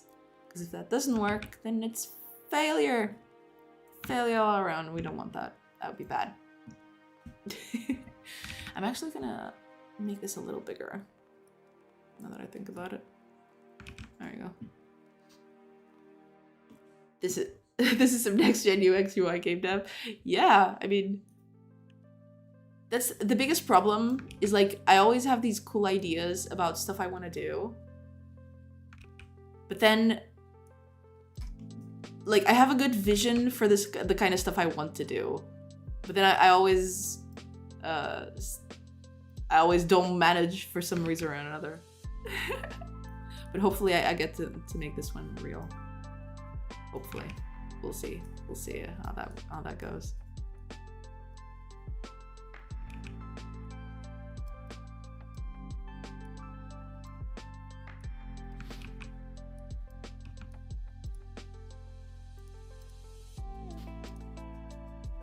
Okay. Should actually change a few of these things. Let's change the corners. Like, how do you fit in here? It's not that bad. Yeah.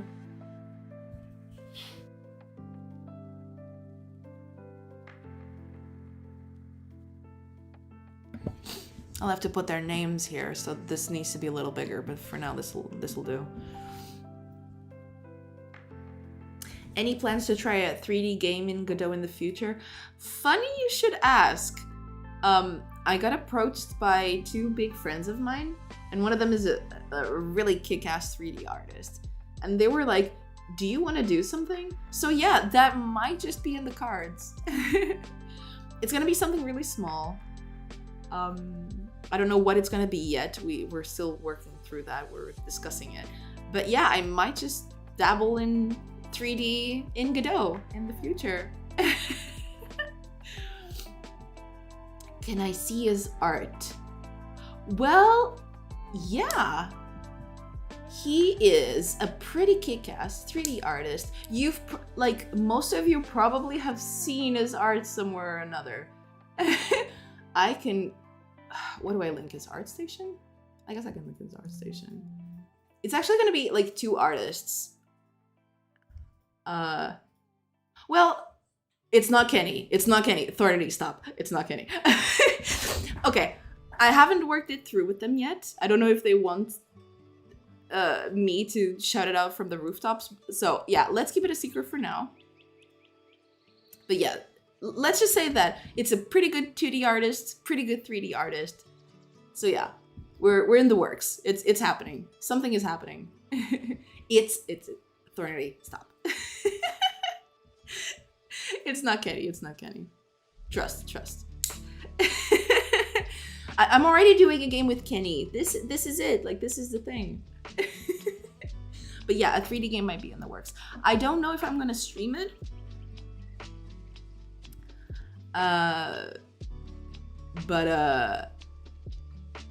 Yeah. I don't know if I'm gonna stream that one. I'll have to talk to them about it. No, Kenny is actually the person who did this art over here. Like, all of this art, this is available for free for everyone. So let me link you the thing. If you don't know about Kenny, then I will spread his gospel, because he does some pretty kick-ass stuff. So what I'm using right now is this. There you go. I'm using this. It's slightly edited because, like, they're all supposed to be within the same pack, but they don't have the same colors. So I went ahead and just picked up a palette and just put the same colors on everything. So that's why, like, I made this new file for it. But yeah, that besides that, everything is as is. Like I haven't, like I have a few edited sprites over here. So like I edited some of the sprites to match some of my needs that the package itself didn't have. Yeah, but other than that, all of it comes from Kenny Tiny. But yeah, I'm already making a game with Kenny art. Fornity, there it is. Like, I mean, isn't it awesome? Isn't it great? What do you personally feel about code development in Godot? Any challenges? Any troubles? I mean, it's not complicated, but it's nuanced, let's say. Because like, I didn't have a lot of coding issues. 3D code development, I wouldn't know because I haven't started yet. But as for what I'm doing right now, like all this 2D code and stuff like that, Godot works pretty closely to Unity. So it wasn't a big issue to figure out how most of the stuff works. So keep that in mind. I have like upwards of 10 years of using Unity, so that's why it wasn't a big issue for me. But it might be challenging for someone just trying to wrap their head around it. Just to know that it support everything you would want to do. Yeah, I mean, before I started development in Godot, I went and checked in and made a test to see if it, you know, what it featured, what it had, what it was capable of. And I had to do a few tests to make sure that, like, it doesn't support everything that most people want, because I know a few artists that haven't made the transition to Godot because of like rendering, for example. But from what I've gathered, they've actually released a blog post, what was it, 2 days ago, talking about it. So hopefully some of improvements are coming in that regard. So that's cool. Hopefully more people come over and try it out.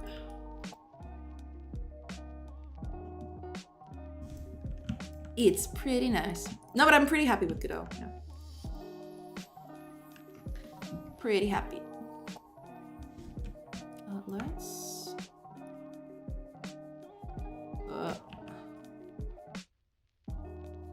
hold on. I can do this. I can do this. There you go. Have you used 9-patch rect in Godot? That'll be useful. Yeah, I actually have.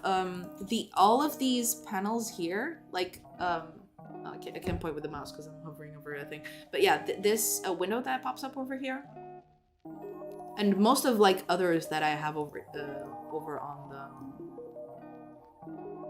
I'll have to get here to show you. But yeah, most of that is 9-patch rect. It's over here actually. Like they're all here. I've used a bunch of these. Because like all of the backgrounds of these windows are like 9-patch rects.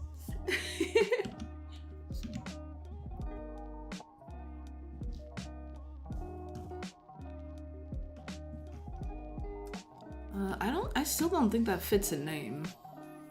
I think it has to be bigger than that.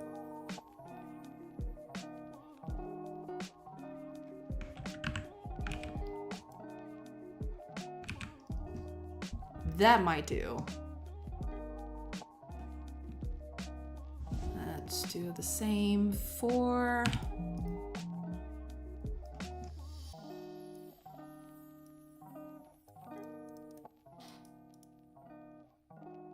I'm off to make lunch. Hope things continue to progress. This looks very nice. Thank you. Thank you. Have a nice lunch. And thank you so much for the raid.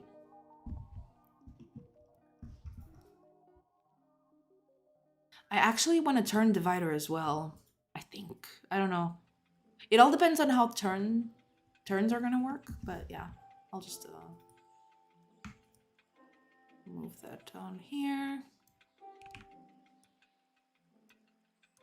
Yeah, I'll have to decide that over the weekend, how turns are gonna work, so I can implement them as is and don't touch them anymore.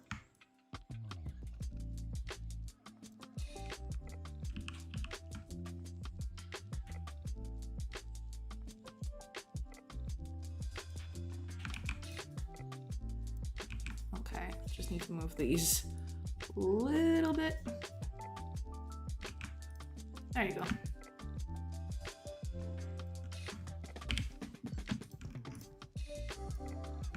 There you go. When it's the active character, okay, so let's make a small mock-up here.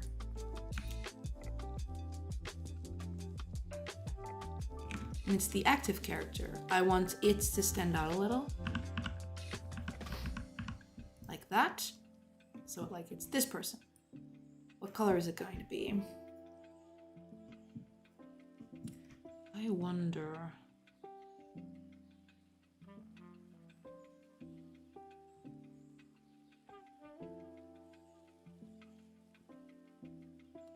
Like this, maybe? No.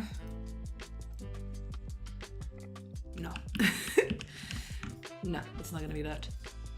Whatever it is, it's not gonna be that.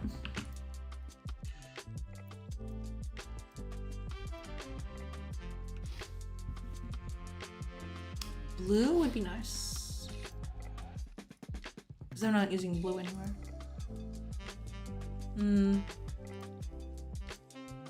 Actually, take off the contagious.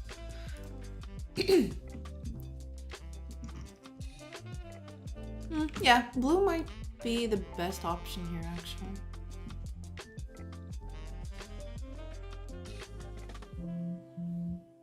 Then it protrudes out.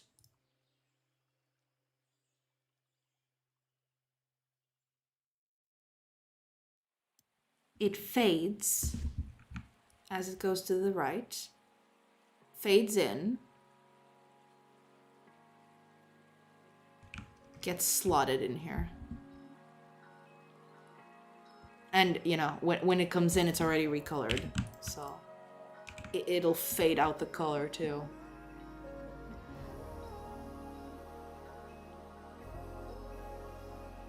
I think that's it. I think that's the way.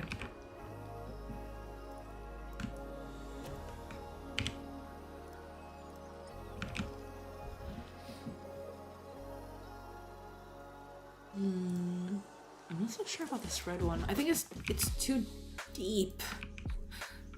Maybe. I don't know. Just let's make a copy of these over here. Test it out.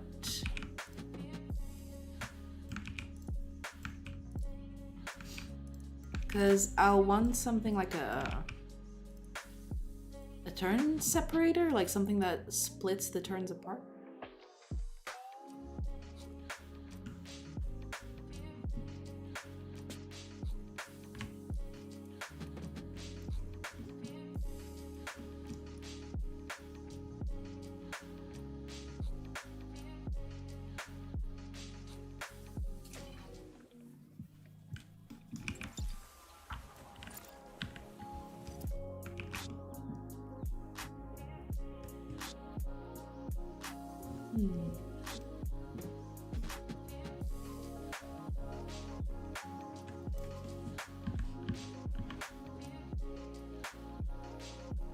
Oh, I actually need to move this one to the left.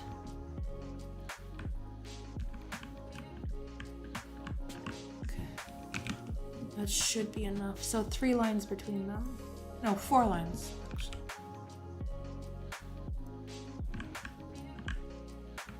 So that way they're all evenly spaced on the grid.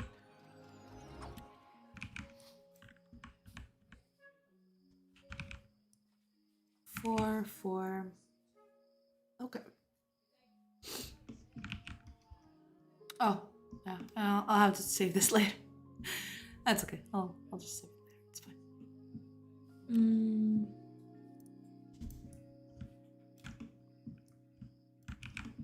So like.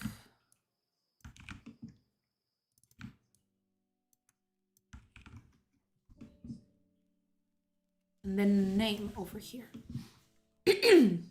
Sorry about that.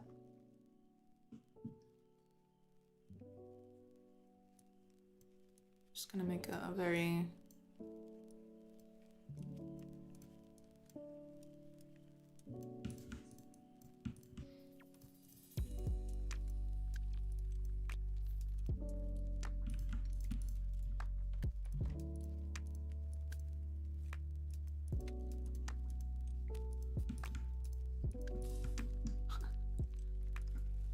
Whoa, okay. Calm down.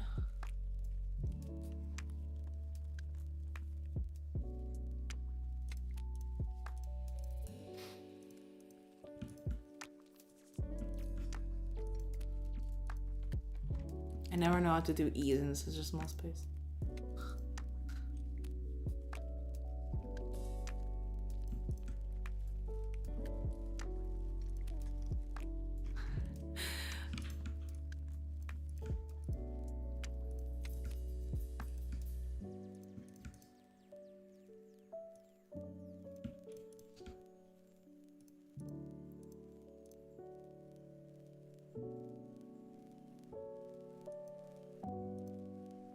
Yeah, I'll just do this. It's just for a test anyway.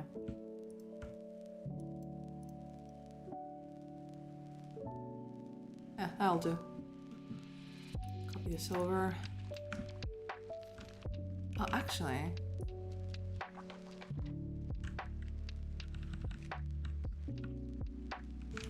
How many? 2? 2 was too little. Let's make it 4. There. What? Nope. Calm down. There we go. Is it centered actually? 5. 6. Okay, yeah.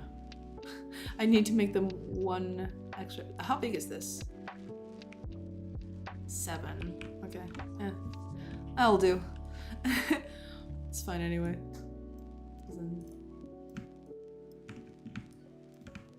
Let's see if it reads well on all of them. It might not just.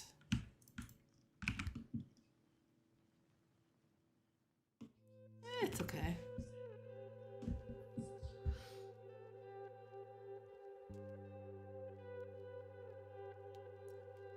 It's okay. Yeah, it kind of reads well. Even in the green one, which was the one I was mostly worried about.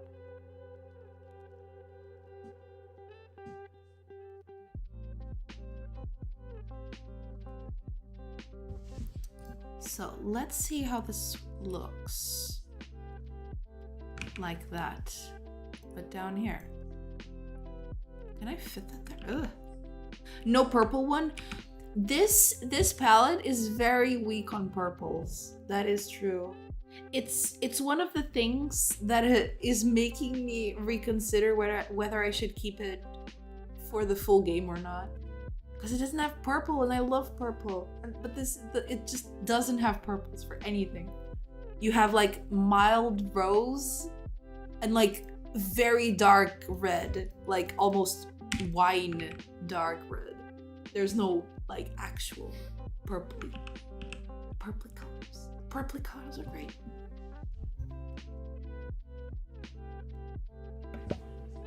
Oh, it's just a little limit I set up for myself, poking. It's just like I want the game to be very simplistic because like the more colors you introduce, the worse it's going to be when you want to animate and you want to make sprites for stuff. So having a small palette helps with staying on track, basically. That's basically the reason why. Let's make this a little bigger. How big do I make this? Let's do this. Because I'm a nerd. There. That should be good enough. But yeah, the main reason is just limiting it will actually be better in terms of like keeping everything on track.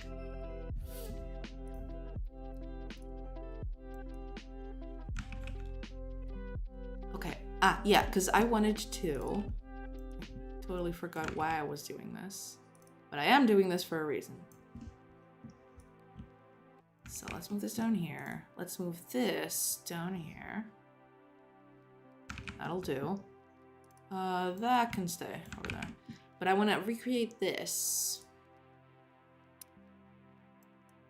over here to see how it looks. So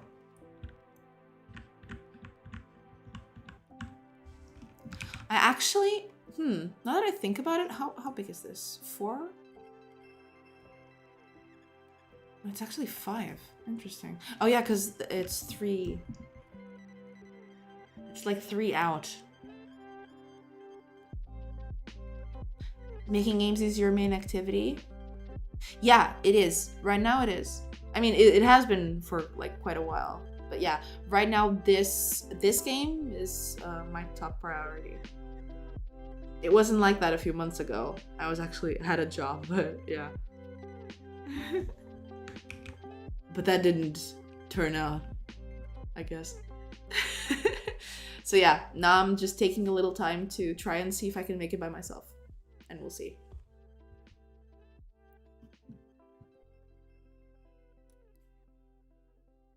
Yeah, I might actually...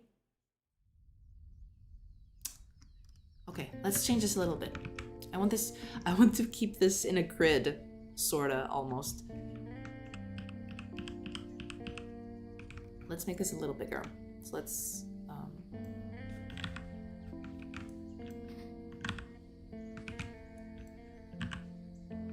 and that'll help with spacing here as well, instead of like... Oh, it's 3? No, it shouldn't be 3, it should be 4, correct? Yeah, it should be. This thing is off of grid. Okay.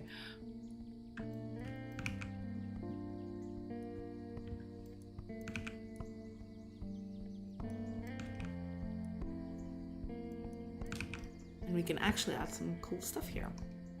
But we'll get to that in a bit.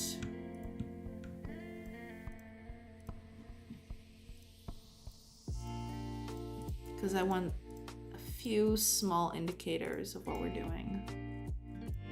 Just so it's easier. Will this actually color everything? It will, okay. If I make it contiguous, it should be okay. There we go. Okay, now that... Okay, we're good. Maybe since we have more space,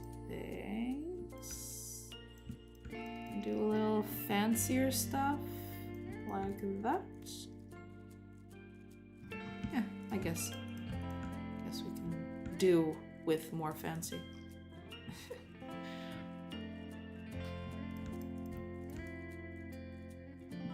Like that.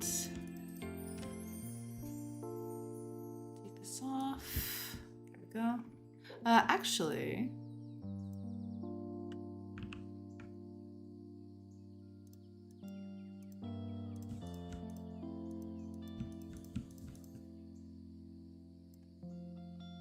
yes.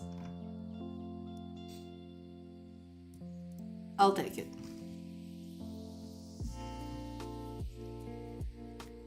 I'll take it. And it's still 4 out, correct?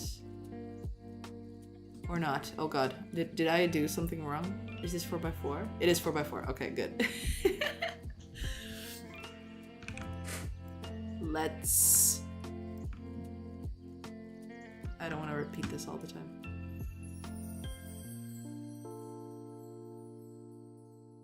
Oh yeah, but I'll have to, because I'll have to delete some of this. Boo. Boo.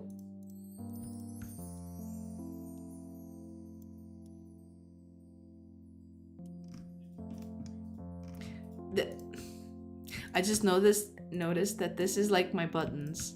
I'm remaking my buttons without realizing. Yeah, these are like my buttons. No, it's not supposed to look like the buttons.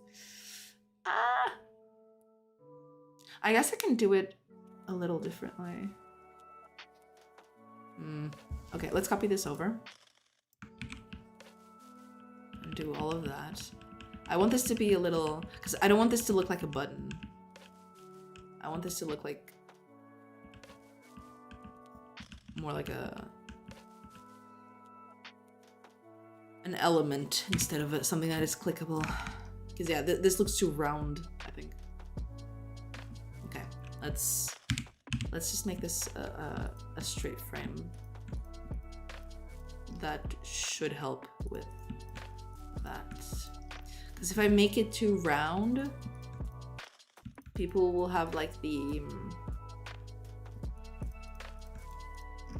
will try to click on it, I feel. Like if I make it too round. Okay.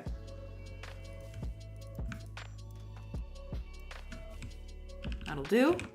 Good. Oh, I actually... Oops. There. Okay. Now let's copy this over.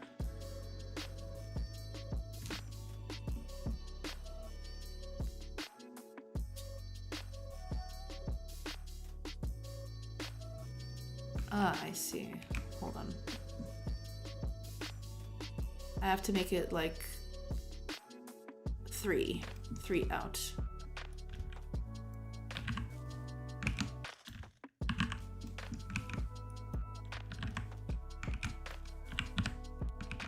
And that should do it.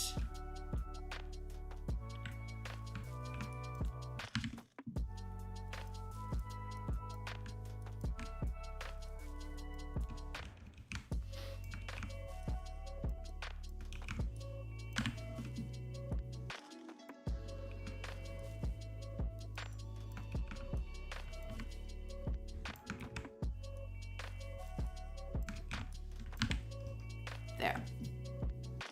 That should be good enough, because then I can pick this up, put it halfway, like this, and then it's only 2 pixels of separation between them, so that would even out the spacing a bit better. That's a bit better. Okay, let's make a reproduction of this over here, but now what I want to do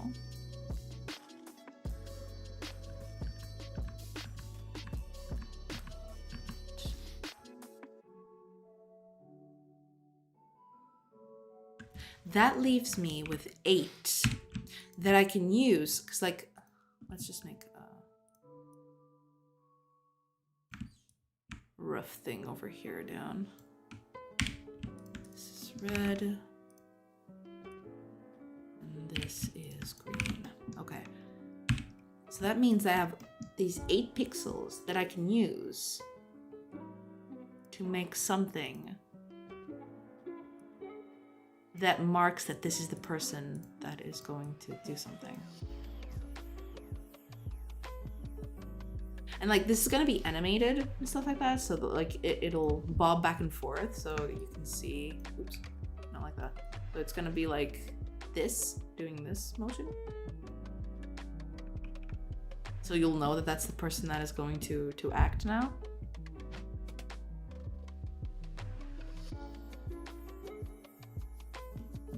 And there's where the person will be.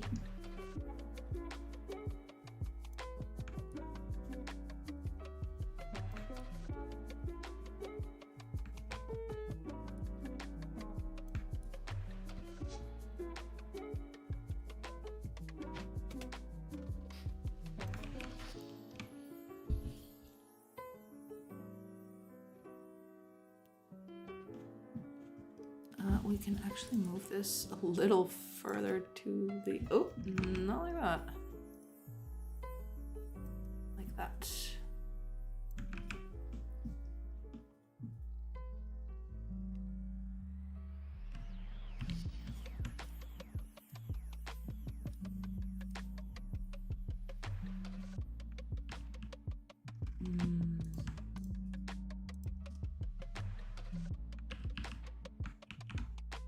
I guess this'll do.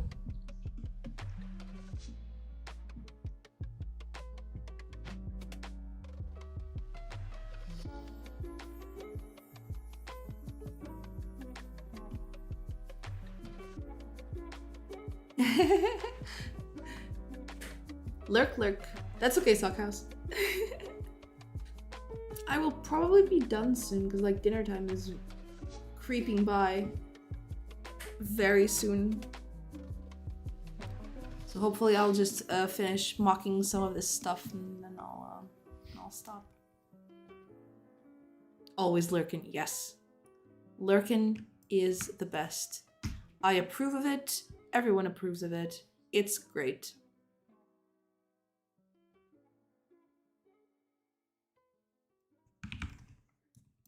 Okay, that's the right spot. I'm just trying to split the elements here so I can use them to reorganize if I have to.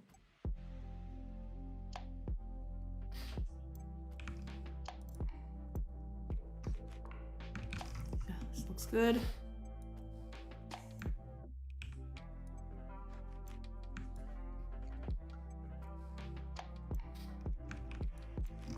Okay, this looks good.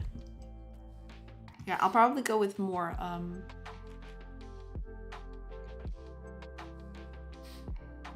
I actually want something with higher definition than this. I have to figure out like exactly the kind of UI I want to make for this. But yeah.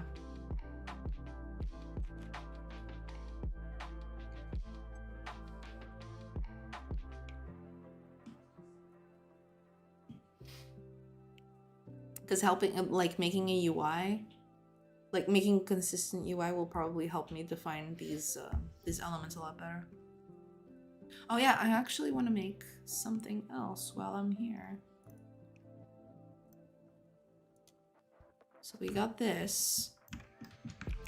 Then the turn ends, which means that we'll have something. We need to split them apart. This is if we get new turns, or if we instead get like everything going all at once. Because like there's a lot of considerations to do for the turn-based combat that I haven't yet gone through with it because I'm very indecisive and I don't know what to do with it. So like stuff like should a character be able to attack twice in one turn? Should a character like be only able to attack once in one turn? Stuff like that. But I have to make decisions about it soon, otherwise it'll be bad.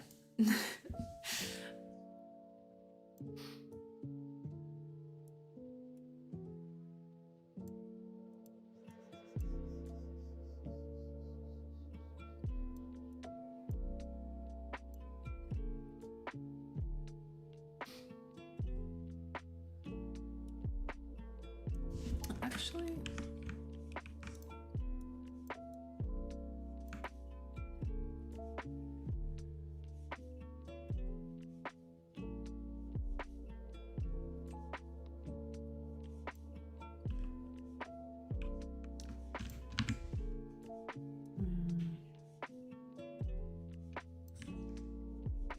I want to do a few things, but I don't know if I'll be able to. Because like it's a very curvy design in such a small resolution, it's gonna look really bad, I feel.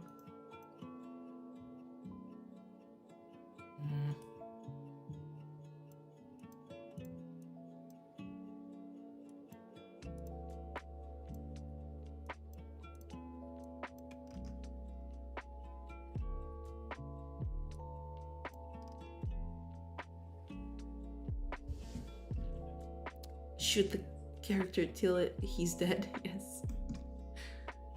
Shoot it. Shoot the thing.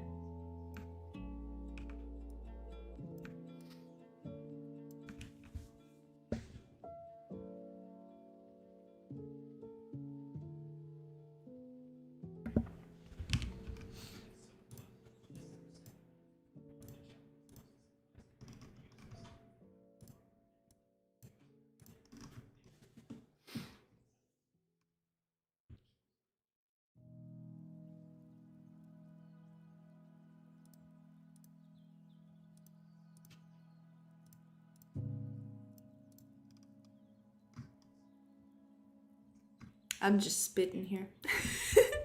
I'm trying to come up with a good design for this, but I don't know. This should be like this is like the turn separator. I guess that's the best way I can put it. A turn separator.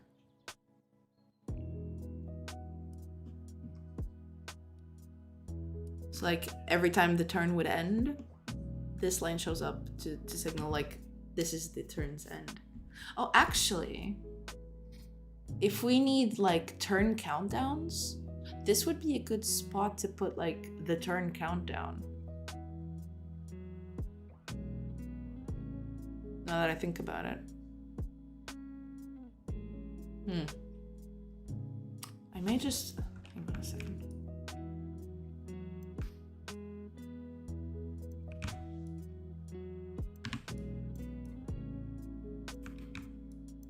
What if we just...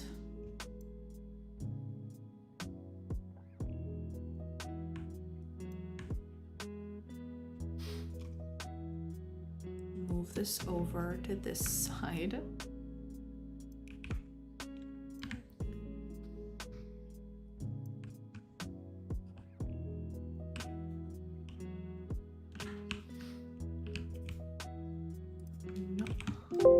Oh my god, I keep pressing it.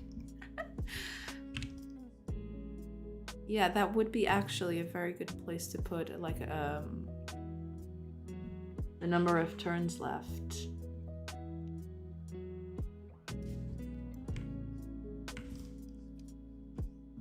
I could just do that. Let's make a copy of this. How big would the numbers be? I guess it'd be bigger than this. I guess I can just put it the same size as this. I think this is like 16 to 6, so that would be like what, 24? Something like that? 22. Oh yeah, it makes sense. Yeah. Okay, 22. So 22 pixels high. That would be like what? 1, 2.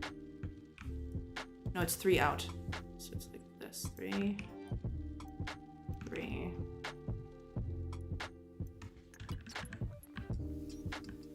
Oops.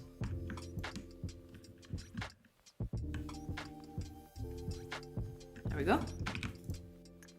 I think that's aligned. Yeah, that's pretty aligned to me.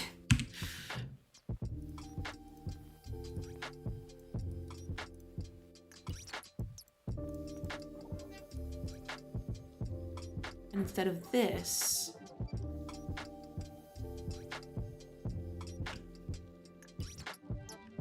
we could just have the number here.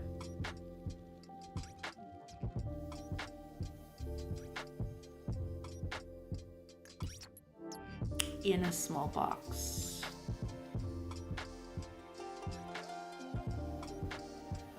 Let's delete the center of this, because that would be the space where the number would be. It'd be like this would be the space for the number. Like if it's 2 numbers though, what, 4 to each side? Would that be enough? And then a number here. So like, let's make a small test.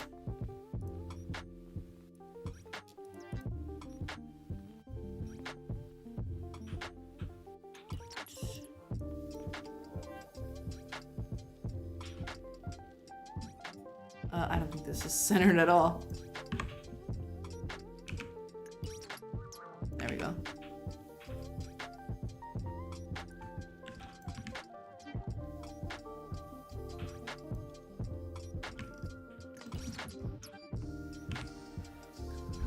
Depends on the font size I'm using. But yeah, that would pretty much be it.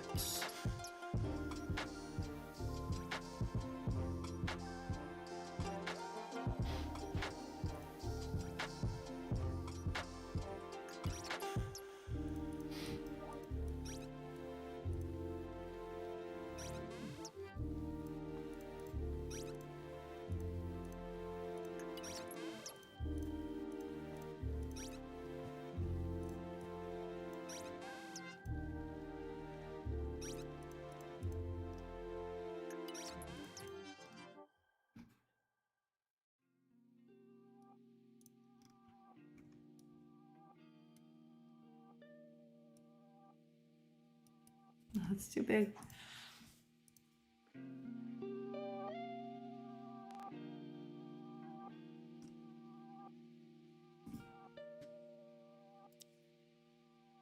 Oh, I'm actually one pixel off. No. Okay.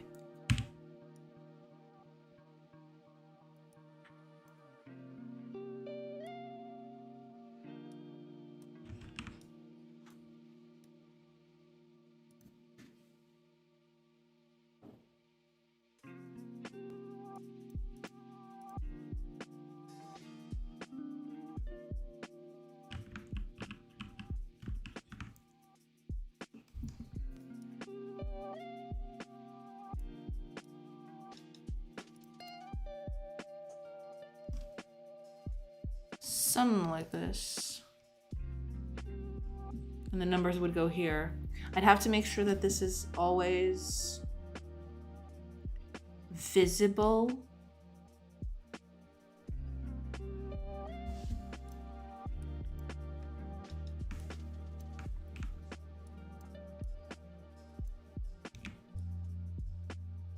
Yeah, so I'd do something like this possibly.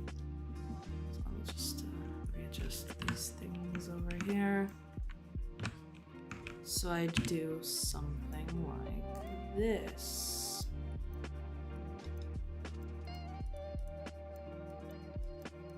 Little outline to help with that.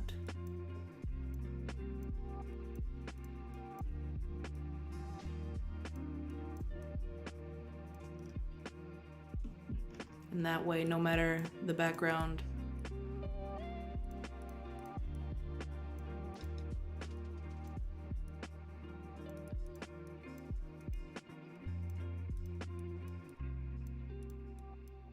it would always be visible.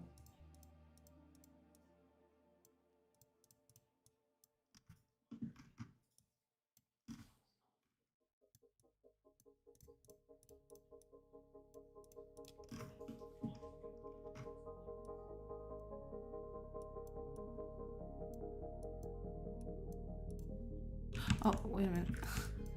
There's a gap. There's not supposed to be a gap in there.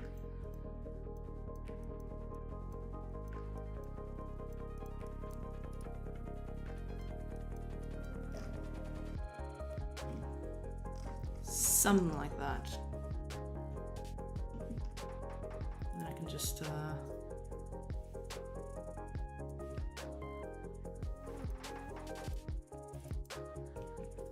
do the same over to that.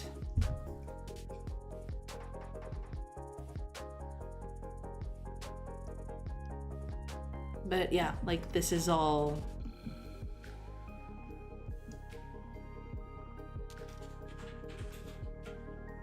considerations for the future, I suppose.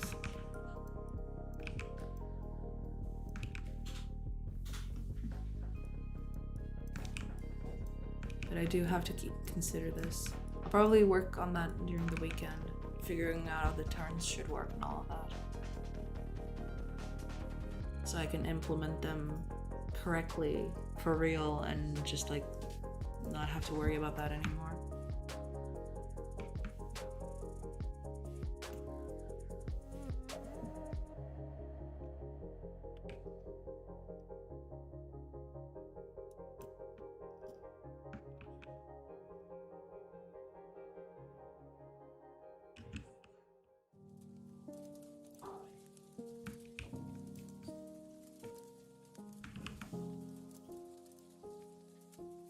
Oh, you know what I can do? To ease up the process? Select everything. Expand by one? One should be enough. Just contiguous. Okay, that's a bit easier to manage.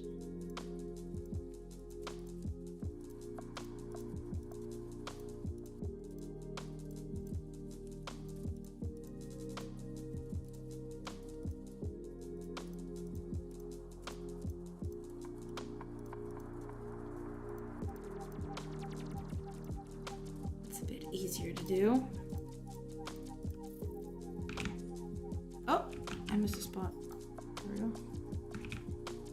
Is that really it? I didn't miss anything? I guess not. Something like this. Like, it's not gonna be like this, because this is like, compared to this, it's too simple. Like, I need to replicate some of these elements over up here, but yeah. I'd have to think about it. Like, I have other considerations to work with here. Let me make a small copy of it. This is gonna be probably the last thing.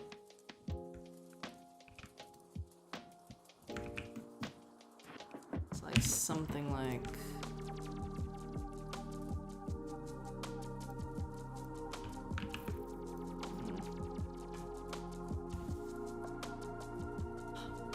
Oh, Rod Horse Kid! Hi, welcome!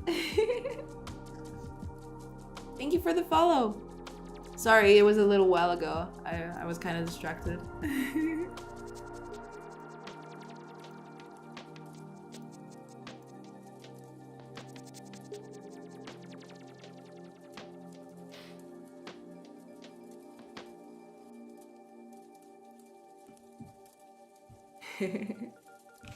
Hello, hello, welcome. Welcome, welcome.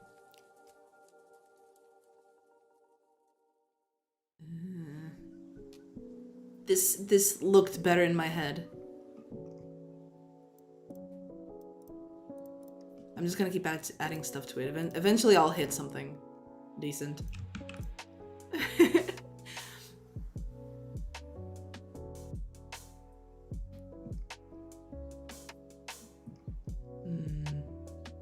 I'll have to work this through.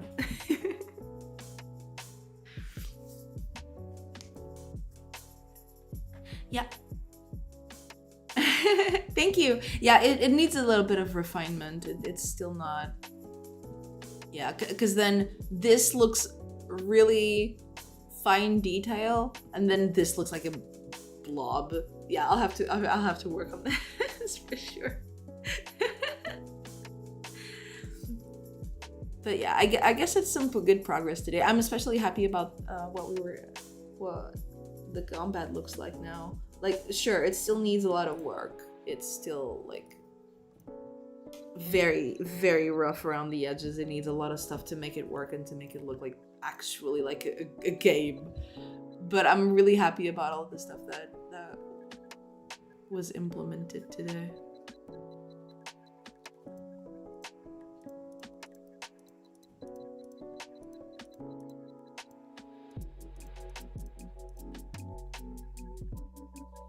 Ooh, now that I think about it, let's make one last thing before we go.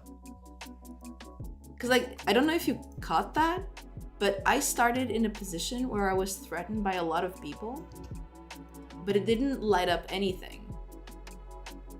And I want that to be the case. I want to highlight as soon as it's the character's turn. So let's do that. Final thing before we go. So let's highlight threats as soon as we enter. So here, I suppose?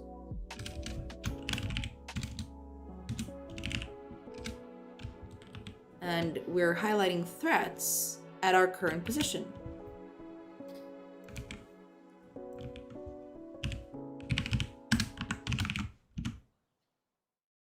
Probably gonna have to run a few tests to see, to start off in a good thing. Start in a good position to test. Okay, there we go. I'm threatened by this guy and this guy. If I move here, I'm no longer... Yeah, good, okay, perfect.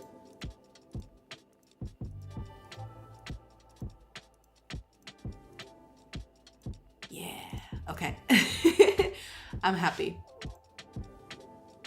That means, like, as soon as we start a turn, we get a feel. Which one's 6? It's this guy. Yeah, that's another thing I want to make eventually. I guess next stream is when I highlight a character over here, it highlights its turn order and vice versa. So if I go to the turn order and hover over it, it'll highlight the character over here. So it's a two-way thing. All right, I think that's it for today, everybody. Oh wow, it's been 5 hours. Goddamn, it's really close to dinner time. It should have been dinner time by now, but it just isn't. So, thank you so much for being here. And thank you so much for keeping up with my shenanigans. I will be here next Tuesday as usual. Hopefully my throat is better by then and I don't speak like in a squeaky voice because that would be bad. Yeah, thank you so much for being here, everybody. I am going now to choose who I'm going to rate today. Let's see who's around. Let's see who is around here. Where Where are my peeps at?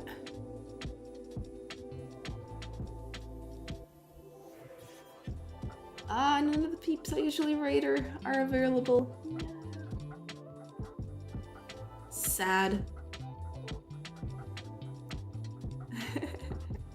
Thank you so much, Prophet. You have a great weekend too. Well, you have like a minute or two if you want to give me suggestions of people that I can raid. If not, we'll just end it here and I'll be sad.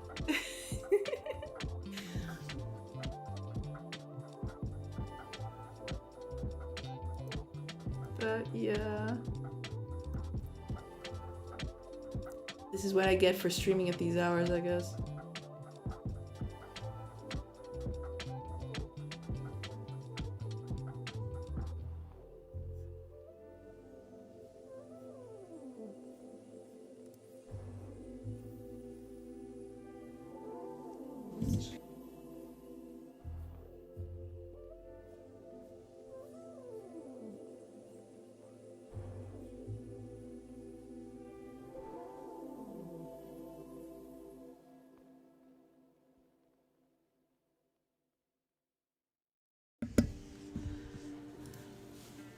Okay, I see someone. I never interacted with them, but he's probably on my list because someone rated him at some point, so I'm gonna rate him too.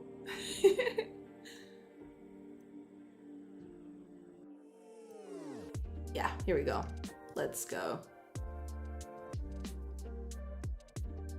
Let's copy his name.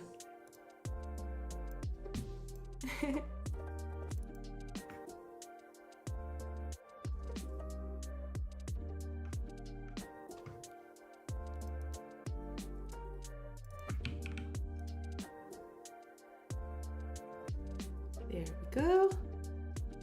Oh, wait a minute. Where am I? Oh god. I'm losing control. Okay. Let's raid White Vault, because he seems to be doing pretty cool pixel art, which is like not a huge far cry from what we were doing right now. So, you know. Thank you so much, everybody. Have a great weekend. And I will see you on Tuesday. Same as usual. Have a great weekend, everybody. Now let's raid White Vault.